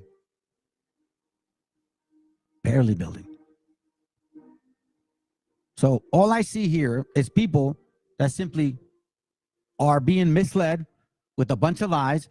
You guys are not the people of the book. You are not the Israelites. You are, look, quite frankly, you can be, how can I say? We know who you are. There's no more lying anymore. And you brothers and, well, you people that are in those rooms that are still believing this shit, then you deserve to be destroyed. Quite frankly, you deserve it. Here's what I'm going to read to y'all. Sirach 19:23. It says, there is a wickedness and the same an abomination. There's a fool wanting in wisdom. He that had small understanding and feared God is better than one that had much wisdom and transgressed the law of the Most High. Are they not a walking lie, family? Sakari, IUIC, GMS, ISUPK. You already broke one basic commandment. Thou shalt not lie. Thou shalt not bear false witness. You broke two of them by pushing this little insight is not true. You didn't find out the source. Now, remember, they talk about how scholarly they are, huh? Sakari, where you at? Where you at, Gorilla Monkey? Where you at? You guys talk about, he calls himself Gorilla Hebrew. That's why I call him Monkey. He talks about he's so-called scholarly. Where are they? Where is your source? Why you telling me that you didn't find the source of this book? You're telling me, Nate the Snake, that you didn't find the source and you didn't find out that this was a lie the entire time? And you who claim to keep the laws of God. There you go, bro. Look. Father of the Most High hates liars. Look, let's read it to them. It says the four commandments, the first four is dealing with us and the Most High. Okay? Then the rest of them is talking about us. Remember the Sabbath. It says here, thou shalt not kill. Thou shalt not commit adultery. Exodus 20:13 and 14. Thou shalt not steal. Thou shalt not bear false witness against thy neighbor. So if you, because remember, so-called BHIs, right? Let me read this real quick again. No, before I forget, so-called BHIs, right? They like to say that they're Jacob and Esau. So then that means that Esau would be your brother if you were really the people. So now you're lying on your brother. Now you're saying that your brother did that, but he never did that because that book is not true. That book is a lie. Those other cams just want to hate the white. That's it, bro. That is all, and that is it. The beef is past African American beef against the white man. They are just trying to use a religion to they're trying to use it to institute power, bro. They want power. They've been dealing with each other. Watch, I'm gonna show you, bro. We're getting deep on this, bro. We're gonna get deep on this. I'm gonna show you another book that's gonna touch on that year of 1970. Like, how coincidental that this book comes out around that time too. And then remember, in that book, it talks about 1800. So I'm gonna show you in this book too. They literally tell you who Revelation 2:9 and 3:9 is. They're in cahoots, fam. They're in cahoots. So their goal is to confuse us and to tell us, oh, they did it. Oh, no, you did. Oh, it's like they playing tag with each other. And you Hebrews that are not waking the hell up, please rot in there. Rot in their damn coffin, man. Y'all are stupid to believe this shit. I don't know why you're not confirming your sources. The easiest book, the skinniest book in the entire arsenal that us so-called Hebrews have, right? All of these thick books. You got thick books. You got these guys going in thick books. And yet I found this little skinny book, right, of like 5 pages. And all it did was take some time. And I literally proved to you that you guys right there are a bunch of liars. Proving it. And these are not just comments of mine. No. I'm not even done yet. Today, hey, remember, hey, by the way, for you guys that celebrate Sabbath, happy Sabbath to y'all if you're already there. Mine's is not. Mine's is lunar, I know. And remember, I'm not here to impose my understanding on y'all. Y'all either understand or you don't. That's that simple. I'm not here to tell you, man. My job is to warn you. That's it. Sirach 19:23. Let's go back to it again. Sirach 19:23. Nobody's bringing this to anybody's attention. The so-called white man's afraid to tell them the truth. Everybody's afraid to tell them the truth. The so-called Hispanic man's afraid to tell them the truth. I don't know what you guys are afraid of, man. If you say to you about the Most High, you guys are a bunch of respectful people. That's what it is. A bunch of respectful people. Wickedness, wick-ass fools. Listen, Sirach 19, verse 23. It reads, there is a wickedness and the same an abomination, and there's a fool wanting in wisdom. These guys are fools. You BHIs, y'all are fools. You're astidious. You guys are dumb. Straight up. You want wisdom, and your wisdom is rooted off of what? Sand. You guys are literally falling. You're gonna fall. I'm telling you, this doctrine is made to fall. It's beautiful. I love it, family. I love it so much. That's why I tell them, and I have no doubt in my spirit that you are going to fall. You're never gonna have the kingdom because you ain't the people of the book. He that hateth small understanding, he that hath small understanding, and fear God is better than one that had much wisdom and transgressed the laws of the Most High. Like, for example, IUIC, right? They got this Deacon Ithon guy, you know, the so-called knowledgeable guy of his history and all this. Yeah, he cheated on his wife. He committed adultery. You're telling me that you got that much understanding, you've been in the truth this long, and yet you still couldn't keep your pants up? Bro, you cheat on your wife? Once you have an understanding of what this means, you don't have repentance. You literally laid the Messiah in the cross once more and spit on his face. Yeah, exactly. Spit on his face. You are literally spitting on the Messiah's face. IUIC, GMS, you guys, all of you guys, there's no way to get around this anymore. You are lying. You are spitting on the Messiah. That's what you're doing. Yet he that has little understanding, like myself, and fear God is better than one that has much wisdom. They tell me, brothers, you don't know the Bible. Yeah, you don't know nothing. You know, okay, cool. Sounds good, bro. But you know what? I fear the Most High. That's all that matters. I'm not in this for money, for women, for fame, for a kingdom, for revenge. I'm not. That's not what I want. I wanted wisdom so I could not sin anymore. That's what I wanted. And that's what I still want. Now I want wisdom so I could teach my family, my children, and my wife to grow. That's what I want. Nothing more, nothing less. That's all I want. I don't care about everything else, man. I've had stuff and I've lost everything too. All I care about is not sinning right now and showing my kids that Lord willing, if I don't get to see this, maybe they will. But at least my son will be an example of me. That's why when the Messiah said, I am my father, I'm about my father's business, I come as him. If you see me, you see him. It's exactly what I tell my son. Listen, son, when I fucking die, excuse my language, I'm gonna be a little straight with y'all. When I fucking die, son, okay, I want you to continue my legacy. You are a walking mirror of me. You are me. I am you. So when you, that's why I put that video, fam, at the end. Tú eres yo, yo soy tú. That's what it means. He is a representation of me. So when I leave, he is going to be a walking of me. That's what the Messiah meant. That's what the Messiah meant. Listen, it is better that one that had much wisdom and transgressed than the laws of the Most High. IUIC, you guys are literally walking on lies. That's it. And every single black person that believes this book, every single one of you guys that really puts so much love into this book, that you swore up and down that the white man did this to you.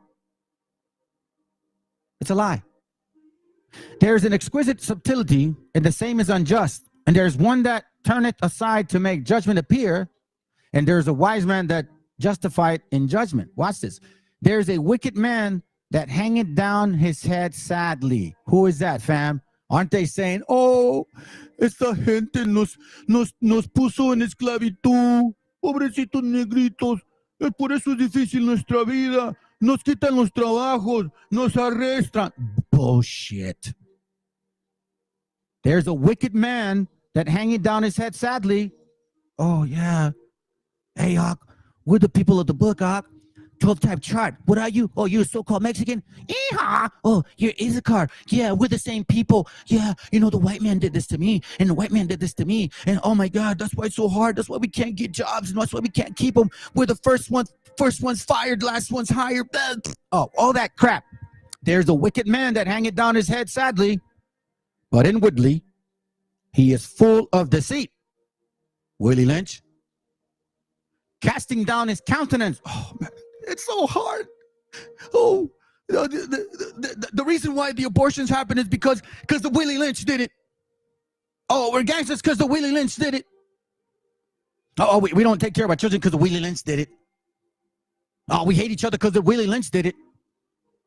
Because Willie did it. It's all Willie's fault.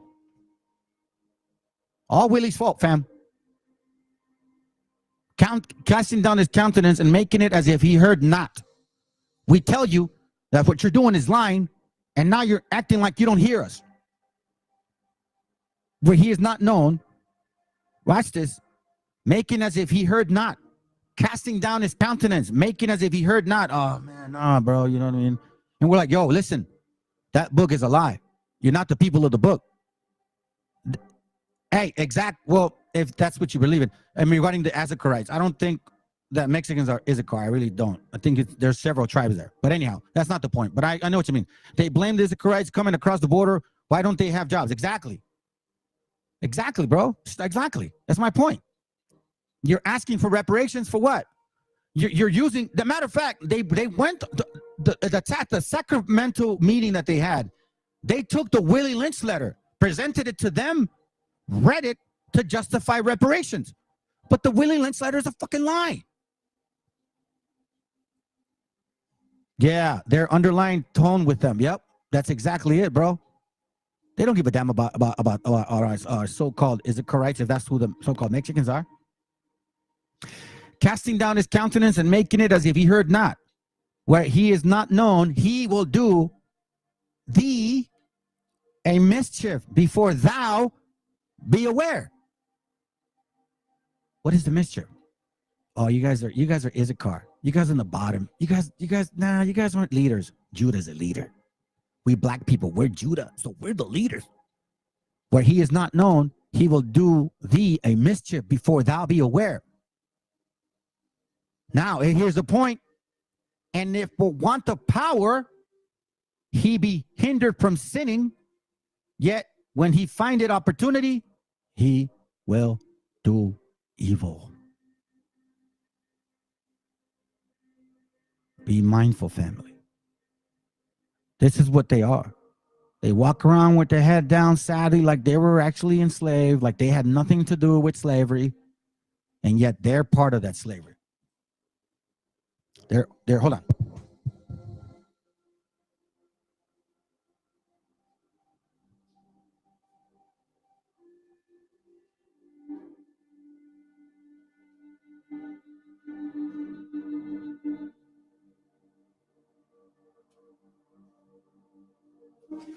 They're part of it. Casting down their head as if they suffered just like us. The nerve of these heathens to tell us that they suffered like us, fam. You see, what I'm finding is that, what I'm finding, fam, is that our history is nothing like theirs. Our stuff did really happen. Y'all are just full of shit. And those are facts. The link is up. The link is here. Prove me wrong. Show me that you're the people of the book. I'll even choose the scriptures you guys go to. Because now you got IRC with new little black scriptures and y'all are full of, man, I don't even care no more about those little things. Because now I know. And now it's clear to me that there's not one class that's going to do this, family. We just got to continue and repent. That's our goal. Our goal now, I told my wife, our goal now is to repent. That's it. Don't worry about all these things. Let us do it. I'll bring it out. Y'all focus on repenting. Sirach, chapter 10, verse 9. Watch what it reads. It says, why is earth and ashes proud? There is not a more wicked thing than a covetous man. That's all you guys want. That's what Sakari wants. That's what IUIC wants. That's what GMS wants. You guys just want power. That's it. There's not a more wicked thing than a covetous man. Why is earth and ashes proud? You telling me that you're gonna have the nerve to tell us that we're lying now? That I made up this book, that I somehow changed the things in that book? None of it. Yes, none of it is real. 1712. The language in 1712 does not match. You quoted a chief justice that was actually a chief justice in 1839, not in 1712. Okay? Then you mentioned our glorious, we cherish the Bible, which was authorized by a black man. And you're telling me that you would give him honor if it was so-called KKK people? No, You also could not provide any sources that show where this book came from. It showed up in 1970. Somehow it's in the Gopher server by some random person, and then y'all ran with it.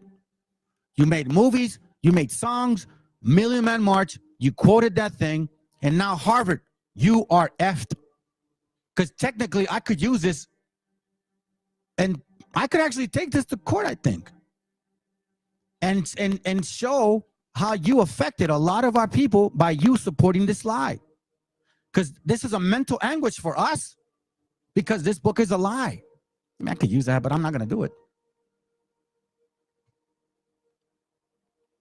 For such is, and one sitteth in his own soul for to sail, because while he liveth, he casted away his own bowels. You guys are so caught up in this power trip, man. You guys don't even, that's how I knew you guys were not the people of the book, because you don't care for repentance at all. There's no repentance in the spirit, fam. There's no repentance in the spirit. That's just a fact. You guys, just a fact. And I'm not afraid to say it, and I don't care if you don't like it. I don't care. Isaiah 1:17, learn to do well, seek judgment, relieve the oppressed, judge the fatherless, plead for the widow. You see that? It doesn't say ask for power, have multiple women, have all the riches in the world. Let me put my foot on the so-called white man's throat. Oh, I can't wait to get revenge, Ak. It says no, learn to do well, seek judgment. It didn't say seek riches, seek judgment. Hold on, fam. Sorry, my bad. I didn't realize it. Seek judgment. Learn to do well. Relieve the oppressed. Judge the fatherless, meaning help the children. Plead for the widow. Why do you think in Jude, the archangel didn't rebuke Satan or wish death upon Satan? He said, the Lord rebuke you. He pleaded for Moses. He didn't, he seek judgment for Moses, relieve the oppressed, judge the fatherless, pleaded for the widow. He pleaded for Moses. He didn't say, hey, I can't wait to get revenge on you, Satan. No, he didn't. He didn't do that at all. And you guys, out of all the people you would actually listen to, you don't listen to. You go to this guy all the time, and I don't know why you don't actually listen to this guy. I'm going to read this real quick, all right? It's going to 1 through 13. I'm going to go, matter of fact, I'll do this one so you guys can see it. 1 King 3:1. Solomon made an alliance with the king of Egypt by marrying his daughter. He brought her to live in David's city until he had finished building the place, the temple, and the walls around Jerusalem, okay? Now it says a temple had not yet been built for the Lord, and so the people were still offering sacrifices in many different altars. If you read it here, and only the people sacrificed in high places, like the pyramids, like Tenochtitlan, because there was no house built on the name of the Lord until those days. And Solomon loved the Lord, walking in the statutes of David, his father. Only he sacrificed and burnt incense in high places. Okay? Then it says here, the king went to Gibeon to sacrifice there, and for it was the great high place, 8,000 burnt offerings did Solomon offer upon the altar. The only people that do this is our people. So now let's go to the regular one, okay? Verse 5. Then it says, that night the Lord appeared to him in a dream and asked, what would you like me to give you? Solomon answered, you always showed great love for my father David, your servant, and he was loyal. He was good, loyal, and honest in his relation with you. And you have continued to show him your great and constant love by giving him a son who today rules in his place. O Lord God, you have let me succeed my father as king, even though I am very young and don't know how to rule. Here I am among the people you have chosen to be your own, a people who are so many that cannot be counted. So give me wisdom. Give me wisdom. Give me wisdom I need to rule your people with justice and to know the difference between good and evil. Otherwise, how would I ever be able to rule these great people of yours? These guys are not asking for that, family. They want revenge. They straight up want revenge. Right? But let's continue. It says, the Lord was pleased that Solomon had asked for this. And so he said unto him, because you have asked for the wisdom of rule justly, instead of long life for yourself, or riches, or the death of your enemies.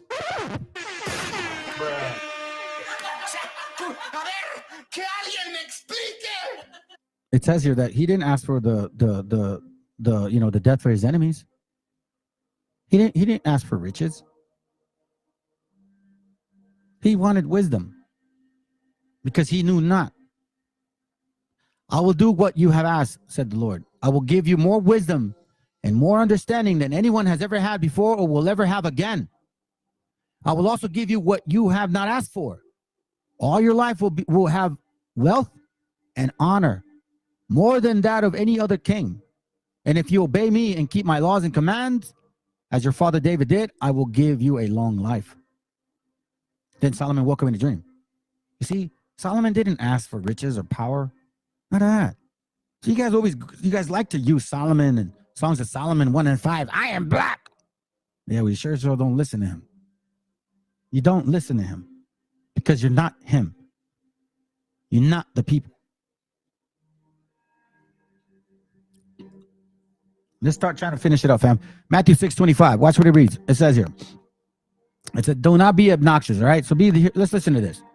Therefore I say unto you, take no thought for your life, what ye shall eat, or what ye shall drink, nor yet for your body, what ye shall put on. It is not the life more than meat, and the body than raiment? Behold the fowls of the air, for they sow not, neither do they reap, nor gather into barns, yet your heavenly Father feedeth them. Are ye not much better than they? Which of you by taking thought can add 1 cubit unto his stature? Can't.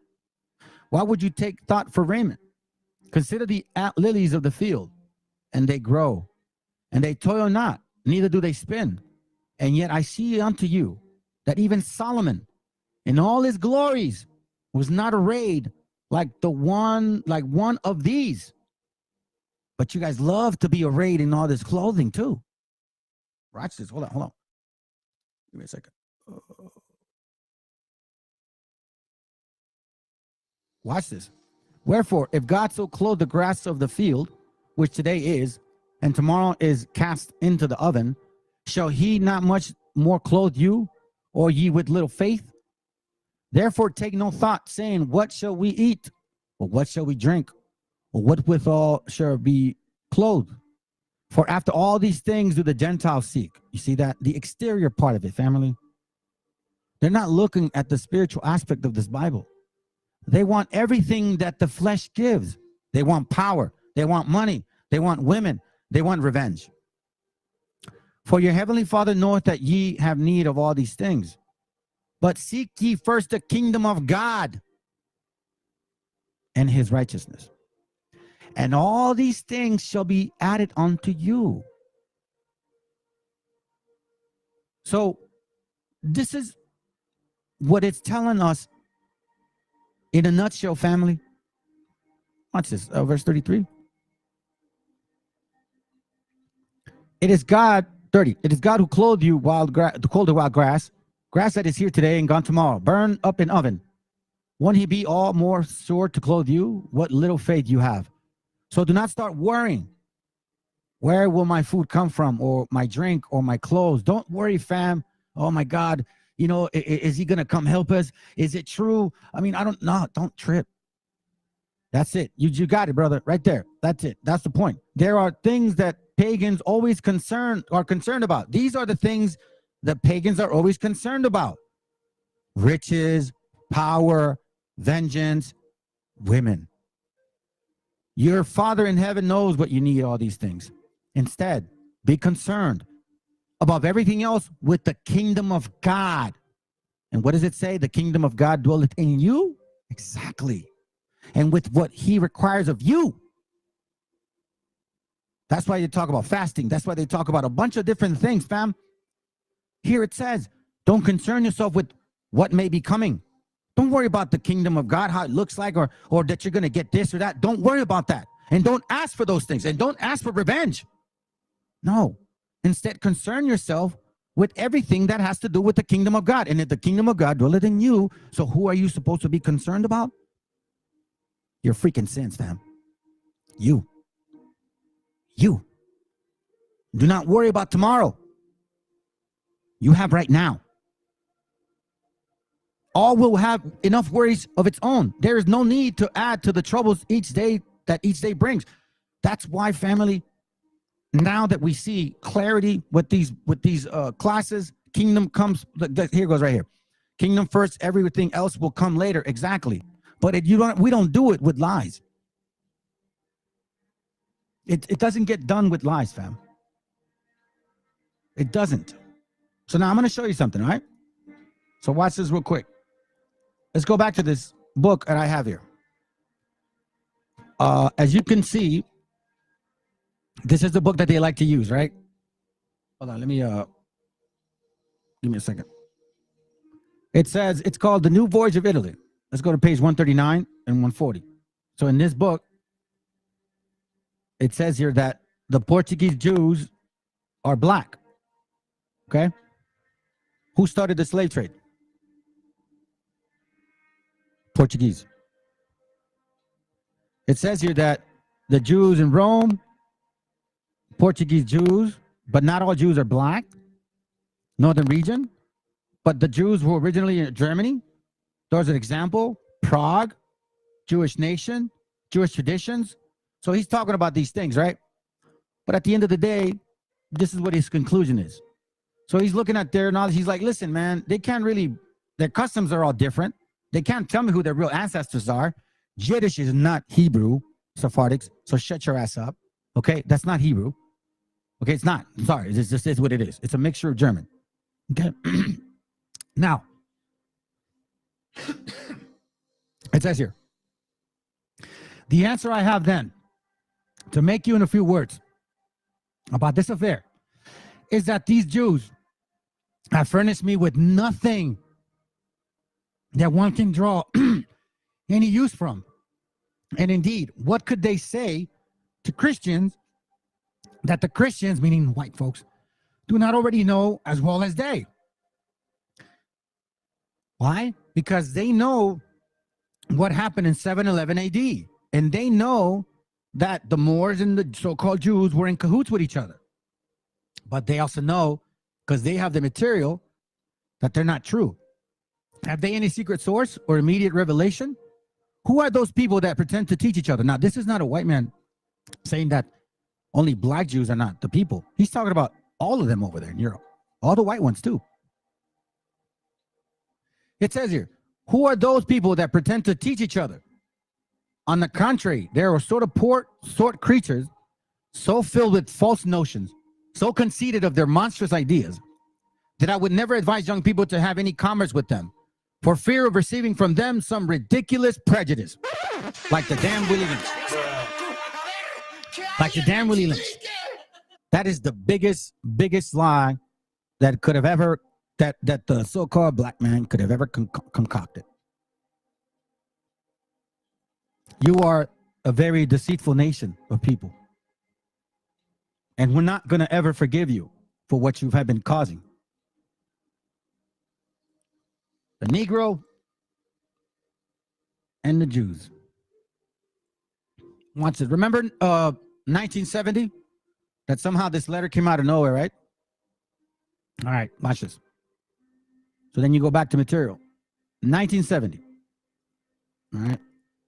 This is a book called, and I ordered it, family. It's expensive. The Negroes and the Jews. Watch this.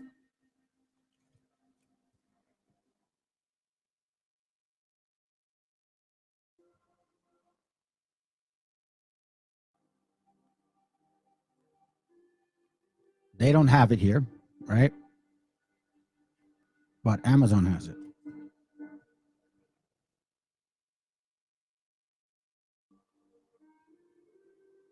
$750.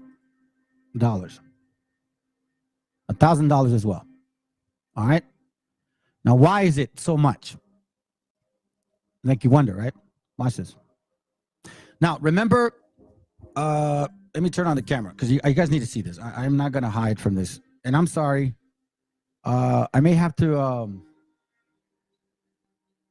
let's see. Could I do it? I'll do it next time. I'll change my camera. I have another one that lasts longer. It's just cheaper. Remember how it says that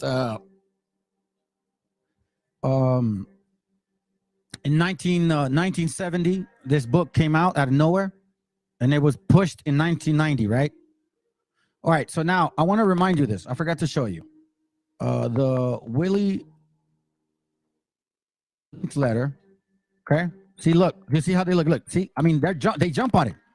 Look at that. Black myth, Willie Lynch is real. The Willie Lynch letter is real, okay? You see that? Everybody, you BHIs, every single one of you. Oh, pobrecitos mentirosos. So now, what's the origin of this? Who funded this movie? Oh, no, here it goes. Sorry. The Great Debaters. Who funded this movie? None other than Todd Black, white Jew, Katie Ford, white Jew, Joey Roth, white Jew, Oprah Winfrey, black Jew. And all of these people, Jew, black, Jew, black, Jew, black. The movie made $30 million in 2007, which is a lot more now. Do you realize that this new movie that came out, Sounds of Freedom, didn't sell more than 30 million regarding our children being kidnapped and sent in slave trade? Yeah, I don't give a shit about Hispanics, man. You guys are the devil of the Bible. Straight up. Straight up. So now watch this. Okay? Where you at? Where you at? Okay? So now, I'm going to show you this. So we open this book. Let's read it up. It is a so-called Jewish lady. Watch this. The historic alliance of two groups since the 1800s. You see that? Since the 1800s. Their struggle for equality with other Americans. Their struggle for equality with other Americans and of the hostility that has grown between them in the last decade. Okay? Watch this. Let me see something. Yep. Is it? Nope. Okay, here it goes. Right there. Watch. Watch what it says here. The Negroes and the Jews. Lenora E. Burson. In this fascinating survey of the alliance between the Negroes and the Jews. So watch this real quick. Alliance. You see, Nate, you cannot escape me, bro. You messing with Joshua. You are a demon. Watch this. Listen to what he says.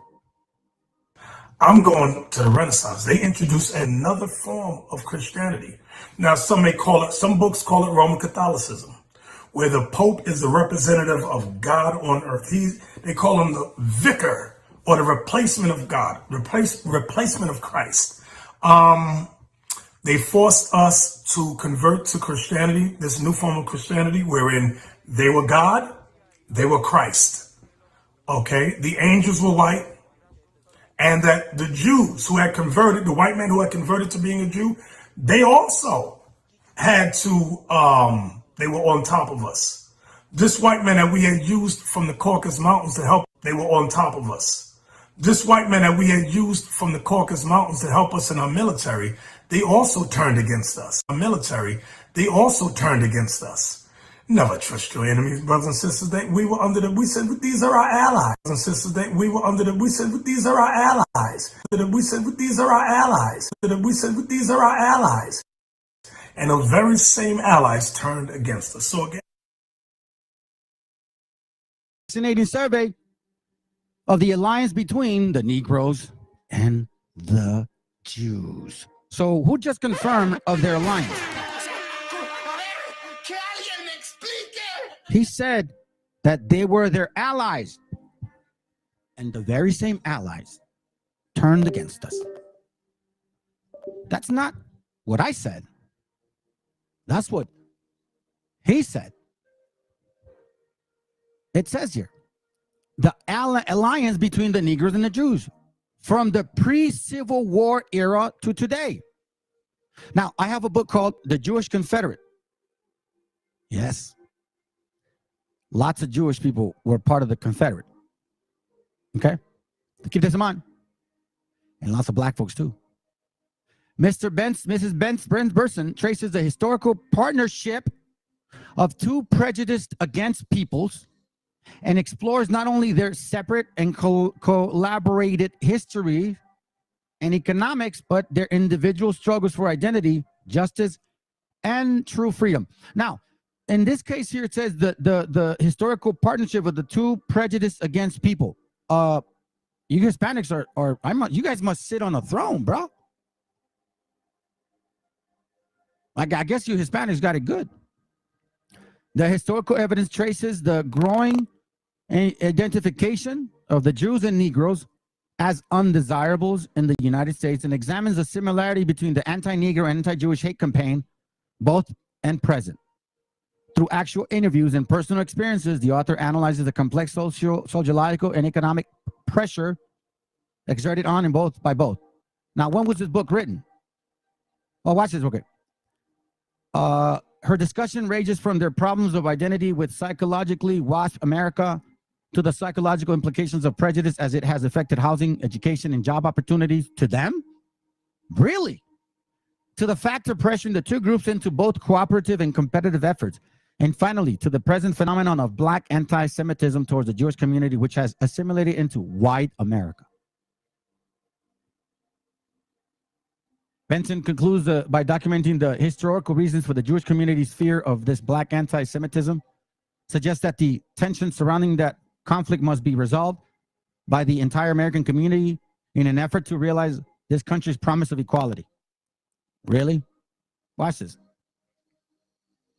This book is expensive for a reason, fam. And it's on its way. To the Memory of My Father. Book was written in 1971. When did the Willie Lynch letter show up? 1970. When was it loaded in the server, Gopher server? 1990. All of a sudden, it's found in the website. Who has power to do this? Them, the white, fake Jews, right? Who pushed the movie, The Great Debates? Who funded that movie? Who were the producers? Who were the writers of that movie? Because you had to have writers, editors. You had to have scholars, people that actually found out about this thing. You had to have spoken with that professor or his family. So now you lied on the professor. You lied on Harvard.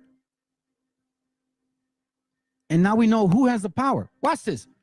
I find it so interesting that in the same book it says here, 2 nations are in thy wombs, and 2 people shall be separated from thy vows, and the one shall be stronger than the other people, and the elder shall serve the younger. Genesis 25:23. Do you know, all One West runs to this to show who the white man is. So what they're kind of saying is that they're the white, that they're Jacob, and the white man is Esau. You see, these fake Jews act like they're not white. They're white people too. You're just a different tribe. That's it. You guys are the true Khazars. And it's very clear. It's true that you guys are converts. It's clear. It don't matter to me. If you guys want to keep the laws, fine, keep the laws. And you black folks too. If you want to keep the laws, keep the laws. But what you're doing is you are a manifestation. You are literally this right here. Now I know it's you. Revelation 2:9. I know thy works in tribulation and poverty, but thou art rich. Because see, our people are going through tribulation and poverty till this very day. 2 million children disappear in the Americas every year. Slavery is going on right now. While black people are destroying stores claiming that Willie Lynch did it. I know the blasphemy of them, but thou art rich, and I know the blasphemy of them which say they are Jews and are not, but are the synagogues of Satan. I always ask, why is there 2 verses right next to each other exactly the same? They could never answer me. Oh, it's because different churches. Well, why don't you just say one message? Revelation 3:9. Behold, I will make them of the synagogue of Satan, which say they are Jews and are not, but do lie. Willie Lynch. So who's verse 3 and 9? Canaanites. Behold, I will make them come and worship before thy feet to know that I have loved thee. Why? Because they put the other nations at their feet to claim that they're the people. This is you, Canaan, right here. Nate, kiss my boots, baby. Nah, I'm kidding, man. You don't deserve it. My boots don't deserve that treatment. You're on the way on the bottom. You're not even getting a job. Well, it's not that you would keep it anyways. Yeah, I don't like to work. It's just facts. Just facts. So you guys had an alliance, huh? Watch this, family.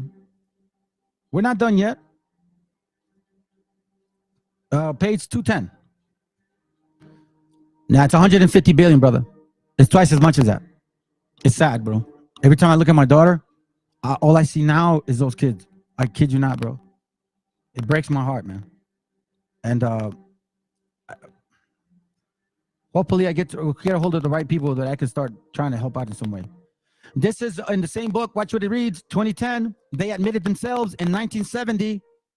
This is how they helped you guys. They created the Will and Lynch letter and used you guys to push it. That's what happened. The white Jew, fake one, created this letter and gave it to the black Jew, the fake one. They keep doing it. They're the movie directors. They're the musicians. They're the producers. And you guys are the puppets. Black Jewish congregations are made up of Caribbean island Negroes who are descendants of miscegenation, marriages between Sephardic Jews and blacks.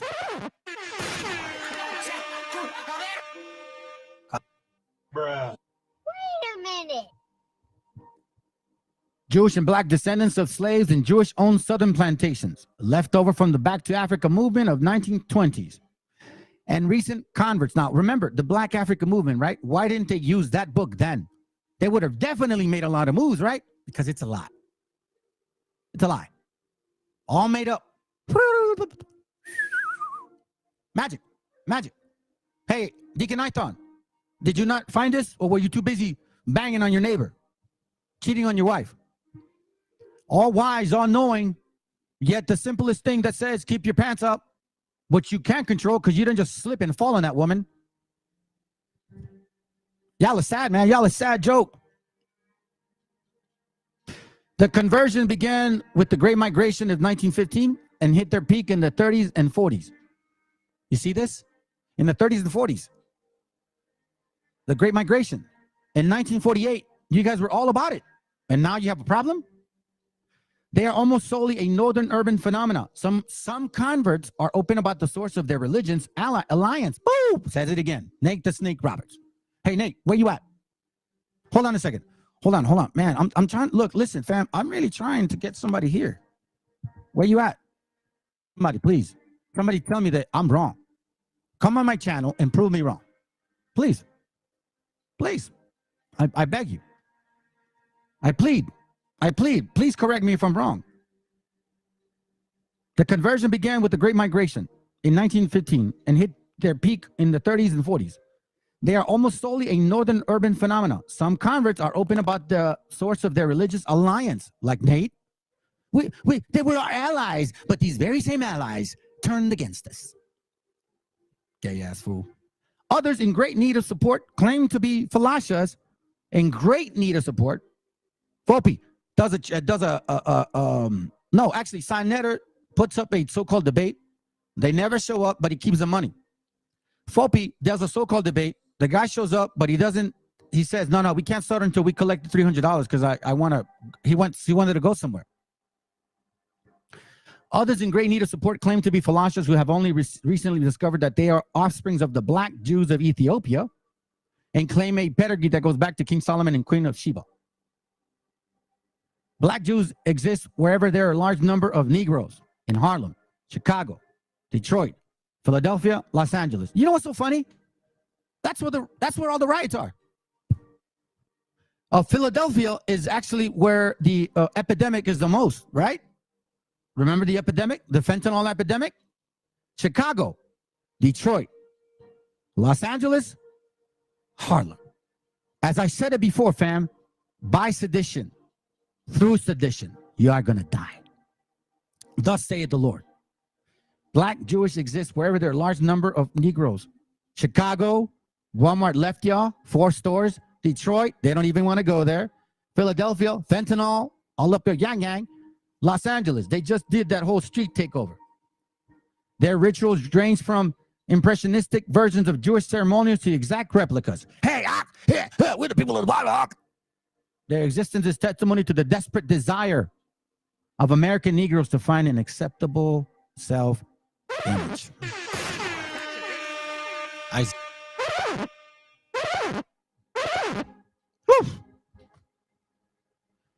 It's getting hot in here. It's getting hot in here, man. Watch this. Debunking the Black Hebrew Israelites, Part 3. What is the synagogue of Satan?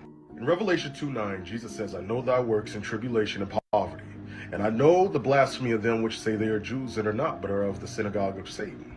Jesus essentially says the same thing in Revelation 3:9. Before making conclusions, you have to understand the context. The book of Revelation was written in 95 AD or around that time by the Apostle John.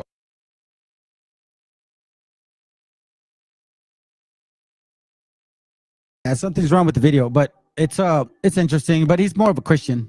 You know what I'm saying? He's more of a Christian. He's more of a Christian. Now I want to. I'm basically almost done, but I am going to stick around. All right. I want to chat with you guys. If everyone's going to come on board. I want to present something because I think we've done enough to show you guys. You see, and here's the Willie Lynch, right? So all right, fam. So I'm gonna cut it now. All right. Hope it was edifying. Again, this was just something for people that are new to the channel. Other than that, let me kind of get to this point here over here real quick. Give me a second. Let me just show you the end of this video, and then that'll be it.